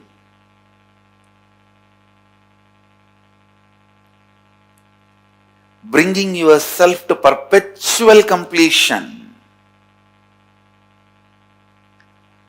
Perpetual completion is life. Life runs by perpetual completion. Life runs by perpetual completion. Understand? Perpetual completion is Advaitic activism. Constantly complete yourself. Completion is nothing but the decision to drop your past incompletions and never let them have influence over you again. That's all.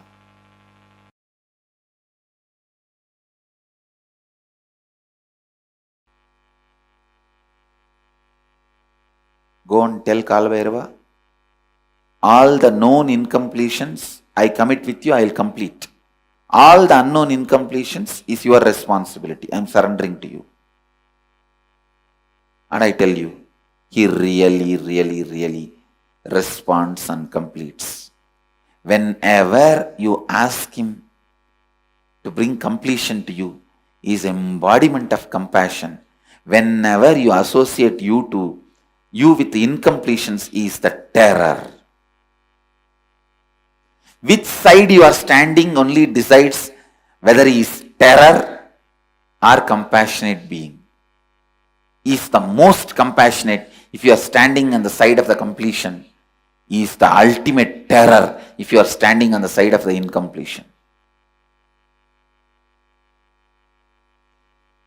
He can show the extra teeth and the smile both. He can show the terror teeth and the smile both.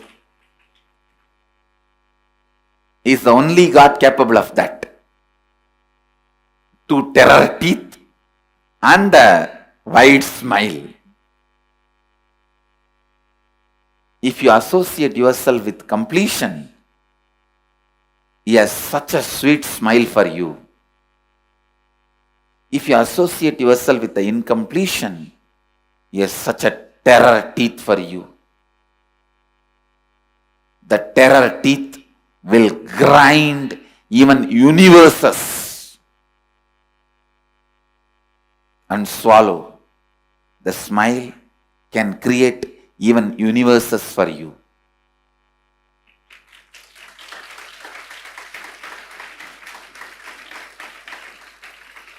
Always have this agreement with Kalbhairava. All the incompletions you make me known, I commit with you, I will complete them. I am responsible for it. All the incompletions unknown to me, you are responsible for it.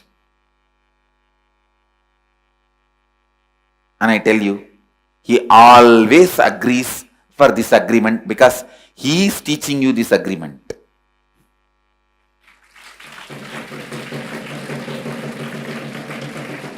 He always agrees for this agreement. All the incompletions known to me, I am responsible. I will complete them. I will drop them. I will complete and drop them. I will never allow them into my cognition. But there are many unknown to me. I cannot do anything about it. That you are responsible. I tell you, he is the most sweetest God.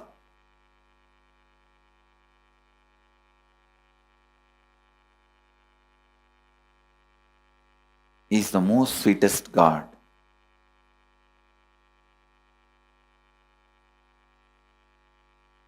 He is the Lord of completion. He can heal any incompletion. Not only heal, he can just make any incompletion irrelevant. He can just make them irrelevant to your life and you. Means you will even forget you had incompletion in that area at one time. Is time, Kala, Lord of time.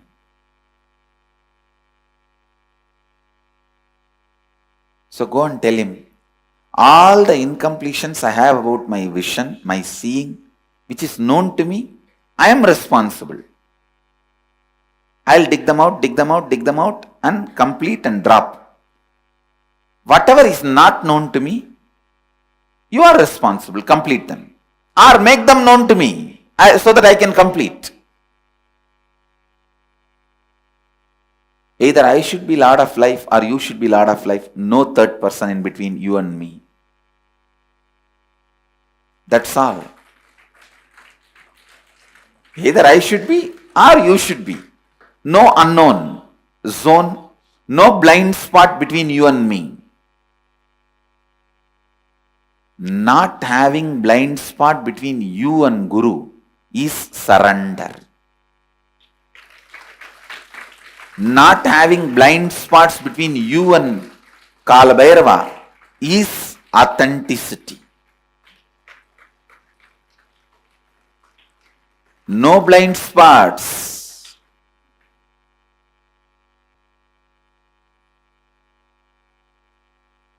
Either for all this I am responsible and I am completing it, and whatever is not known within my framework, you are responsible.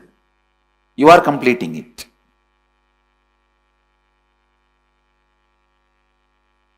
But ultimately, we are neither going to have known incompletion nor going to allow unknown incompletion. That's all. Neither known incompletion nor unknown incompletion. Both will not be allowed.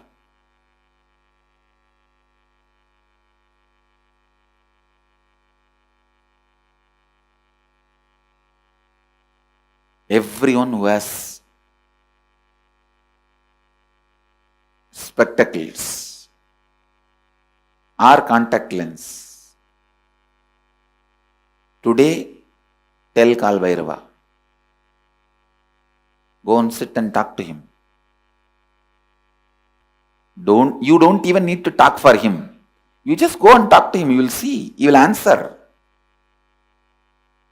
You will simply listen the answer in his own voice. You don't need to say, how you do in the temples. Oh God, please save me. And then you talk for the God also. Oh my son, don't worry. I am here. I will protect you. For our Kalbhairava, you don't need to talk back. You just say, oh Mahadeva, please protect me. He will say, hey, what you are trying to act here?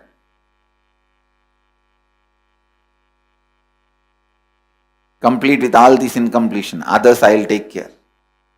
He will talk to you in his voice.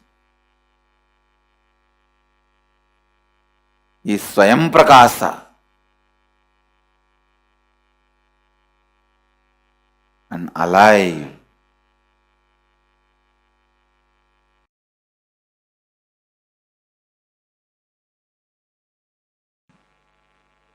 I tell you, life is only for the people who start thinking, living Advaita, who start thinking, living in the space of completion.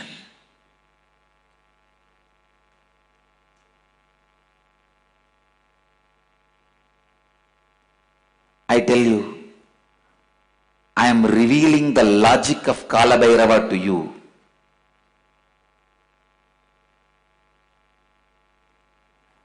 The logic of Kalabhairava is the logic with which life is operated. Understand? None of your questions life cares about. You go on asking questions. Why good people suffer, bad people flourish? All those questions are from your arrogance. Life never cares about your questions. Life will not care about your questions. Life will not care about your stupid rationality. Life will not care about your illogical logic. Kala, he goes on happening. He goes on happening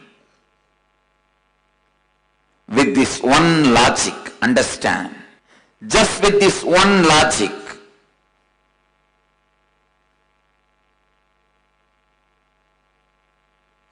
The decisions made out of completion fulfills you, and whatever decisions you make out of completion becomes reality in you.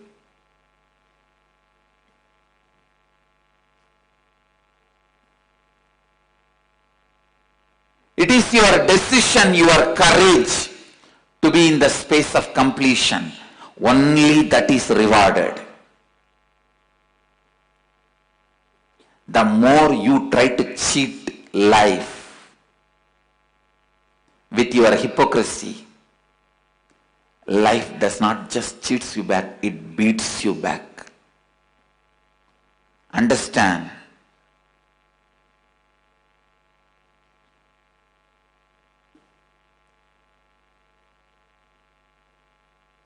The soft, goody-goody, hypocritical, civilized fellows go on question the terror form of Kali and Kala. Whether you question or don't question, the logic of the Kala is life. He runs the life. His logic wins. His will prevails.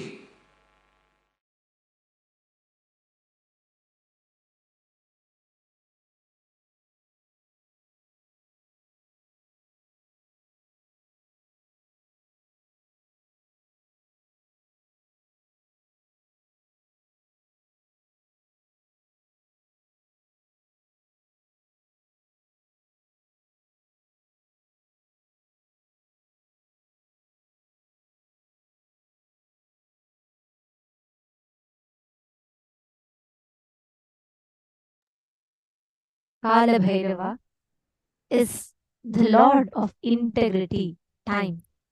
When you commit to Kala Bhairava, when you connect and when you declare to Kala Bhairava, telling no, denying to Kala Bhairava, denying to life is directly denying to Kala Bhairava. So, like Swamiji said, if you stand by the truth, if you stand by completion, even in his ferocious smile, you'll see that sweet, compassionate smile.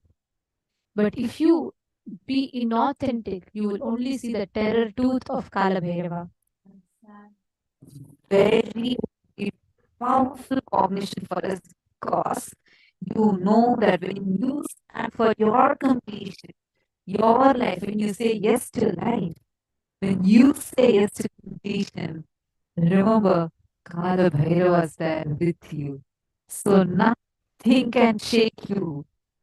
Arik, the most powerful Kala Bhairava is with you. That is why even when he has two ferocious fangs, you'll still see that sweet smile behind his teeth. Behind his vile teeth, you'll see that sweet smile. Understand? You will feel so powerful, so empowered that Kala Bhairava, Mahakala is there with you.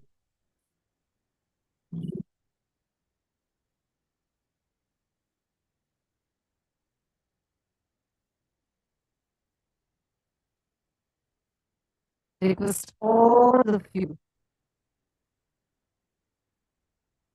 and share with us what did you have as your powerful cognition?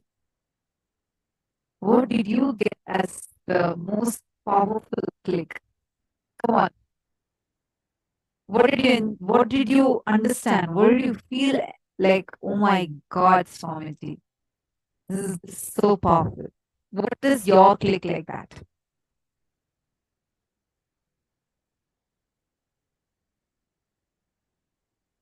I request all of you to post.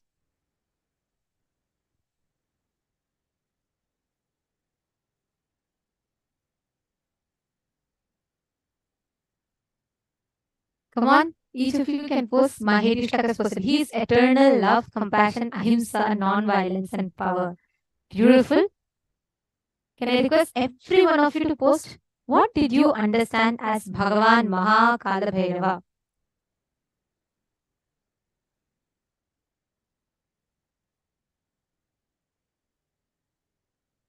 Kalaveer is always protecting us, Ma Sonia Rao, and completion is life, and in completion you can feel the compassion of Kalabhairava. Sorry, and in the space of completion you can feel the compassion of Kalabhairava. He likes us to be integrated. That's right. And Swami beautifully explained it. It's like a huge army that Kalabhairava has. If you stand by completion, Kalabhairava protects you. Kalabhairava takes care of you. It is like you're standing by the army of Kalabhairava. You may feel like when you look, actually, when you see Kalabhairava's form, right, you will see large fangs like teeth and, wide smile, big eyes, and like fire behind him. That is Kalabhairava. But when you are integrated, when you are standing by authenticity and integrity, you will see even in that wide eyes of Kalavera, you will see that shining compassion. Even in that big smile of Kalavera, with his huge fangs like teeth, you will see the sweet smile behind. Every one of us have, whenever we stand by integrity and authenticity, that is what we all will get. That's what we all will manifest. Actually, it reminds me, there's a very beautiful scene described in our Puranas. It happens in the life of Prahalada. Basically, Prahalada is it's a long story, something. So, basically, Bhagavan Vishnu comes in a form of half man and half lion, Narasimha. They say that, basically, Prahalada is constantly trying to be killed by his own father, Hiranyakashipu, because Prahalada refuses to worship the demon king, Hiranyakashipu. So, Mahavishnu comes as Narasimha, half man and half lion.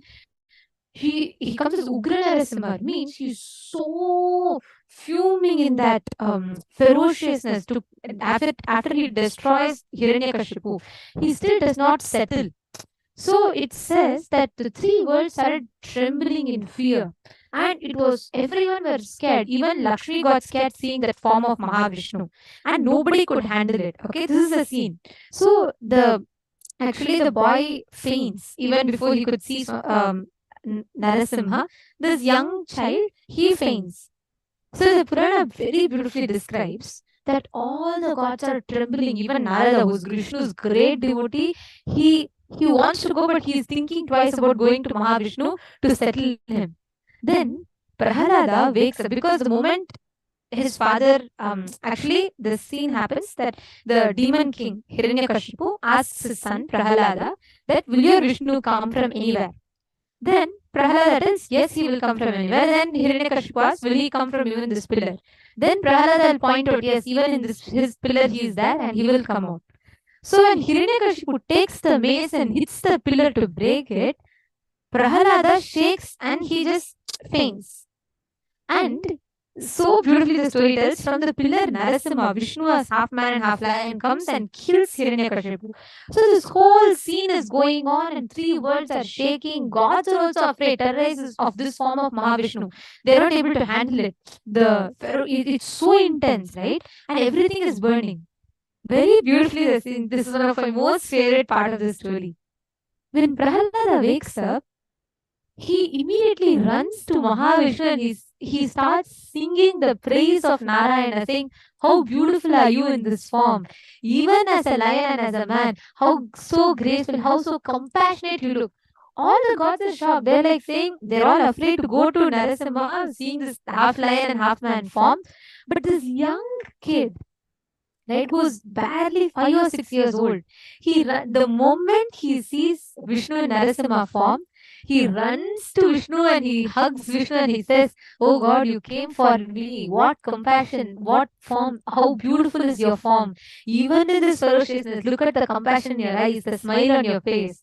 The story so beautifully tells, Vishnu picks him up as Narasimha and keeps him on the lap. That is why the form of Narasimha is worshipped with a child on his lap, which is Prahalada. He just picks him up, keeps him on his lap and hugs the child and settles. That is how Narasimha settles back in the form of Mahavishnu. That is very, very beautifully the story goes. He just settles from this. Later Sarabeshwara comes, but this incident is a very beautiful one. When this, every time when Swamiji tells this, right, I am always reminded of that incident. Only when you are authentic and integrated, even in that, in that most ferocious form, you will see that sweet, compassionate smile, that loving, compassionate smile of Mahakala Bhairava. That is what is siding by Kalabhairava's army, who will then destroy all your patterns and restore you to integrity. Did you all understand? Are you all clicking with it?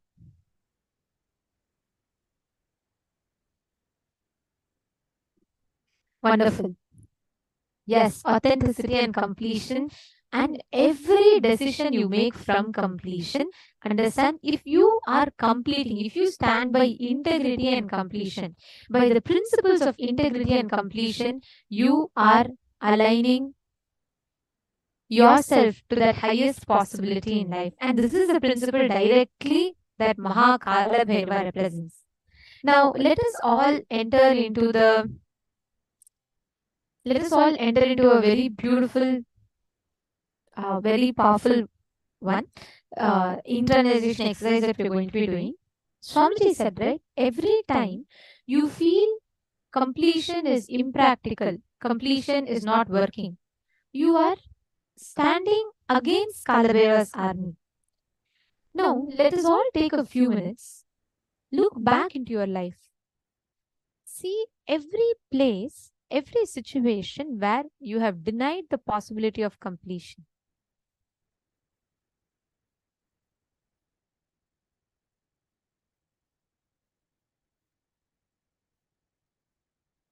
Pen down at least 5 patterns, 5 situations where you felt, I can't do completion, completion is not possible, completion and all is not going to work for me, I cannot do completion. Pen down.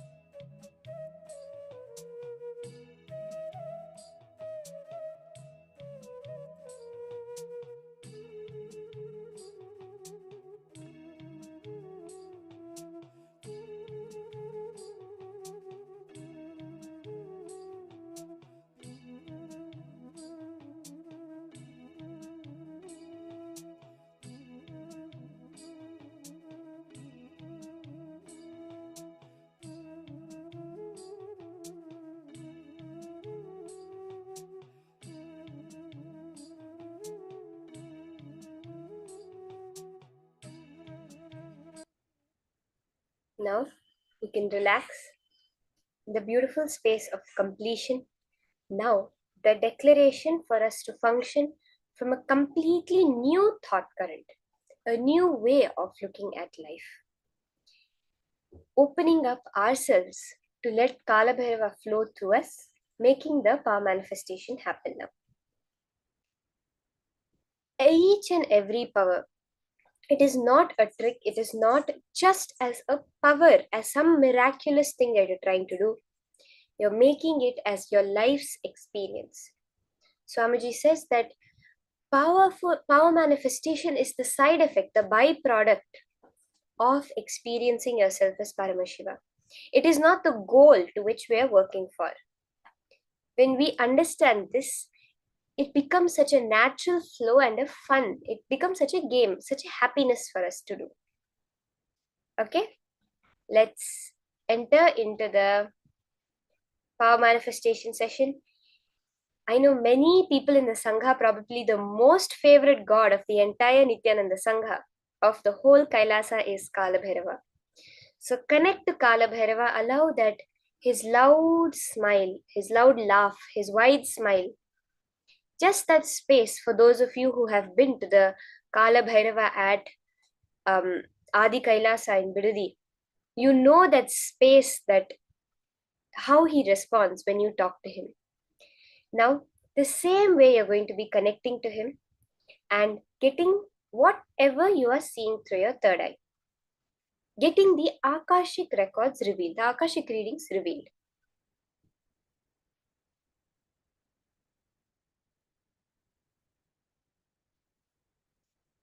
So let's start. We'll continue with the same round as we were doing last time. Scanning any object, the details about an object.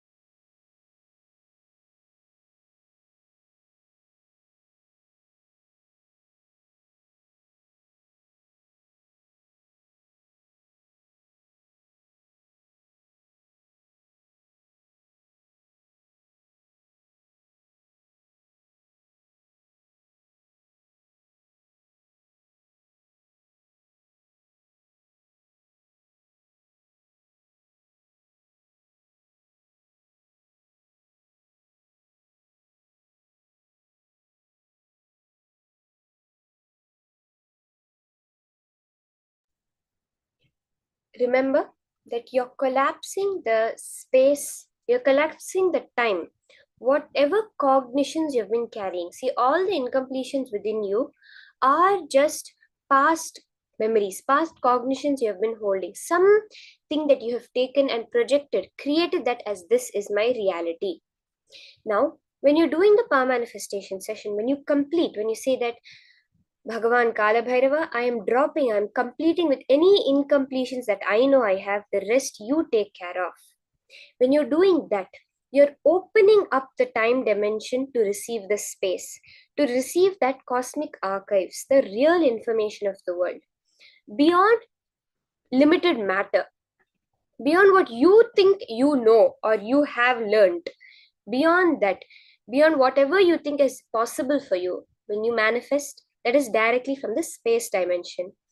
You're seeing the cosmic archives as another physical dimension. You're seeing time as a physical dimension. It's no longer something immaterial, something which you cannot understand, grasp, or define. It becomes very clear, like how you have length, breadth, and depth. You have another dimension of time where you can just play with it. You can go to any point in it exactly as you want. Are you ready? So you can start the power manifestation process. Connect to a partner. You can call up any of your friends, family. Call up someone who you think will be interested, you will like to manifest with them. You can choose any object. Let's have a quick moment and post what's the object that you are scanning for. You can either connect with your partner and do it, or you yourself can pick up a random object.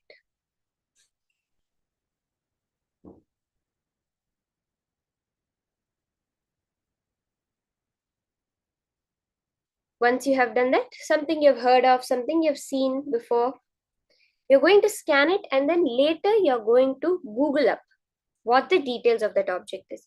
Something you may know, like for example, some particular place that you've heard of, something in that place which you have heard of, like let's say you've gone to a museum and you saw a particular object which caught your attention.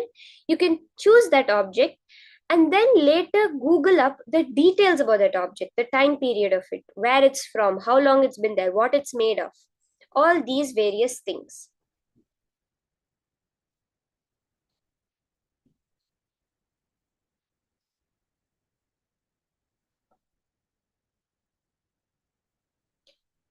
When you're doing it again and again, remember, you will see the golden letters clearly appearing on Swamiji's form. That is the Akashic records. See, the cosmic archives, we say. The whole record of the past, present, and future that can be verified, which is there present in the space dimension, but which you are not able to perceive because of your limited understanding about time. When you break that understanding, when you go beyond that time, you will be able to see the whole space as it is in the golden letters on Swamiji's form. Now, how do we break the time? Always unclutching is the answer. When you have no more thoughts, no more limiting cognitions, when you dissolve all the thoughts, which are the space, the time dimension, when they are under your control, they are no longer something that's happening beyond your control. When the mind is your slave, then you're able to perceive that true existence of the time dimension. Chant the Mahavakya and just share with your partner any details that are appearing in your third eye.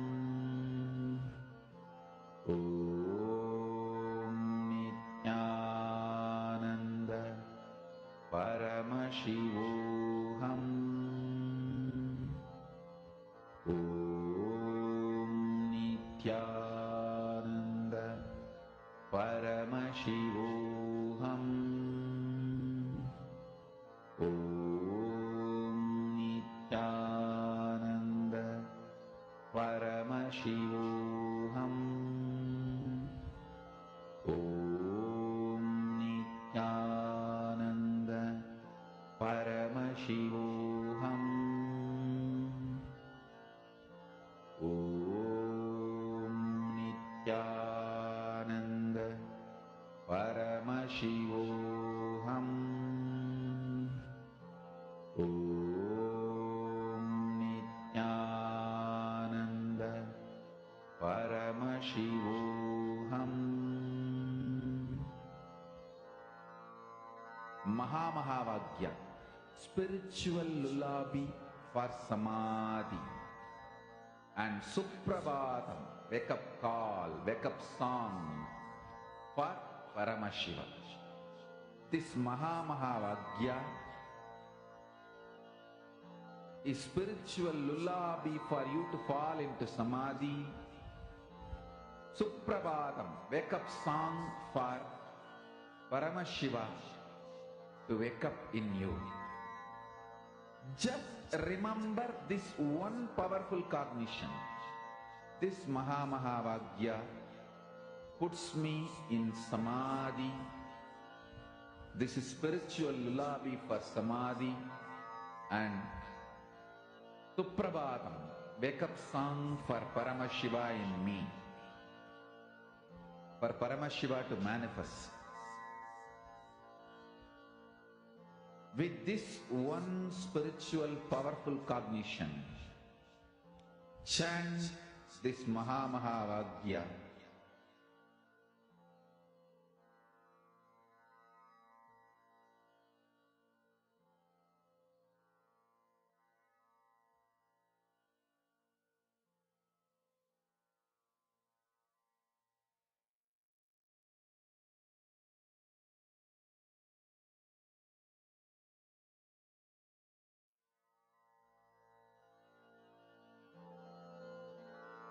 Mahamahavaagya, spiritual lullaby for samadhi, and Suprabhatam, wake up call, wake up song for Paramashiva, for Paramashiva to manifest.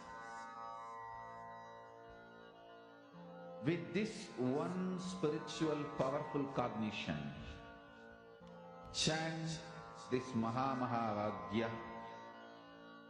Om Nithyananda Paramashivoham.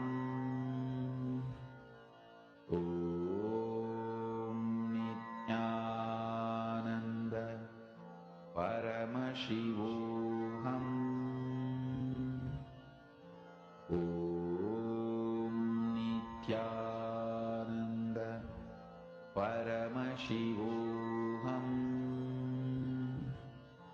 Om Nithyananda Paramashivoham.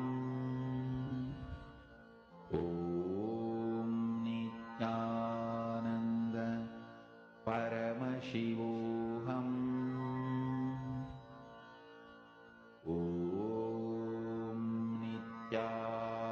Nithyananda Paramashivoham. Om Nithyananda Paramashivoham. Om Nithyananda Paramashivoham. Om Nithyananda Paramashivoham. Om Nithyananda Paramashivoham. Om Nithyananda Paramashivoham. Om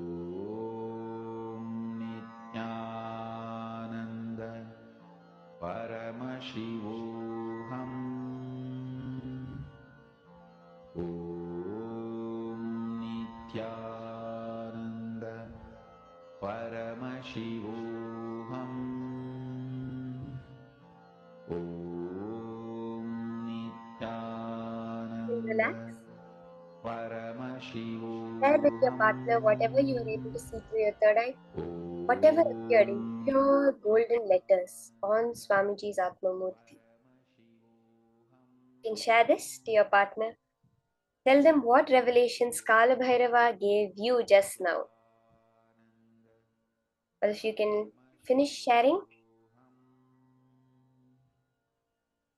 Yes, Ma Yogamala is sharing that both of them, she and her partner, manifested. That's beautiful, Ma. When you realize the space of oneness, you and the other person are not different, then all their knowledge becomes yours. All the knowledge of the cosmos becomes yours because you realize that you and the cosmos are not different in any way. Now, we're entering into a very beautiful session. Today, we're having the Vishesha Deeksha, a very, very important Deeksha that Swamiji gives, is like getting Paramashiva's cell phone number.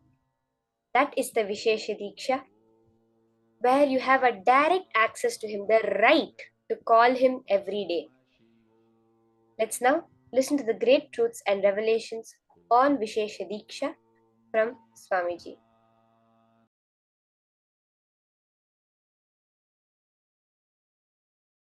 Actually, the Vishesha Diksha is fundamentally initiating you into power manifestation and opening the doors of Kailasa for you. That's literally the Vishesha Diksha. Vishesha Diksha is 4 reasons why it is so important. First, it directly opens your personal connection with Paramashiva and Kailasa space. Second, you are initiated into all the power manifestation signs. Third, you have personal, intimate version of Paramashiva, Atma Linga, for yourself. Fourth, unimaginable benefits, health, spiritual, everything starts with this initiation.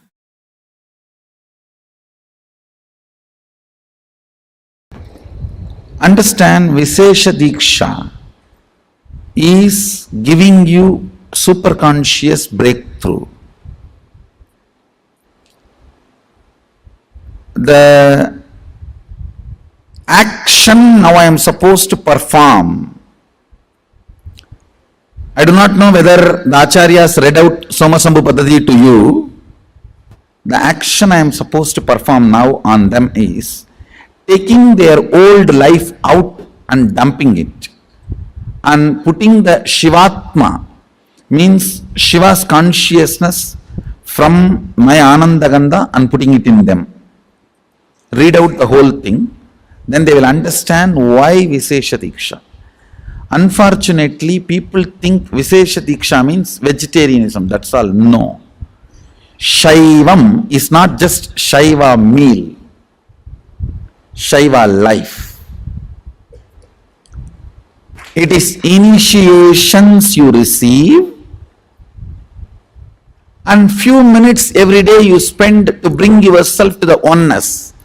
Puja is nothing but bringing you to oneness. For example, I give you my personal cell phone number and tell you every day and one particular time if you call me, you can talk to me directly. Are you going to take that as a load work? Oh, every day I have to call. Or are you going to feel, wow, I have a direct access to him. Every day I can, few minutes, I have a direct access to him. What are you going to feel? Puja is giving you Sadashiva's personal cell phone number. He has committed to me, whoever I initiate. When you connect with him, he is committed to me, he will respond to you. I am authorized to give you his personal number. Puja is nothing but giving you the authorization to call him at particular time. and he has committed to me, he will respond to you. Vishesha Diksha is nothing but giving you his personal number, hotline connection. So every day during the puja, that few minutes you can connect with him in oneness, and he has committed to me, he will respond to you. Understand? I am authorized exchange for him. He has given me the authority. That is the reason I am sharing. One more thing I want to tell you. Sometimes people come and try to tell me, oh, non-veg food is a human right. Being human itself is not right. What stupidity you are talking about non-veg food? Your body is not made for that. I am not talking from the sense of moral. If you want to evolve into the next level, don't eat poison. Vishesha Diksha demands only two requests from you. One, you need to be vegetarian. Another one, every day at least 10 minutes you need to bring yourself to the oneness with the puja. 10 minutes is too less time. It doesn't take more than 10 minutes, I know. It's too less time. Sadashiva is demanding to respond to you every day and keep yourself in oneness. Actually, I don't promote any other spiritual practice. People ask me, should I do this technique, that technique? Twisting the eye and looking here and blowing the nose, this corner, that corner. I don't give you any technique. I only ask, connect with him in oneness, 10 minutes a day. I think maximum it takes 11 minutes.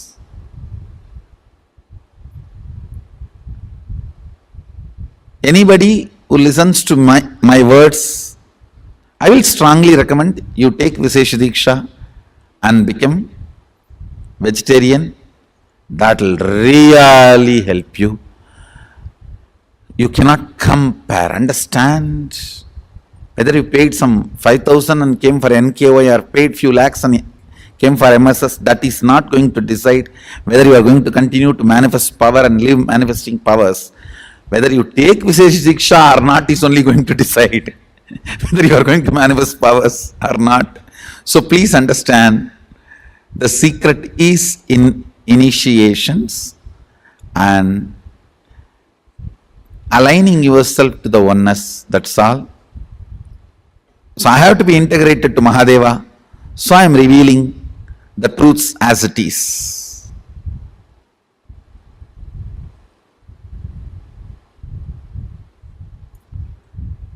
Whatever is said and done, Vishesha Diksha is something extraordinary.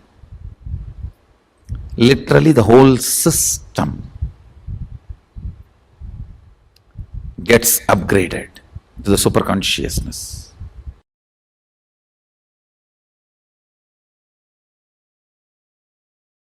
I tell you,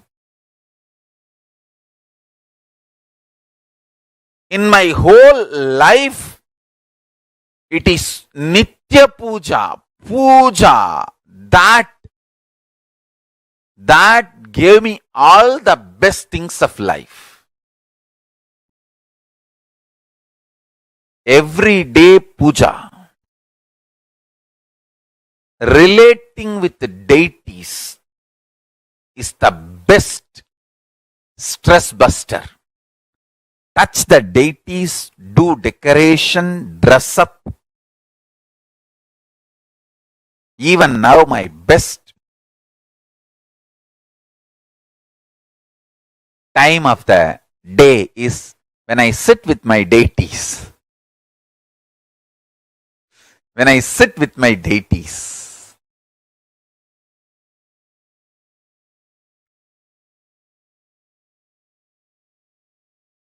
Dress up the deities, jewel them, spend time with them, talk to them, intensely pray, deeply connect and pray. Understand?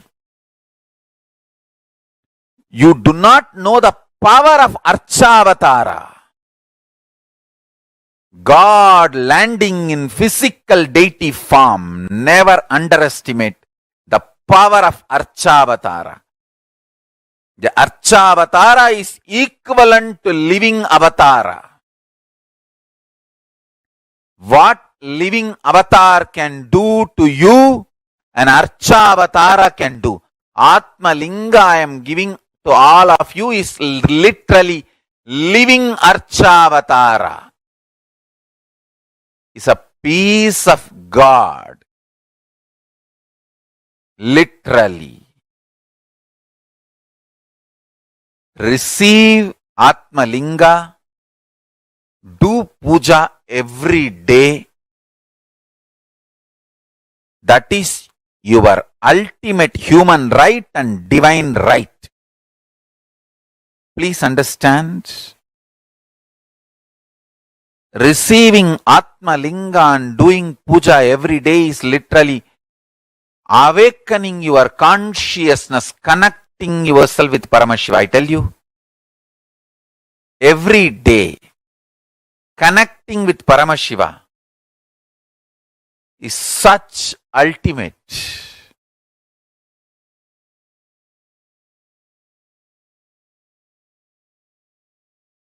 Puja is the time-tested, foolproof, ultimate stress-busting methodology.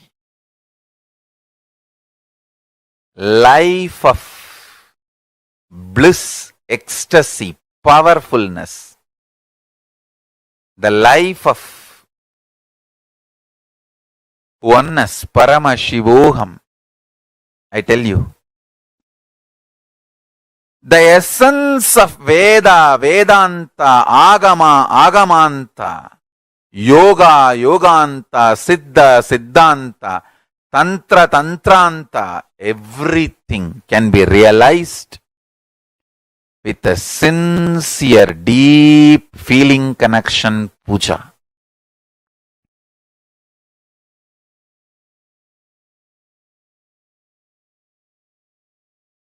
Puja is the ultimate. Especially Nitya Puja. It is just unimaginable lifestyle. We should make as many deities as possible and as many temples as possible. As many people should be inspired, initiated to do Nitya Puja.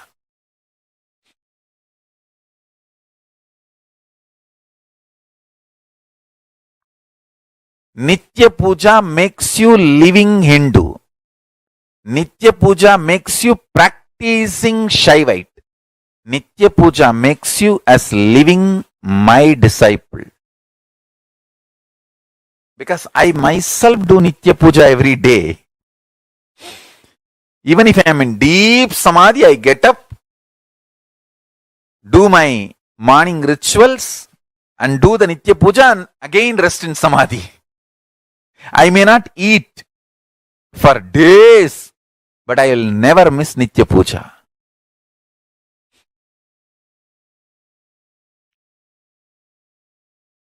Even the people who cherish enmity towards me, they say, he somehow doesn't miss Nitya Puja. I may miss eating, I may miss sleeping, I may miss drinking water, I may miss anything but not Nitya Puja. Even when I was not allowed to take bath by doctors when I had the fracture in the right hand, I'll wipe the body. Doctors did not allow me to pour water on the body. So I'll wipe the body, keep the hand up with a plastic cover and pour water on my head and come and do the Nitya Puja.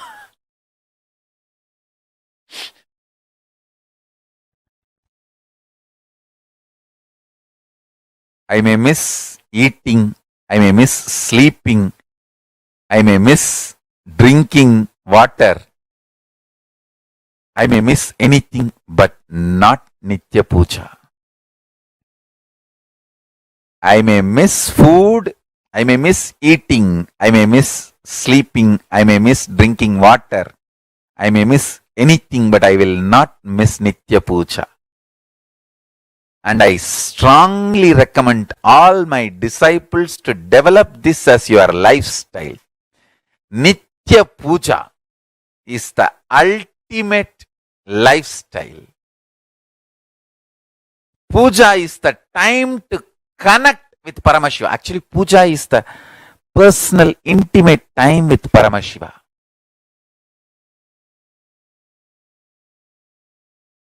You should always wear your Atma Linga on your body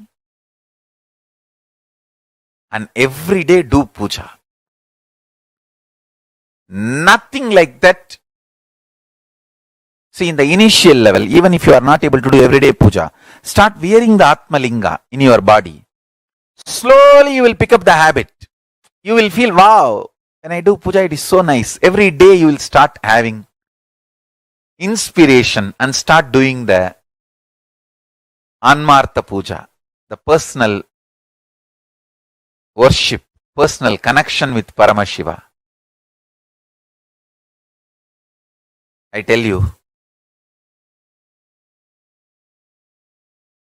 if at all we need to write in one line in my autobiography or biography, because there will be thousands of biographies. There will be one autobiography by me, but there will be thousands of biographies. If I have to reduce the whole thing to one line, what is the one thing Swamiji never missed in his life? You can't even say breathing, because many times in Samadhi I stopped breathing.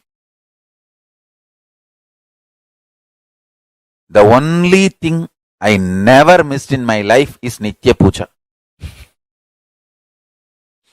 Many times I have stopped eating. Many times I have stopped sleeping. Many times I have stopped drinking water. Many times I have even stopped breathing. The only thing I have not stopped in my life is Nitya Puja.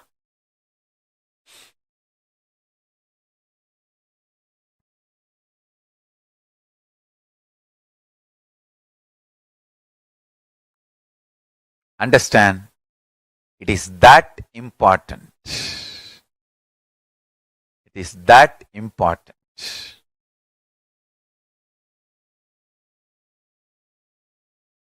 Nitya Puja cleans your whole system, detoxes.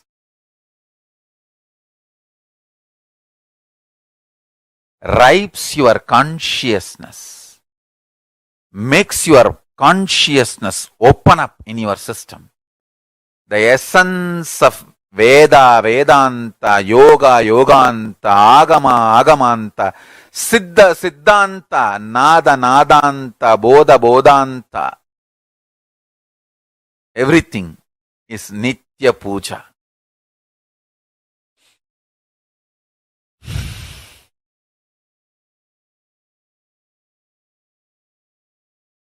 A deep feeling connection with Paramashiva.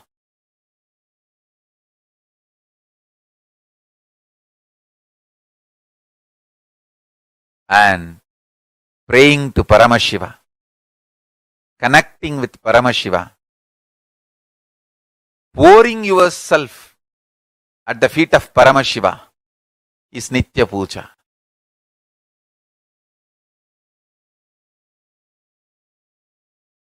All I am trying to tell you is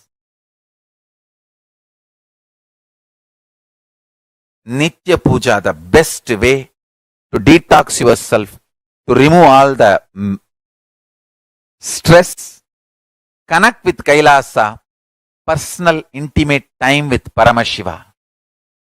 Nothing like Nitya Puja.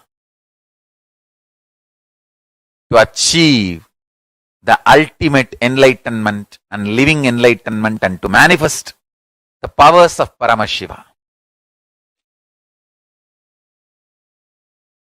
To manifest the state, space, powers of Paramashiva, Nitya Puja is the best.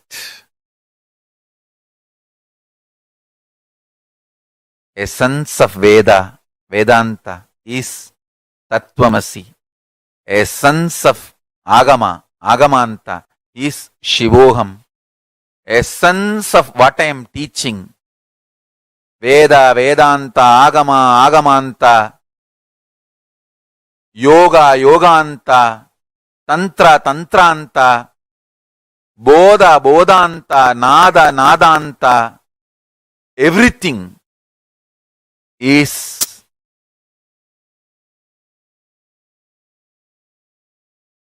Om Nithyananda Paramashivoham, that can be experienced through Nitya Puja every day. So,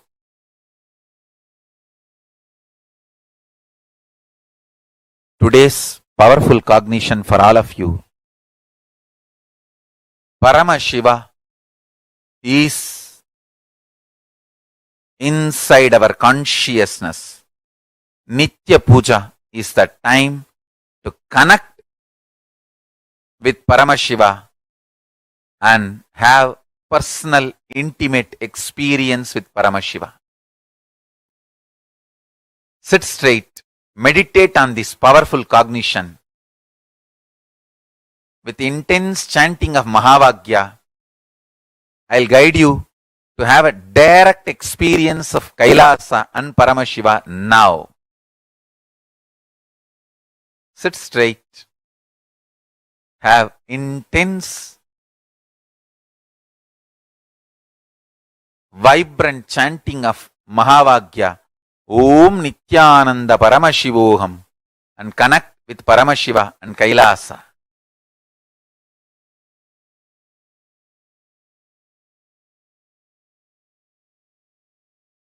Upasana is literally Samipya Mukti and Sarupya Mukti merges into Sayujya Mukti.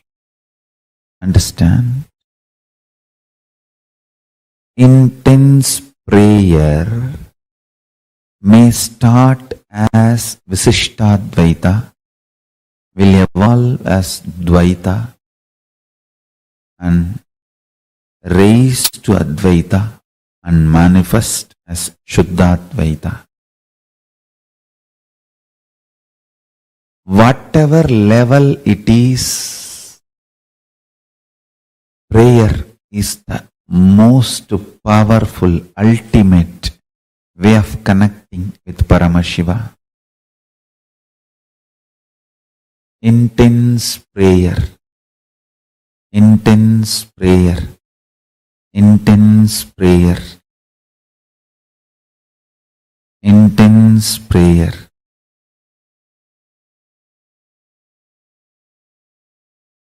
People ask me, when thousands worship you, why do you bow down so much in front of the deities? And understand, this is the secret. When you sit in oneness, you should know very clearly, even when I pray, I am you.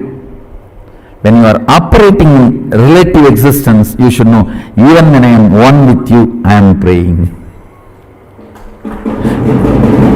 I am devoted to you. In relative existence, always be devoted. In reality, always be one. Understand, duality is not ultimate. I am repeating again. Oneness is the ultimate truth.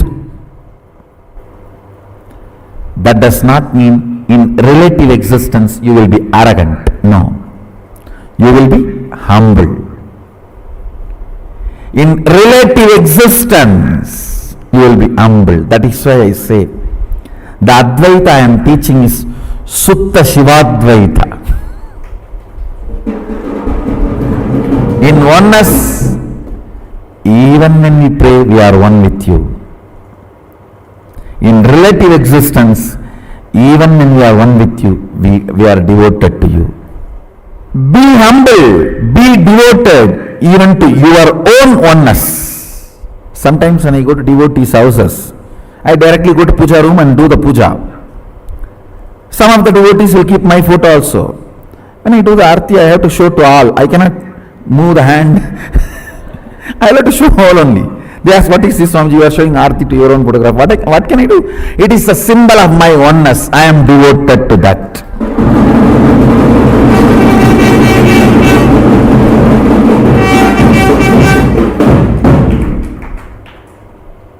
Even I bow down to. See, you have both component.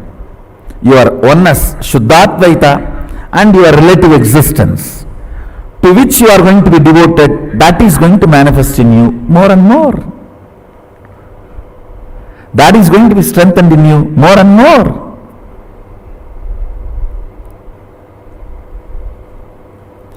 Kailasa is the space of ultimate oneness. Sachidananda, ultimate oneness. Understand? Kailasa is the space of ultimate oneness. And if you hear only the Shabda, you can read your mind. If you hear only the Nada of Kailasa, you can read others' mind.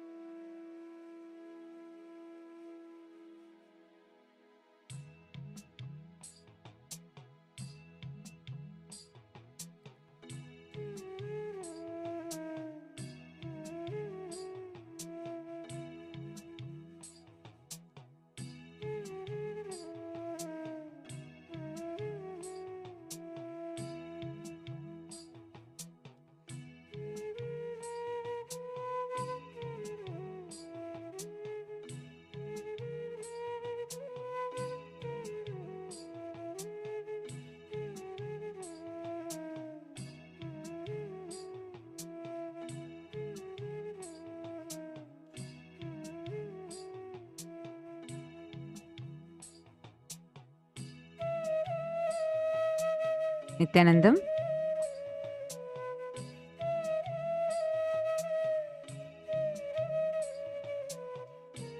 Nithyanandam. Now let's all enter into the session on Vishesha Deeksha. Very powerfully, Swamiji revealed about what is Vishesha Deeksha and why Vishesha Deeksha and the power of Atmalinga. Now, in this session, we are going to be understanding more on what exactly is this Vishesha Deeksha and why should one take this Vishesha Deeksha and what exactly would be your lifestyle. So this is what we are going to be learning and understanding in this session. Now let's all enter into the session. Can I request all the participants to please turn on your cameras?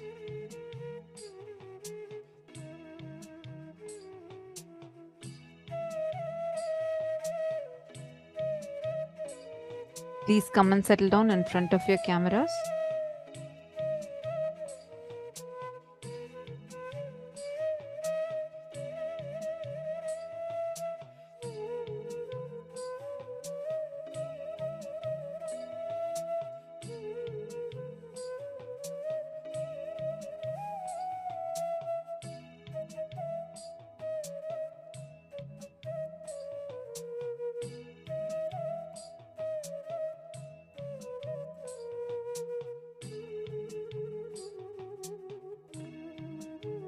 Deeksha is one of the most beautiful initiations where you are empowered to connect with Paramashiva and Guru.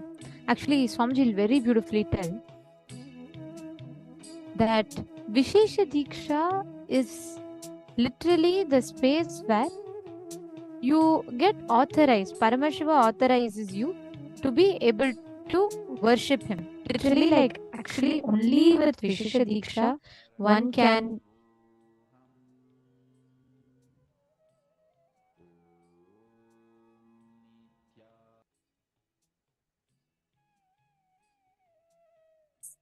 it is only with Vishesha Deeksha one can actually worship Paramashiva.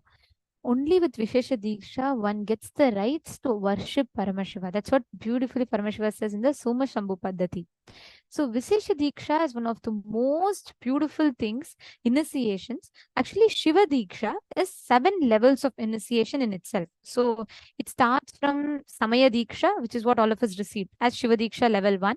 And then it goes up to Acharya Abhishekam, the Nirvana Deeksha.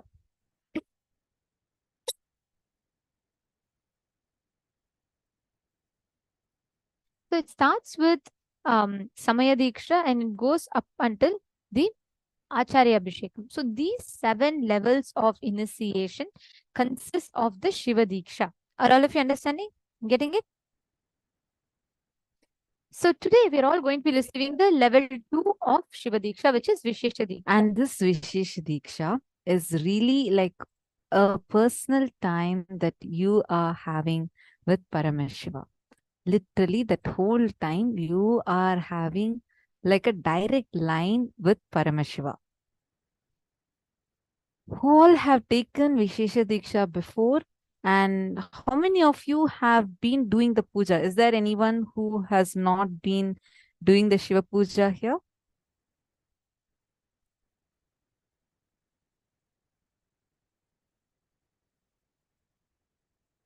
See, because doing the Shiva puja is very, very, very important. Masonya Rao, you should start doing. Today we will be actually guiding you with all the steps. I hope you all would have gotten the gift. Even last time, you would have gotten the gift of Swamiji chanting the mantras. And this time also, you'll be getting the guidelines as an email about how you should do this Shiva Puja. Now, let's all enter into the Vishesha Deeksha itself. What exactly? Ma Nitya Jnana Achalananda, you should be doing the puja every day. Actually, Swamiji started giving this initiation in 2015, September of 2015. It's actually a very powerful initiation which empowers you, initiates you, authorizes you to do Shiva Puja. Now let's understand what is this Vishesha Deeksha. See, Vishesha Deeksha is the second level initiation that bestows the right to offer prayer and gratitude through the personal puja to Guru and to Paramashiva.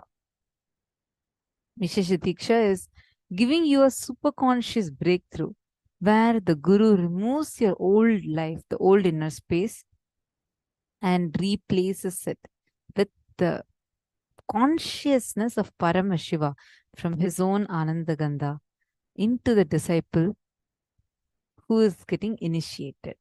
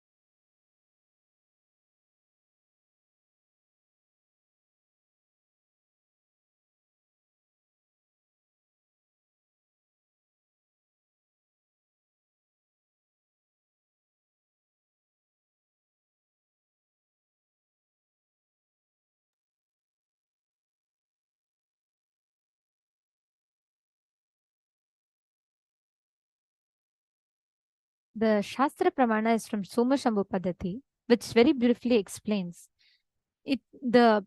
Every ritual that we have, it is all taken from our scriptures, the Soma Shambhu Padati. Okay. And each of these, Swamiji actually follows it to the dot, exactly as it is described in our Shastras. Like, for example, this one. It says beautifully how the Guru should throw the flowers invoked with the mantra Astraya Humfatu on the disciple's chest. And imagine in the heart of the disciple the glow of supreme spirit of extreme effulgence inhabiting the subtle body.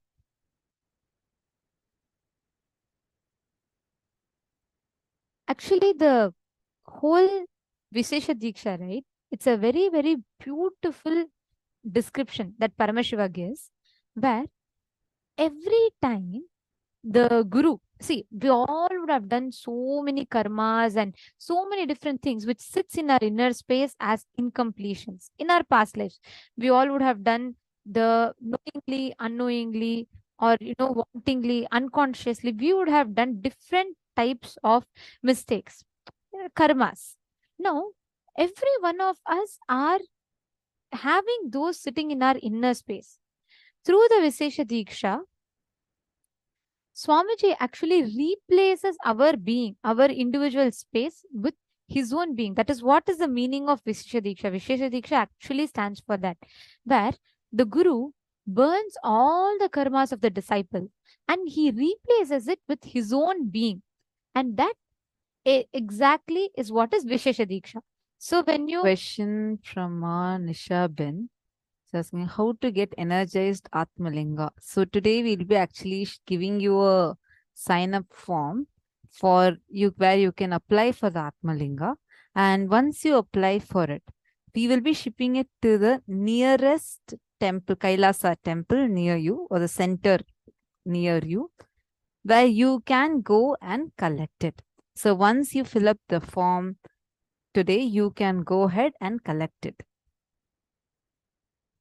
So all of you, whoever is getting Vishesha Diksha today, all of you can get your Atmalinga from your nearest Kailasas. We will also be emailing the contact information of your nearest Kailasas to all of you.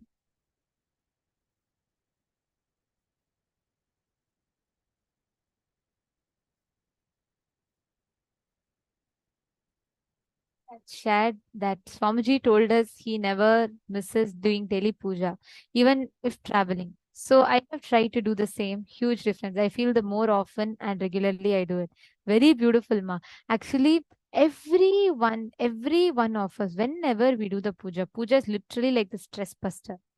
And when you offer the puja to Paramashiva, it's only with Vishesha Diksha you become eligible to offer that puja to Paramashiva. And like this Shastra's Pramanas beautifully describes, the definition of Shiva Diksha is where Paramashiva makes you eligible to become him. And there's a proper procedure described in the Somashambhu Paddhati, where they say you have to invoke Parashakti and Paramashiva, Vagishwari and Vagishwara in the fire. And the Guru knocks the heart of the disciple with the flower, visualizes the consciousness sparkling as a star in the heart of the disciple, enters the lotus of the heart of the disciple, put the consciousness of the heart of the disciple on the self, the Guru's lotus of the heart. Keep the consciousness of the disciple in the fire. Actually, the Vishesha Diksha process, right, the way it happens, if you see how the process of Vishesha Diksha happens, there will be a Homa Kunda. There will be like a Homa happening. Swamiji will be sitting and Swamiji will be doing the initiation. And it's a elaborate process that happens. When Swamiji does the initiation, right? Swamiji is initiating. He literally removes all the incompletions sitting in us. So actually, if you see for Vishesha Diksha, typically there's a Homa Kunda happening. There's a Homa happening and Swamiji sits right in front of that and each of us go in front of Swamiji. And for women, Swamiji will put flower on the third eye and for men, Swamiji will put flower on the heart center.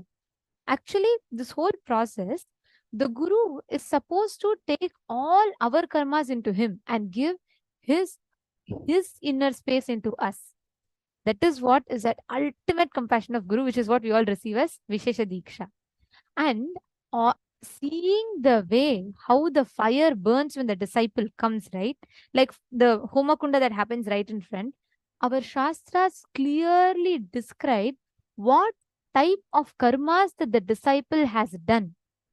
Just seeing the way when each person comes, actually the fire pattern will change. It's like literally like it will reflect what the disciple's inner space is. Seeing when the disciple comes, how the fire responds, the Guru will know what type of karmas the disciple has done. And then he decides, even all of that, he will take it on himself and give that ultimate blessing to the disciple. Sri Lakshmi, you're asking if you can request the Atmalinga to be shipped to your location. You can directly talk to the center coordinators or your Mahants. We will be sending out the numbers in all of your emails. You'll be receiving it today. And you can directly get in touch with them and coordinate with them. They'll be able to help you better. And Ma Sonia Rao, I remember of you saying that you wanted another Atmalinga.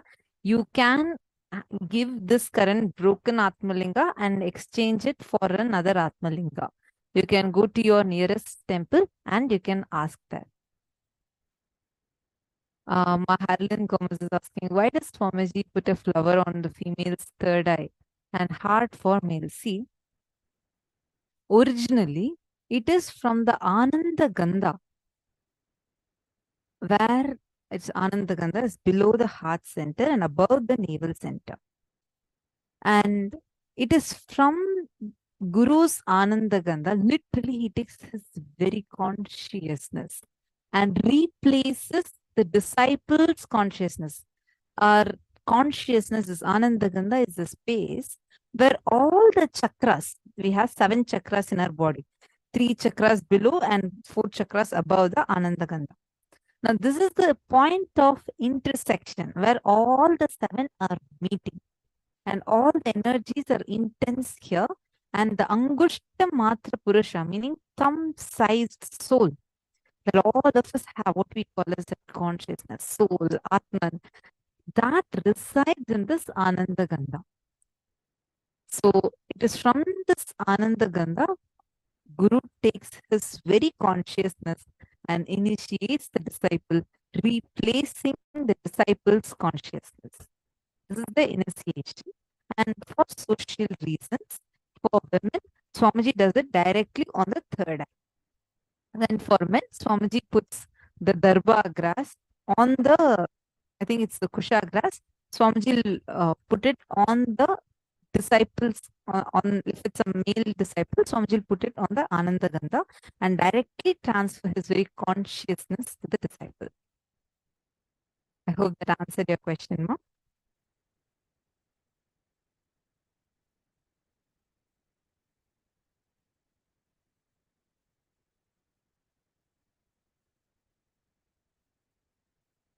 Now we're going to share with you what is told in Somasambhadati about how the Guru identifies the quality of the disciples, like what kind of karmas the disciple has done based on the way the fire is.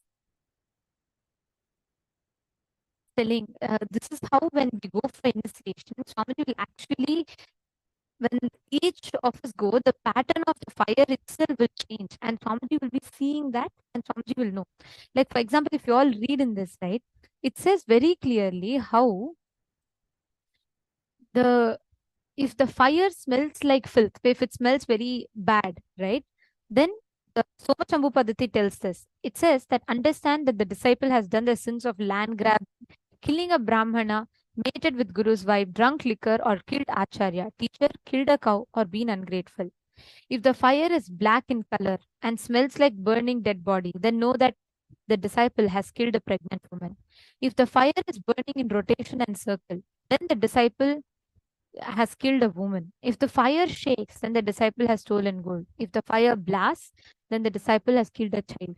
Understand, in those days, all the types of the worst sins that used to be there, that is what is given here. And even now, just by knowing how the fire pattern goes, Swamiji told, like, even when you do a non-integrity or you're hiding something, or you have done some kind of karmas in your life, stealing, lying, all of that, the Guru will, just seeing the way the fire burns, the Guru will be able to identify. And after the homa is over, the Guru keeps the consciousness of the disciple, which is like fire sparks, and then he takes that into the Guru's heart, in his own heart. And then in the heart of the Guru merges the consciousness of the disciple with that of Bhagavan Paramashivam. And Guru reinstalls the consciousness in the heart of the disciple, the consciousness of Paramashiva in the heart of the disciple. So the lifestyle after Vishesha Deeksha. Now, right after you receive the Vishesha Deeksha, there are certain principles, certain rules that we are ordained to follow.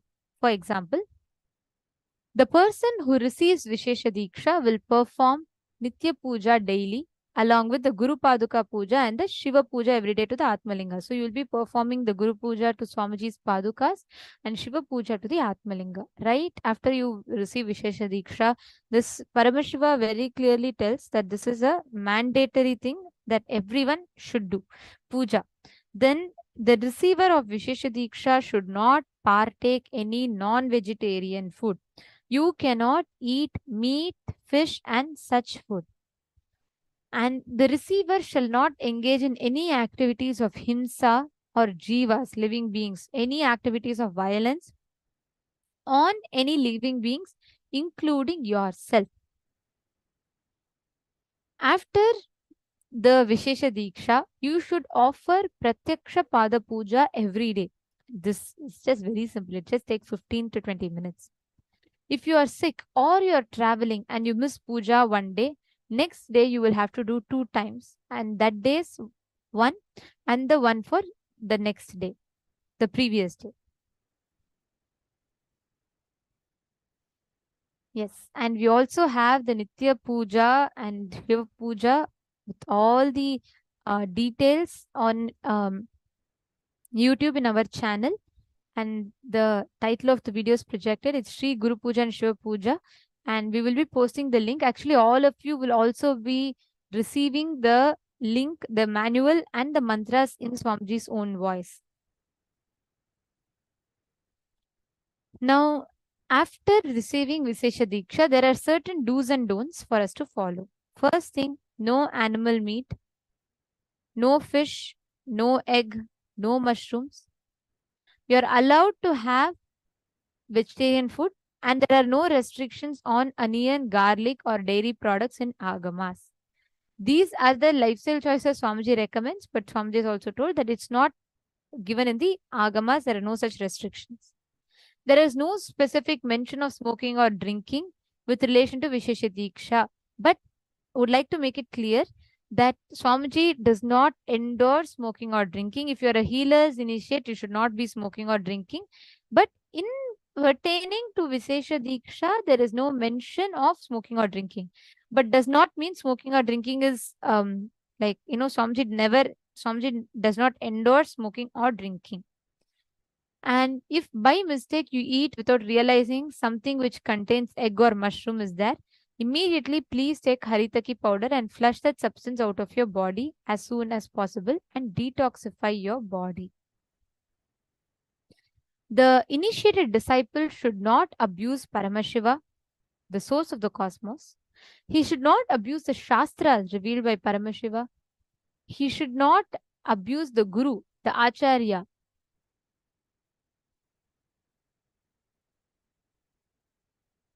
And he should not cross the shadow of Shivalinga. He should not eat the food offered to Chandikeshwara. He should not cross garlands offered to Chandikeshwara. He should not abuse the person who has received the Shiva Diksha. And till the last breath, he should do the puja to Shiva, Agni and Acharya. It is with this commitment that a disciple receives the Shiva Diksha, the Vishesha Diksha.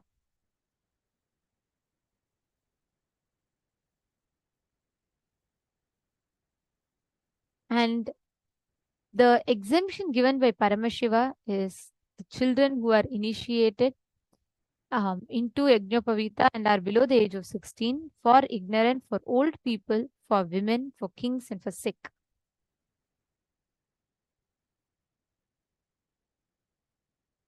There are 5 people you should never meet empty-handed, which is a child. Whenever you see a child, you should always share something.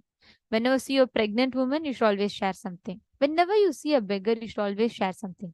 Whenever you see a sadhu, you should always share something. 5th, whenever you see a guru, you should never go empty-handed.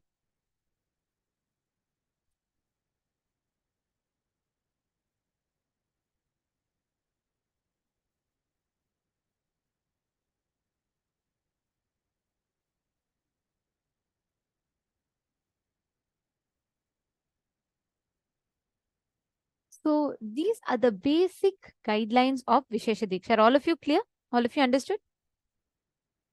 Yes. If all of you are clear, could you all please post in the chat?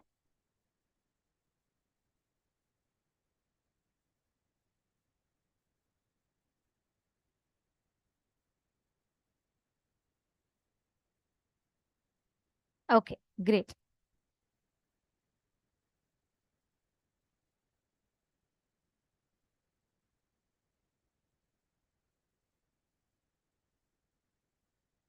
Is the puja to the Acharya and two others same as Nitya Puja? Yes, Ma Virupaksha, that's right.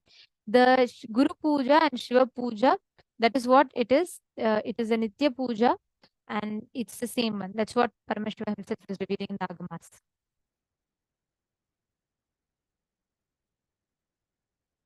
Okay. Ma Chingo is saying, Ma, you told do Pratiksha Pada Puja every day. Is it same as Guru Puja? Yes. See, Ma, Guru Puja is like a shorter version. Pratiksha Pada Puja is more elaborate version. You should do at least Guru Puja, but Pratiksha Pada Puja is preferred. Pratiksha Pada Puja is where you chant all the mantras, everything. So that is Pratiksha Pada Puja. Okay. Now, we will be circulating the link to all of you. We request every one of you who want to apply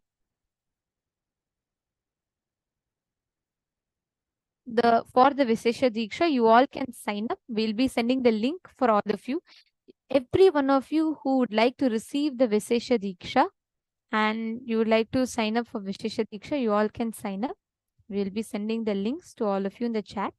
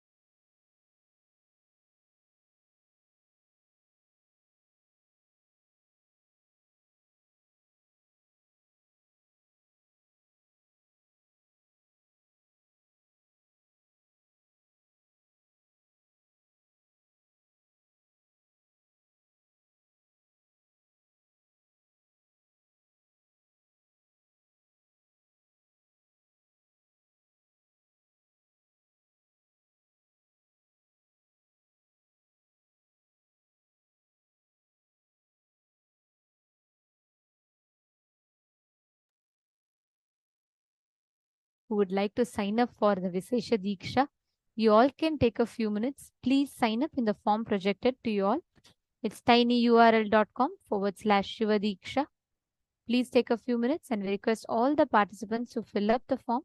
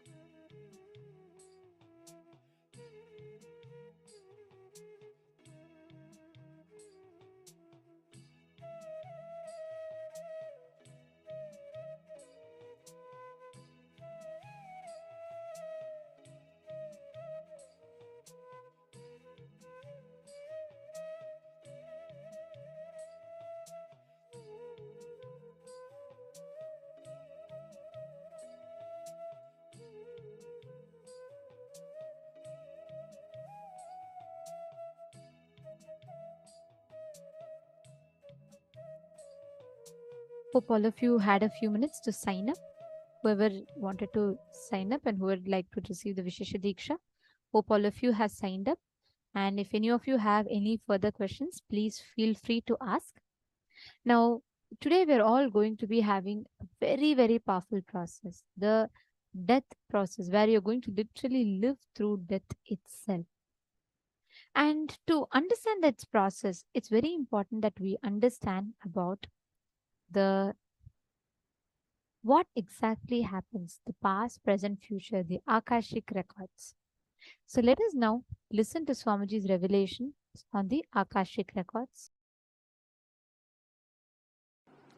First, nothing can be destroyed.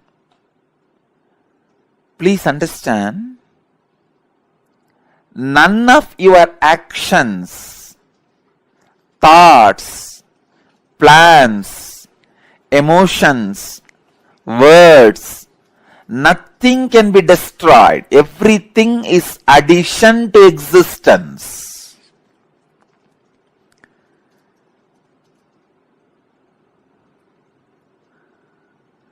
Every moment, every one of our thoughts, words, actions, everything just go on, gets added to existence. 10,000 years ago, what rishis were doing on the banks of Saraswati is still available in the cosmic archives as if it is happening now. Please understand, 60,000 years before, what human beings were doing in the Ganges civilization is available as if it is happening now with the 4D clarity, not just 3D, 4D clarity. Nothing can be destroyed in the world. Everything is stored.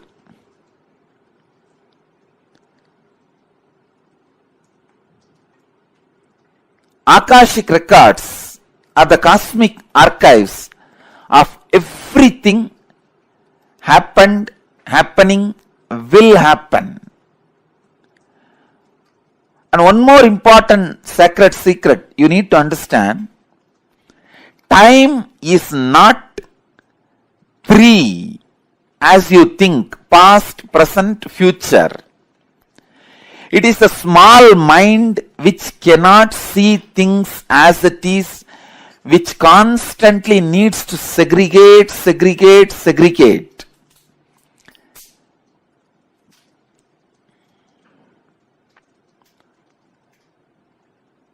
For example, if you keep a fruit basket on the table,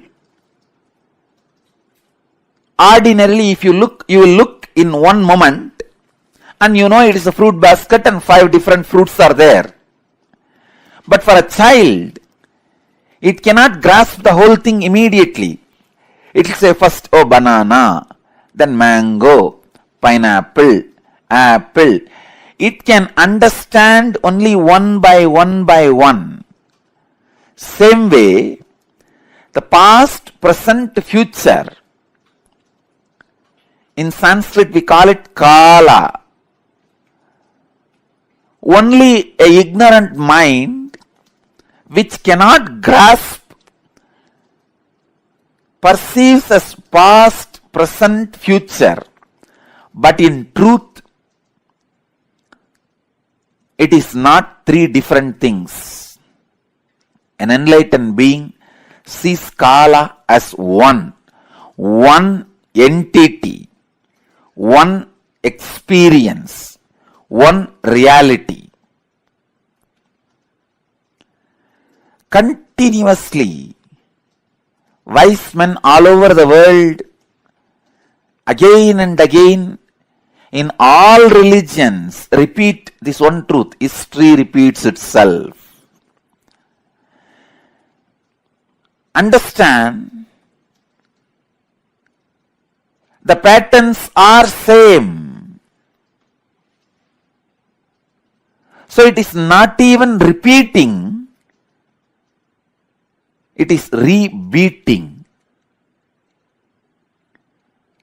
The whole life is certain rhythm with certain beats. That rhythm is continuously moving. Even the word repeating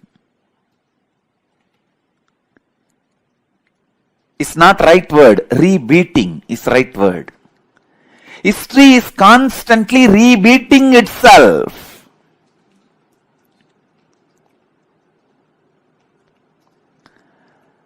Because past is not independent of future and future is not independent from the past. They are just single unit.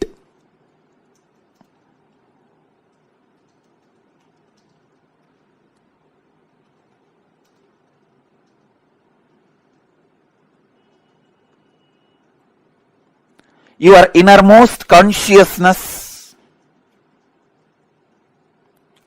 can just experience all three at a time. Simply, it can experience.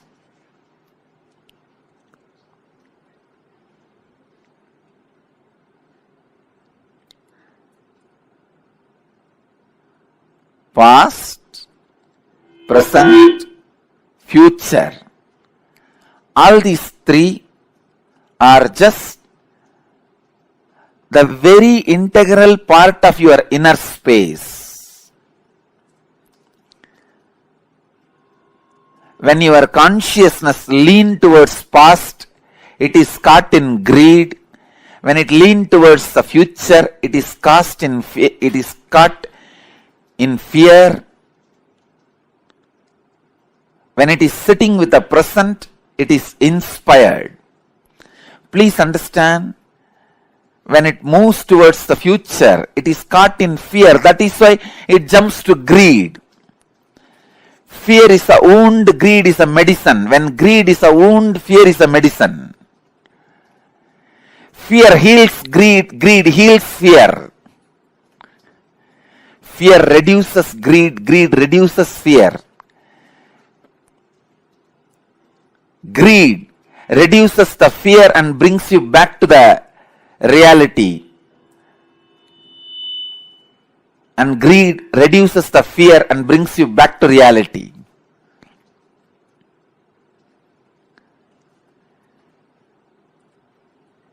Past, present, future. All three are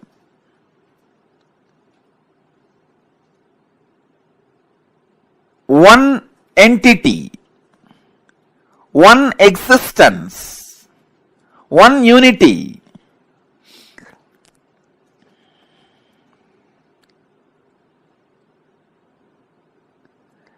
Just with the consciousness which does not get stuck in the fear or in the greed, you can see the whole. You can see the whole. Please understand. You can see the whole.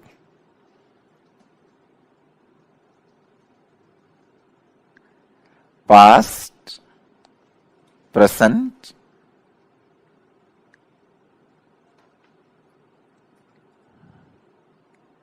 and future.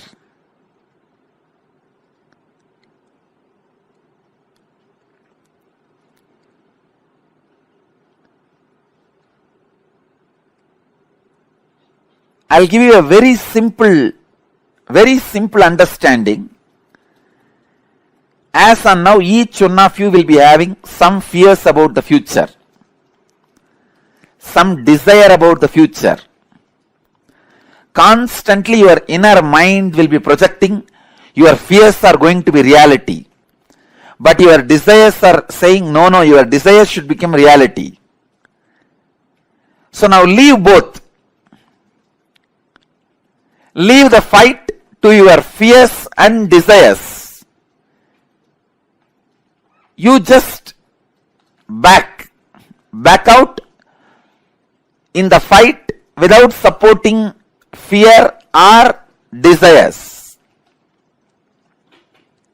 Please understand, if you just distance yourself from your fears or desires, even now, just distance yourself, back out,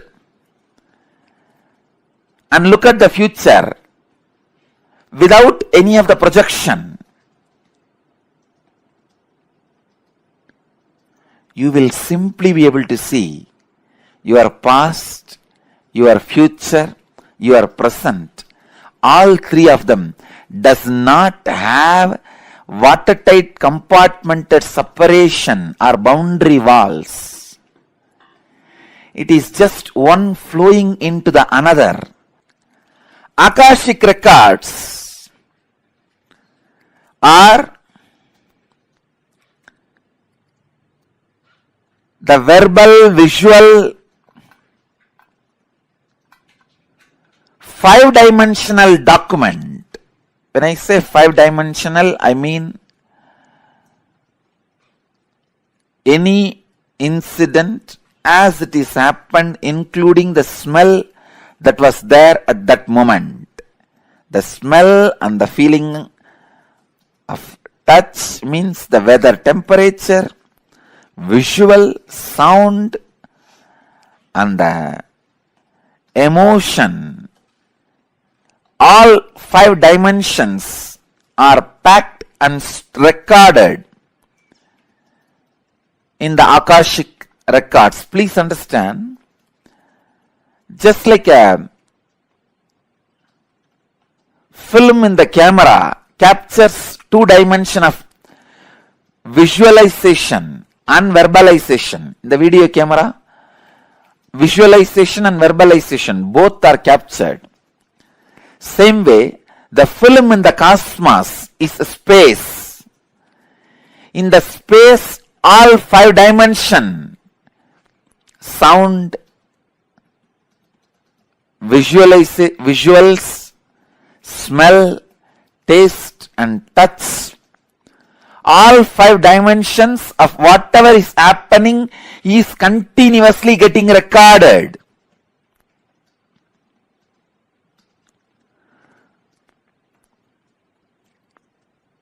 As the future is nothing but the extension of the past, the future is also predetermined.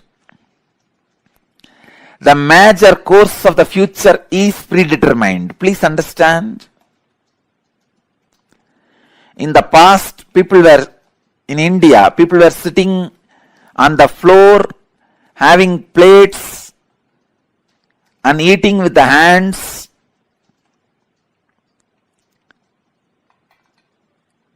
Idlis, the old breakfast. Then, now people sit on the dining table, use the spoons and forks, maybe eating pizza. In the future, they may be sitting somewhere, eating something, using something. That may change in future, but they were eating only through mouth in the past, now also only through mouth. In future also they will be eating only through mouth. That cannot be changed. So the major things in the past or in the present or in the future cannot be changed. Please understand, when I utter the word future is predetermined, realize the freedom in you. Don't be frustrated. All the frustrating parts of your past can be changed. Only the components and the parts which puts you in restful awareness are predetermined. Let me describe more clearly.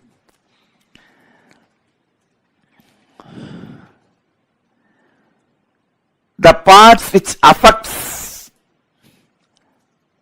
you with fear and greed always have a possibility for innovation. If you are affected by the fear of a snake or greed of something, those things can be changed in your future because that is not reality. But there is something which is reality, which always puts you in restful awareness, that cannot be changed. Let me give you one example from Vedanta.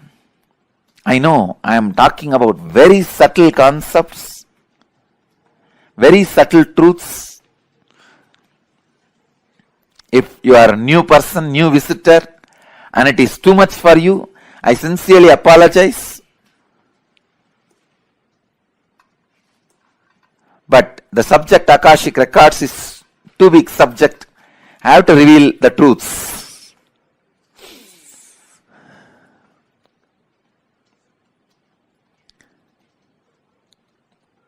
Please understand. In the dark night, you are walking in a forest alone. A rope is lying on your way. The moment you see first thing, naturally, you will have the fear stroke, it may be snake. At least for a few seconds, you will be in that mood, it is a snake. And most of us, our eyes have so much of power, it will show as if that end of that rope is moving little bit. That's power of our eyes. So you'll have the fear stroke. In few minutes, if you observe that rope very closely, strongly, intensely, suddenly you will realize, no, it is not snake, it is just ordinary rope lying. Then you will just settle down, relax. First, the impact happening on you, that fear. The second, the realization of you relaxing into the restful awareness. So these two components are there in this whole incident.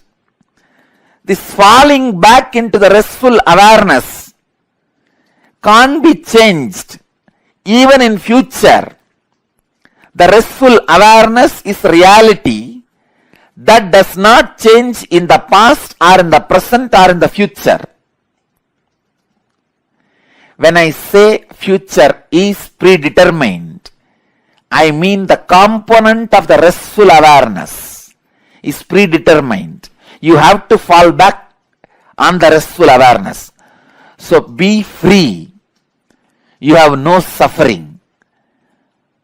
No incident in your future can destroy you. You have to fall back on the restful awareness. It is predetermined destiny of every being. But the component of this fear can be changed. Instead of the fear of the snake, you may superimpose alligator on that rope. If it's a big rope with few stones around it, few leaves placed around, you can project an alligator instead of snake. So the possibility of the projection is the changeable part of your future. And the possibility of falling back on the restful awareness is predetermined part of your future. When enlightened masters say future is predetermined, they are saying the truth.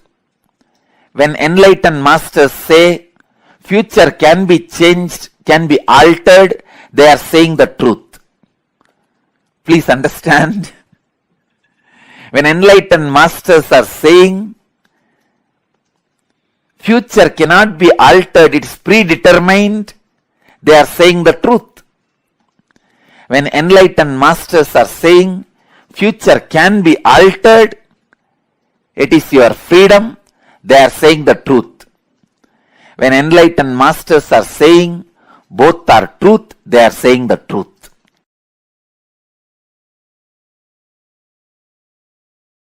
The Akashic records are, it's like a password being handed over to you.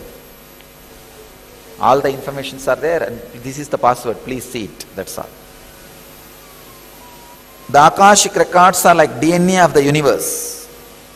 Each soul has its own Akashic records and there are collective records of all souls of all journeys.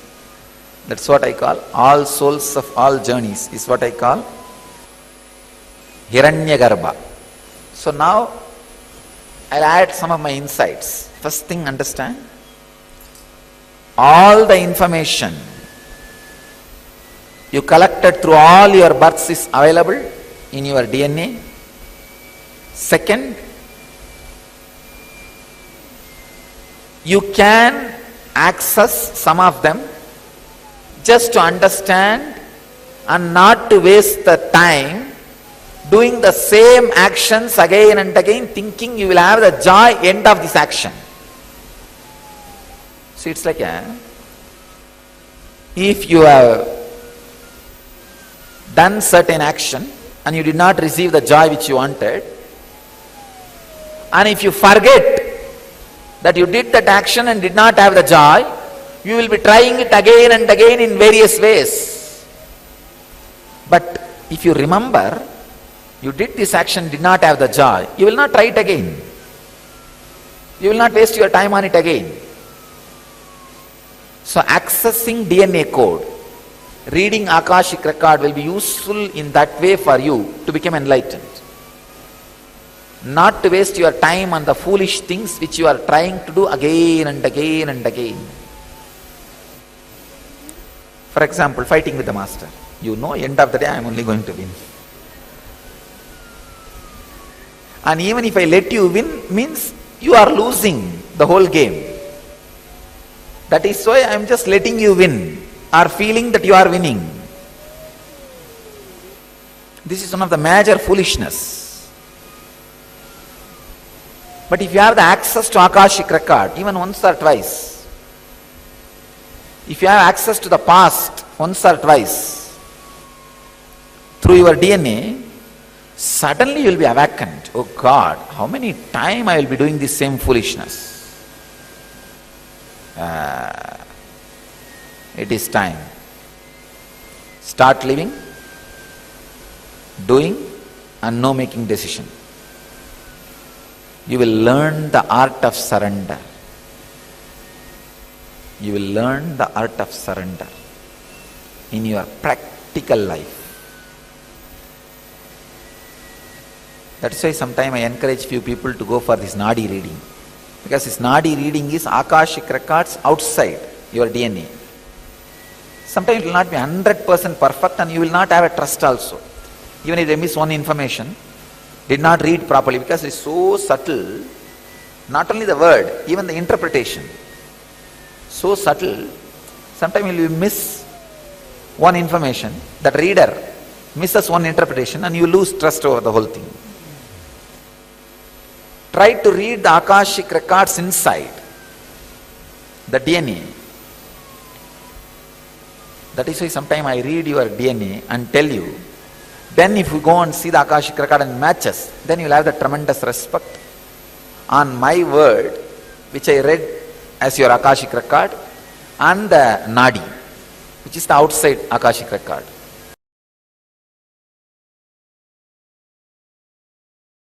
From the pure space of Kalabhairava,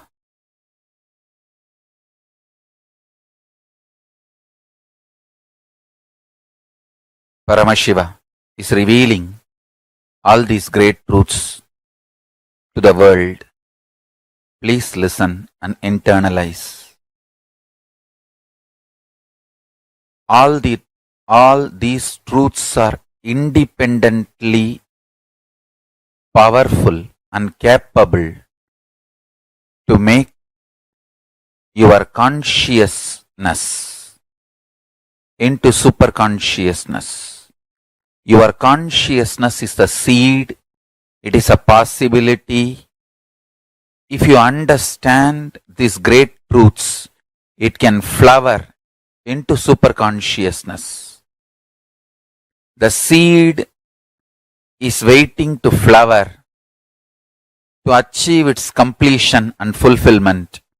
Listen and cognize these truths. You will achieve completion and fulfillment, ultimate enlightenment. Listen. The first truth.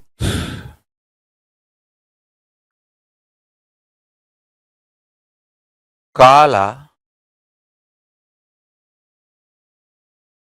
continuously meets your consciousness now. So the mood of your body, your mind, your physiology, your psychology you keep now plays a very important role in your whole life. If you keep the now in incompletion or hopes, that will continue forever. If you keep the now in the completion and clarity, that will manifest forever.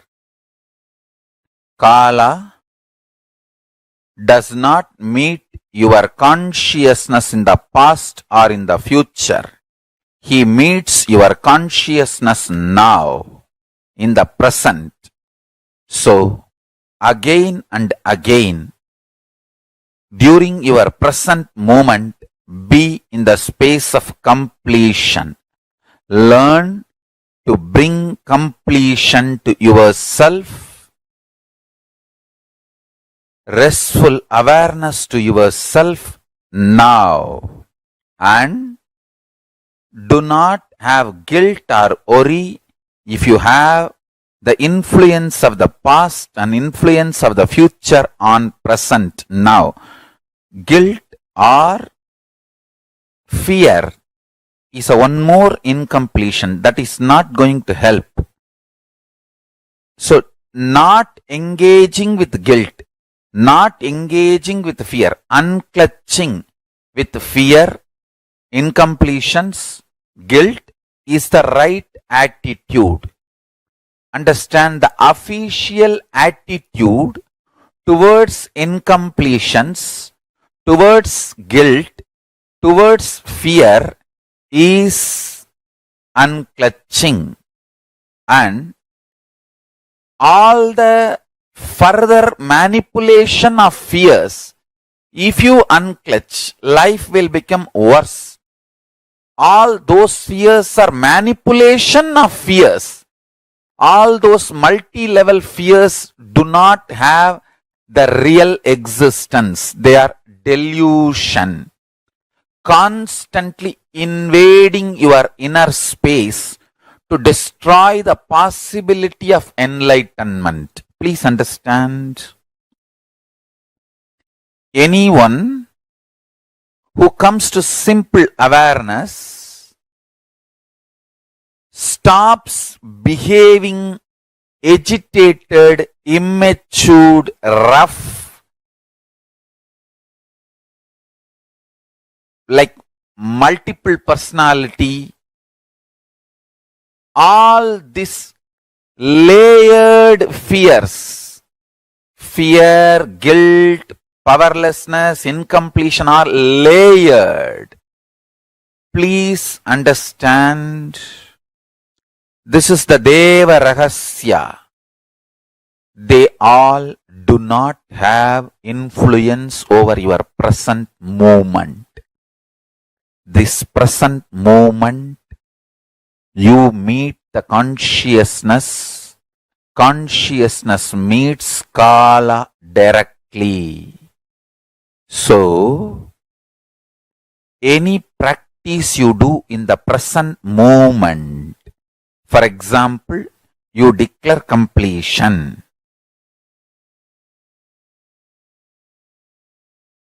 Immediately, Even 2000 years of incompletion has no power over you. This is Deva Rahasya. Understand?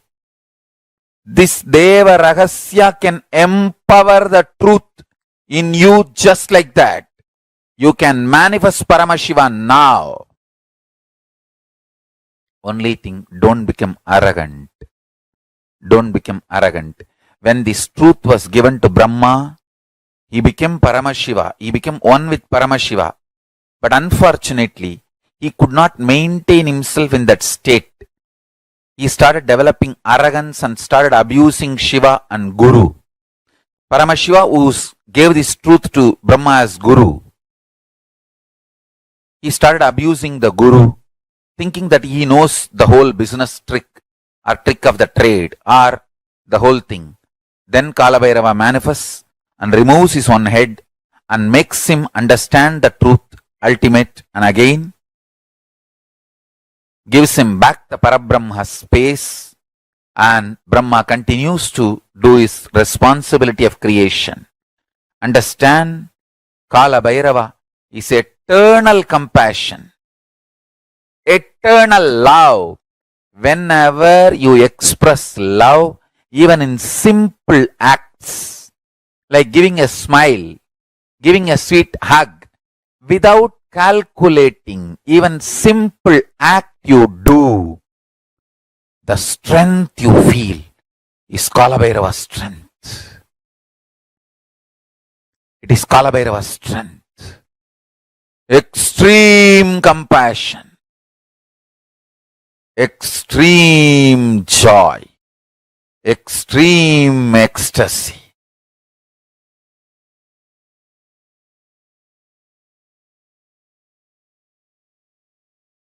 Brings intense powerfulness and strength in you.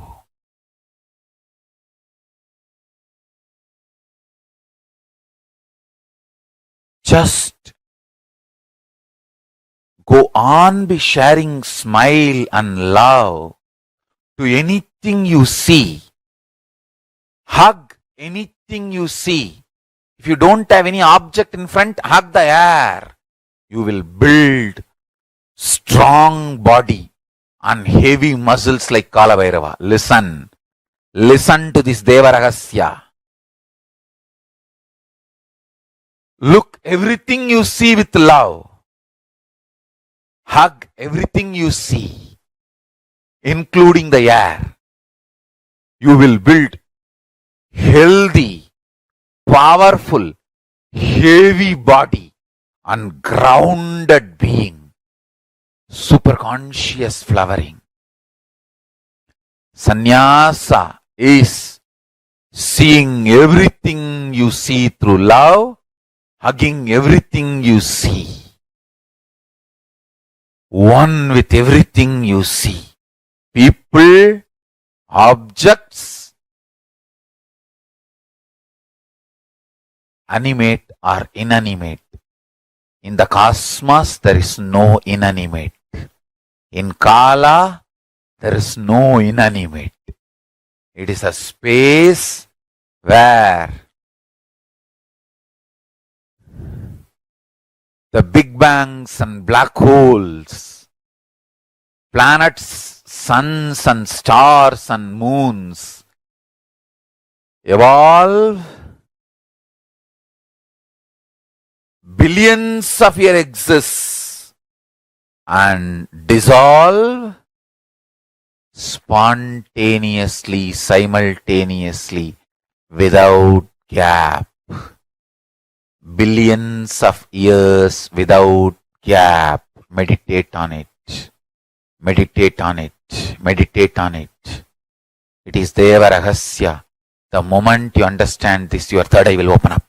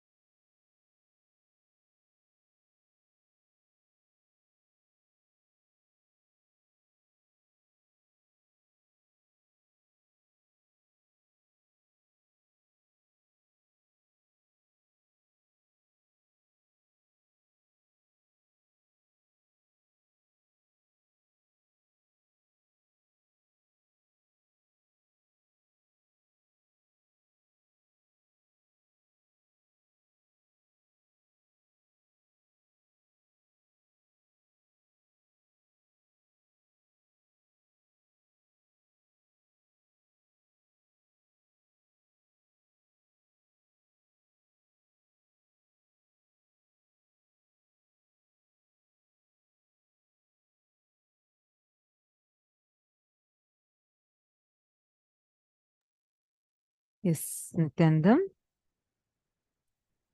We all learned and understood about Vishesha Diksha, and now we understood about the Akashic readings. How many of you have had an Akashic reading done for you before? Who all here have had that before? Please, can you all post it in the chat?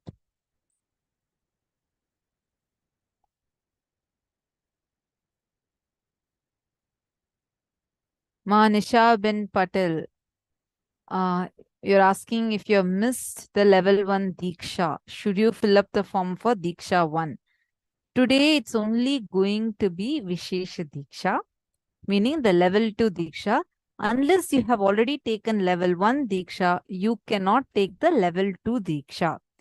But don't worry, the next program, day 1 of the next program, we are going to be having this Deeksha available where you can sign up and you can receive the initiation absolutely free of cost. So you can come on the day 1 of the next program. You got it, ma? Manisha bin Patel? Wonderful.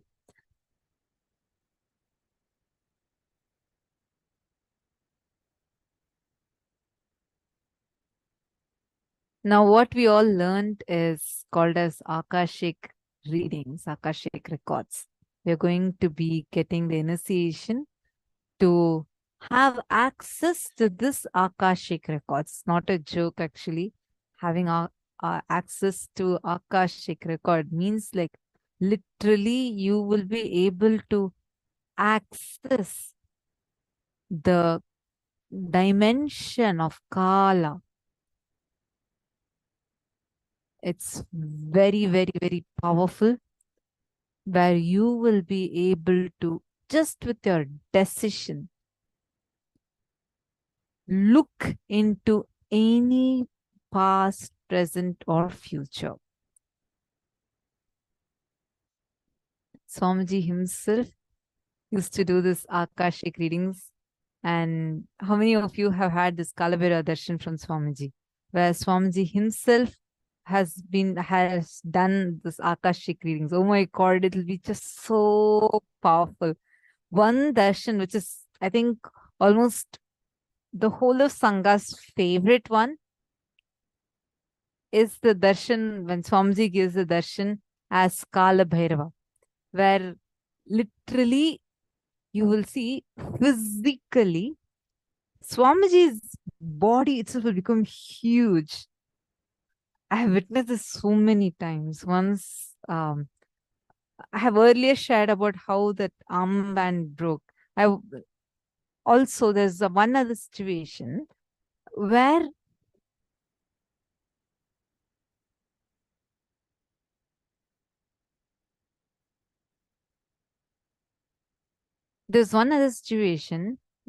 like Swamiji was about to give the darshan, okay?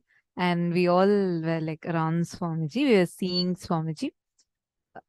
Just before Swamiji entering into the bhava of Kalabhairava. And Swamiji was wearing a Rudraksha anklet. And that Rudraksha anklet is normal. It's not even tight. It's actually loose. And it's just there on Swamiji's feet. Swamiji is just holding the Trishul and standing, like turning back and standing. In a few minutes, the darshan started. And Swamiji started, like Kalabhairava landed into Swamiji. And Swamiji gives a loud laugh, a cosmic laugh as Kalabhairava. If you have especially attended the Inner Awakening program, the physical programs, and you have had the darshan of Kalabhairava, you'll know what I'm exactly talking about. Just the laughter of Kalabhairava will be so powerful. And during the darshan, when like Swamiji did not even move one bit, Swamiji is just standing, and then like Swamiji is just swaying. The body physically grew, and Swamiji's body became huge, such that the anklet at Swamiji's feet just burst open. Understand Kalabhairava darshan, it's like a feast to your being. It's so powerful. And it's like all your kundalini will just shoot up high. You don't need to do anything. Just sitting in the darshan, you will see so much of power just happening inside of you. Oh my God, it's just so, so, so wonderful. And today we are going to be having that darshan of Bhagavan Mahakala Bhairava. Akashic records, Swamiji, when Swamiji was giving this Kala Bhairava Bhava Samadhi darshan, actually what you're seeing now are all some of the snippets taken during the Kala Bhairava darshan.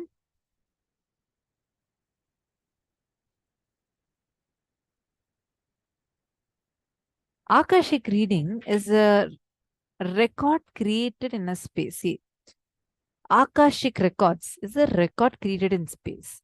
Whatever has happened in time, it is there as a file.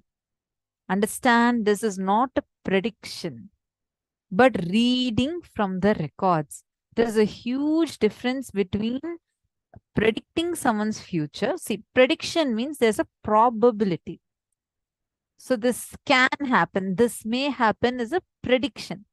But whatever has happened, whatever is happening, and whatever is yet to happen is recorded in space, Akasha.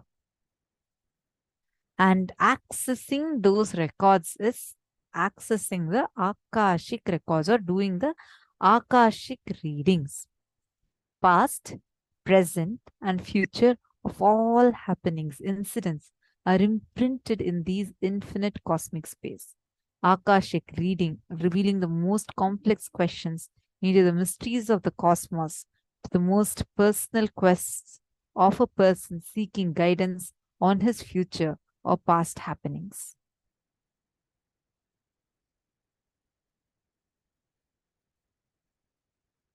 Nitye nirashreye shunye vyapake kalanojjite bahyakashe manakritva nirakasham samavishet.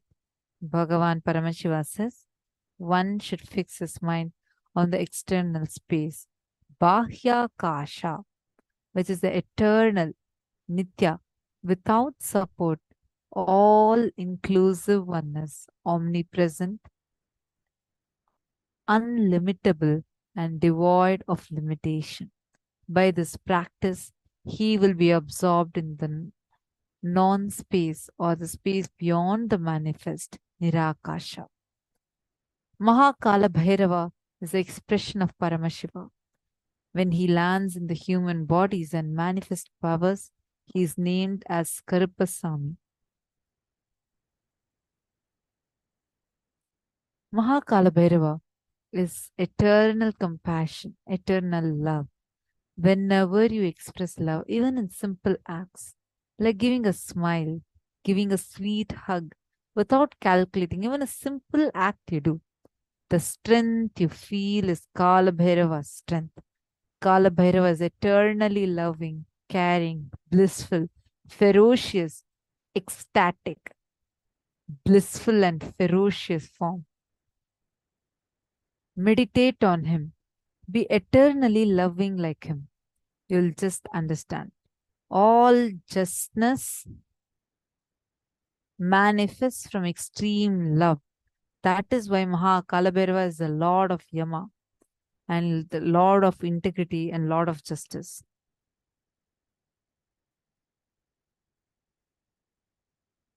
Kala Bhairava, with his extreme compassion, he actually guards the cosmic archives. Swamiji tells the key to the Akashic records, the cosmic archives, is with Mahakala Bhairava. So here we can see Swamiji with his Guru Mata Vibhudananda Puri. It was Shri Mata Vibhudananda Puri Devi who awakened the biomemory of Bhagavan Mahakala Bhairava in Swamiji. And Swamiji was, at a very young age, Swamiji had been initiated, and Swamiji awakened his ability to see the past, present, and future. And please understand, only a being who transcends time has the ability to be able to access the cosmic archives, reveal what is there as it is, without any commission or omission, or without any editing, altering of the records that is there. Only an avatar, a being who's transcended the time, can do that. That is what Swamiji is, as an avatar, has taken the responsibility, and out of his compassion, Swamiji is giving to us.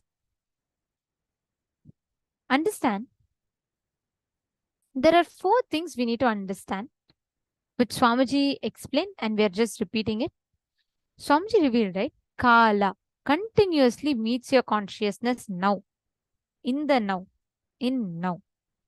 So the mood of your body, your mind, your physiology, your psychology, you keep now, plays a very important role in your whole life. If you keep the now in completion or hopes, that will continue forever. If you keep now in the completions and clarity, that will manifest forever. Kala does not meet your consciousness in the past or in the future. He meets your consciousness in now, in the present. So again and again, during your present moment, be in the space of completion. Learn to bring completion to yourself, restful awareness to yourself. The third point, do not have guilt or worry if you have the influence of past and the influence of future on the present now. The guilt or fear is one more incompletion that is not going to help. So not engaging with the guilt, not engaging with the fear. Unclutching with fear, incompletions is guilt, and that is the right attitude. See, for you to experience now, it is like, the whole time is a vast canvas. For you to experience that, you just need to unclutch. Understand, when you unclutch, the time barriers completely collapse in you. Time, the concept of time as such is a lie. Please understand, time is a lie. There is no such thing as past, there's no such thing as present, and there's no such thing as future. Time, as you know it, is a lie. All the past, present, future merges into one point, and all of them dance in the space is reality. You may be like, what is all this? Actually, today, all of you are being initiated into that power, where you transcend the past, present, and future, and you experience that space. Ma Nitya Sadashiva has said, even Mahakala Bhairava Ashtami, I attended recently. Ma, there was whose offering also has that laugh. That was amazing. Actually, Ma, when an avatar does it, right, it's called Bhava Samadhi Darshan. It is completely different from a normal person doing it. Because Swamiji is that embodiment of Mahakala Bhairava. When Swamiji lands, he lands as Kala. And he just, like every time I remember that statement, I get goosebumps. Swamiji tells that all those, why Kala Bhairava laughs is because he knows the whole cosmos is a joke and he laughs.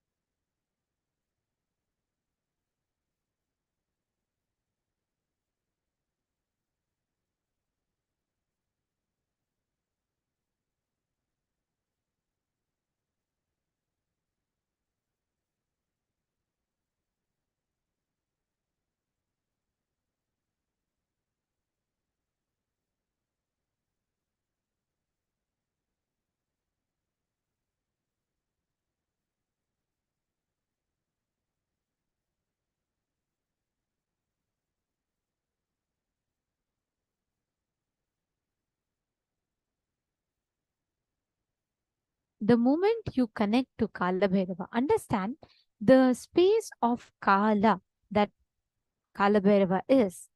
He represents the space where he transcends all our past, present, future, everything, taking us beyond the barriers of time. So understand, all of you are now going to come to the now. Can I request every one of you for a few minutes, settle down? Please sit down. When you tune into the now, you will see the way the miracles happens in you. You will see the way the whole space happens in you.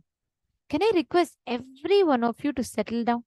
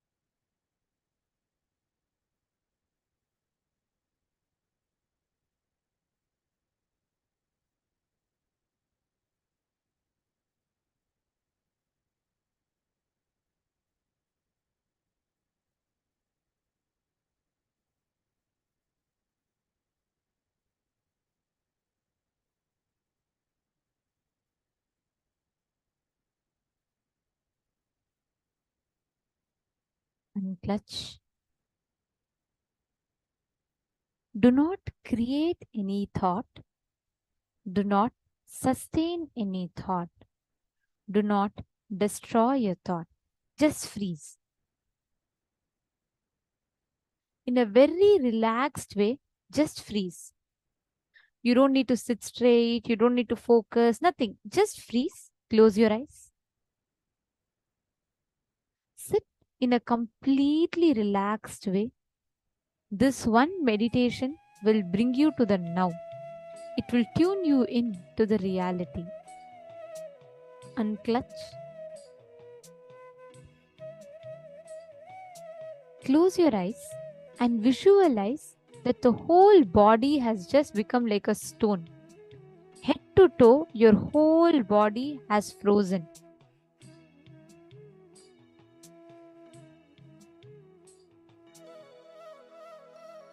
Visualize that your whole body is just frozen like a stone.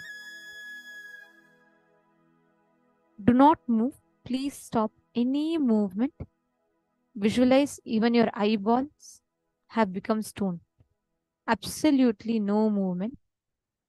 Sit in a very relaxed way.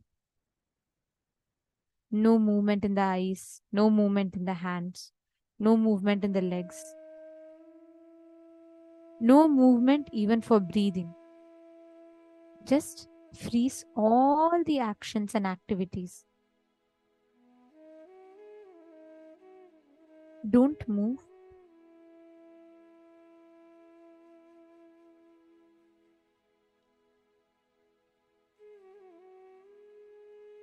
Only the idea that you are frozen should be there inside you. There should be no other idea. Just freeze. Please freeze. Do not move. Do not create any thoughts. Do not sustain any thoughts.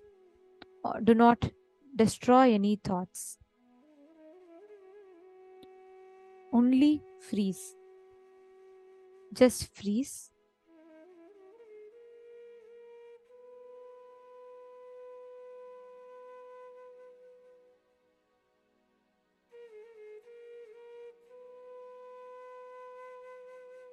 The only idea that should be there in you is that you are frozen. That should be the only idea. You should be like a stone. Literally no movement. Completely freeze. Keep your eyes closed. Please close your eyes. Please do this powerful process intensely.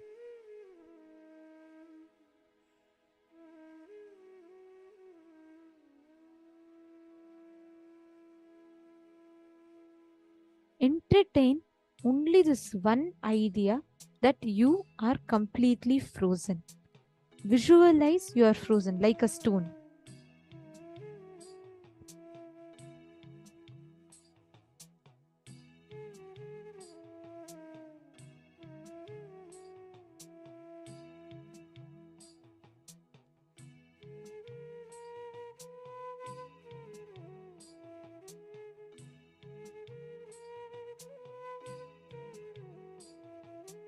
Do not visualize any relaxation from it. Don't relax, don't change your visualization. Visualize you are a stone, completely frozen. With absolutely no movements.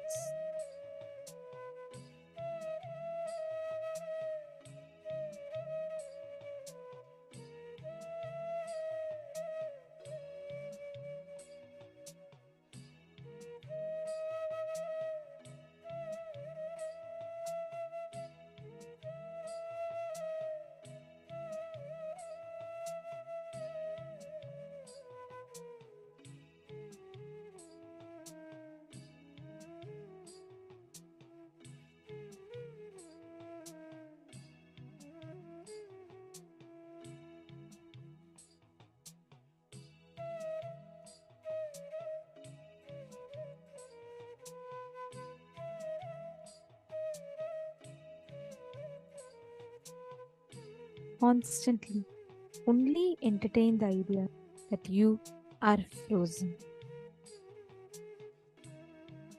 like a stone. Do not visualize or imagine any relaxation from it. You will see that you establish when your whole inner space is frozen. You will see that you are established completely in the space of consciousness.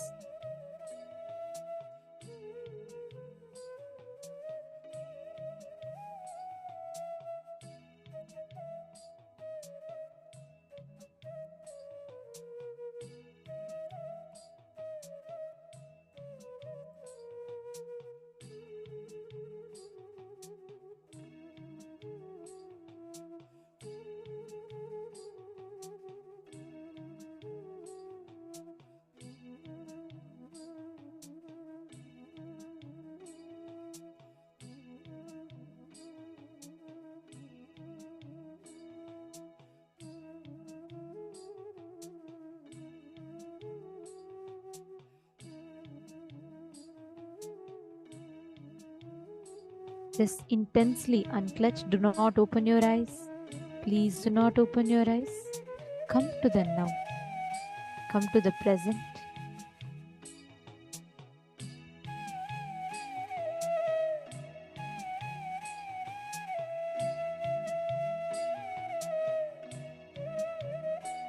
Your whole body, toes, your hands, your fingers, your eyes, your lips, your legs, your arms, your stomach. Everything is frozen.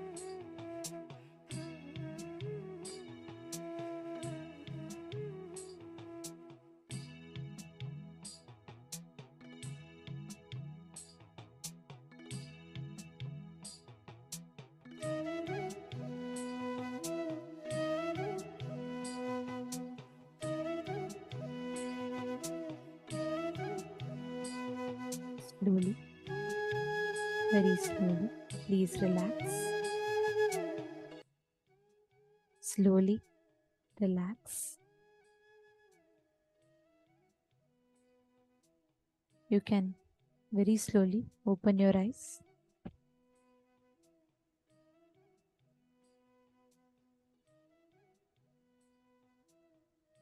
Please relax.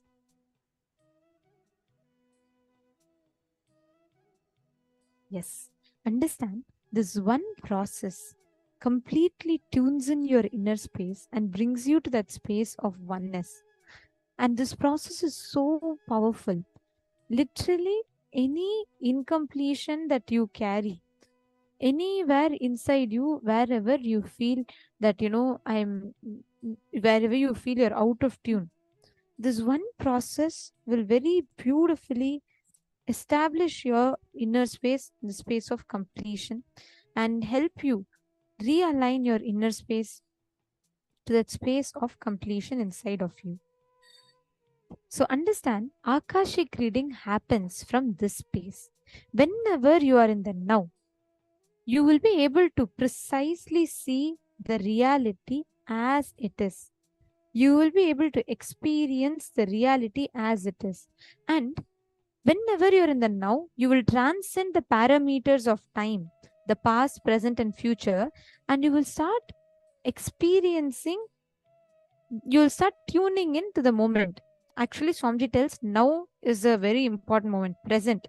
That is why being in the present is very important in all spiritual traditions, because only being in the present opens up the possibility for you to access past and future, because only in the present the past merges into future.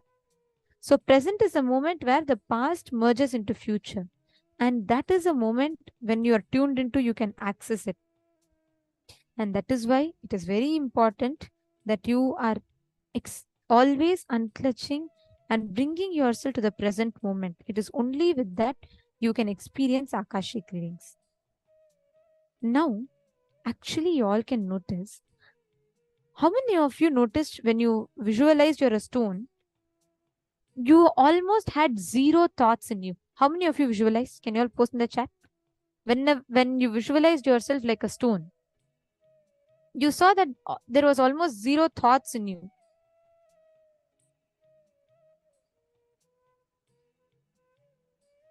How many of you experienced that? Okay. Manita Malhotra's put yes. Exactly. Understand that thoughtlessness, that space of thoughtlessness in you, awakening that space of thoughtlessness in you, tuning yourself into the present. The moment you visualize yourself like a stone, when your eyes freeze, when there's no movement in the eyeballs, actually it's impossible for thoughts to happen. It's a very amazing, it's a very funny thing, but very true.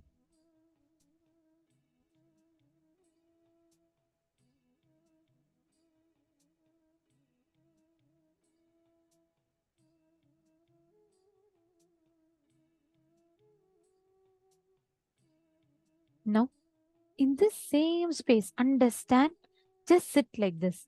Now you all will be able to see, this is a technique. Come to the now.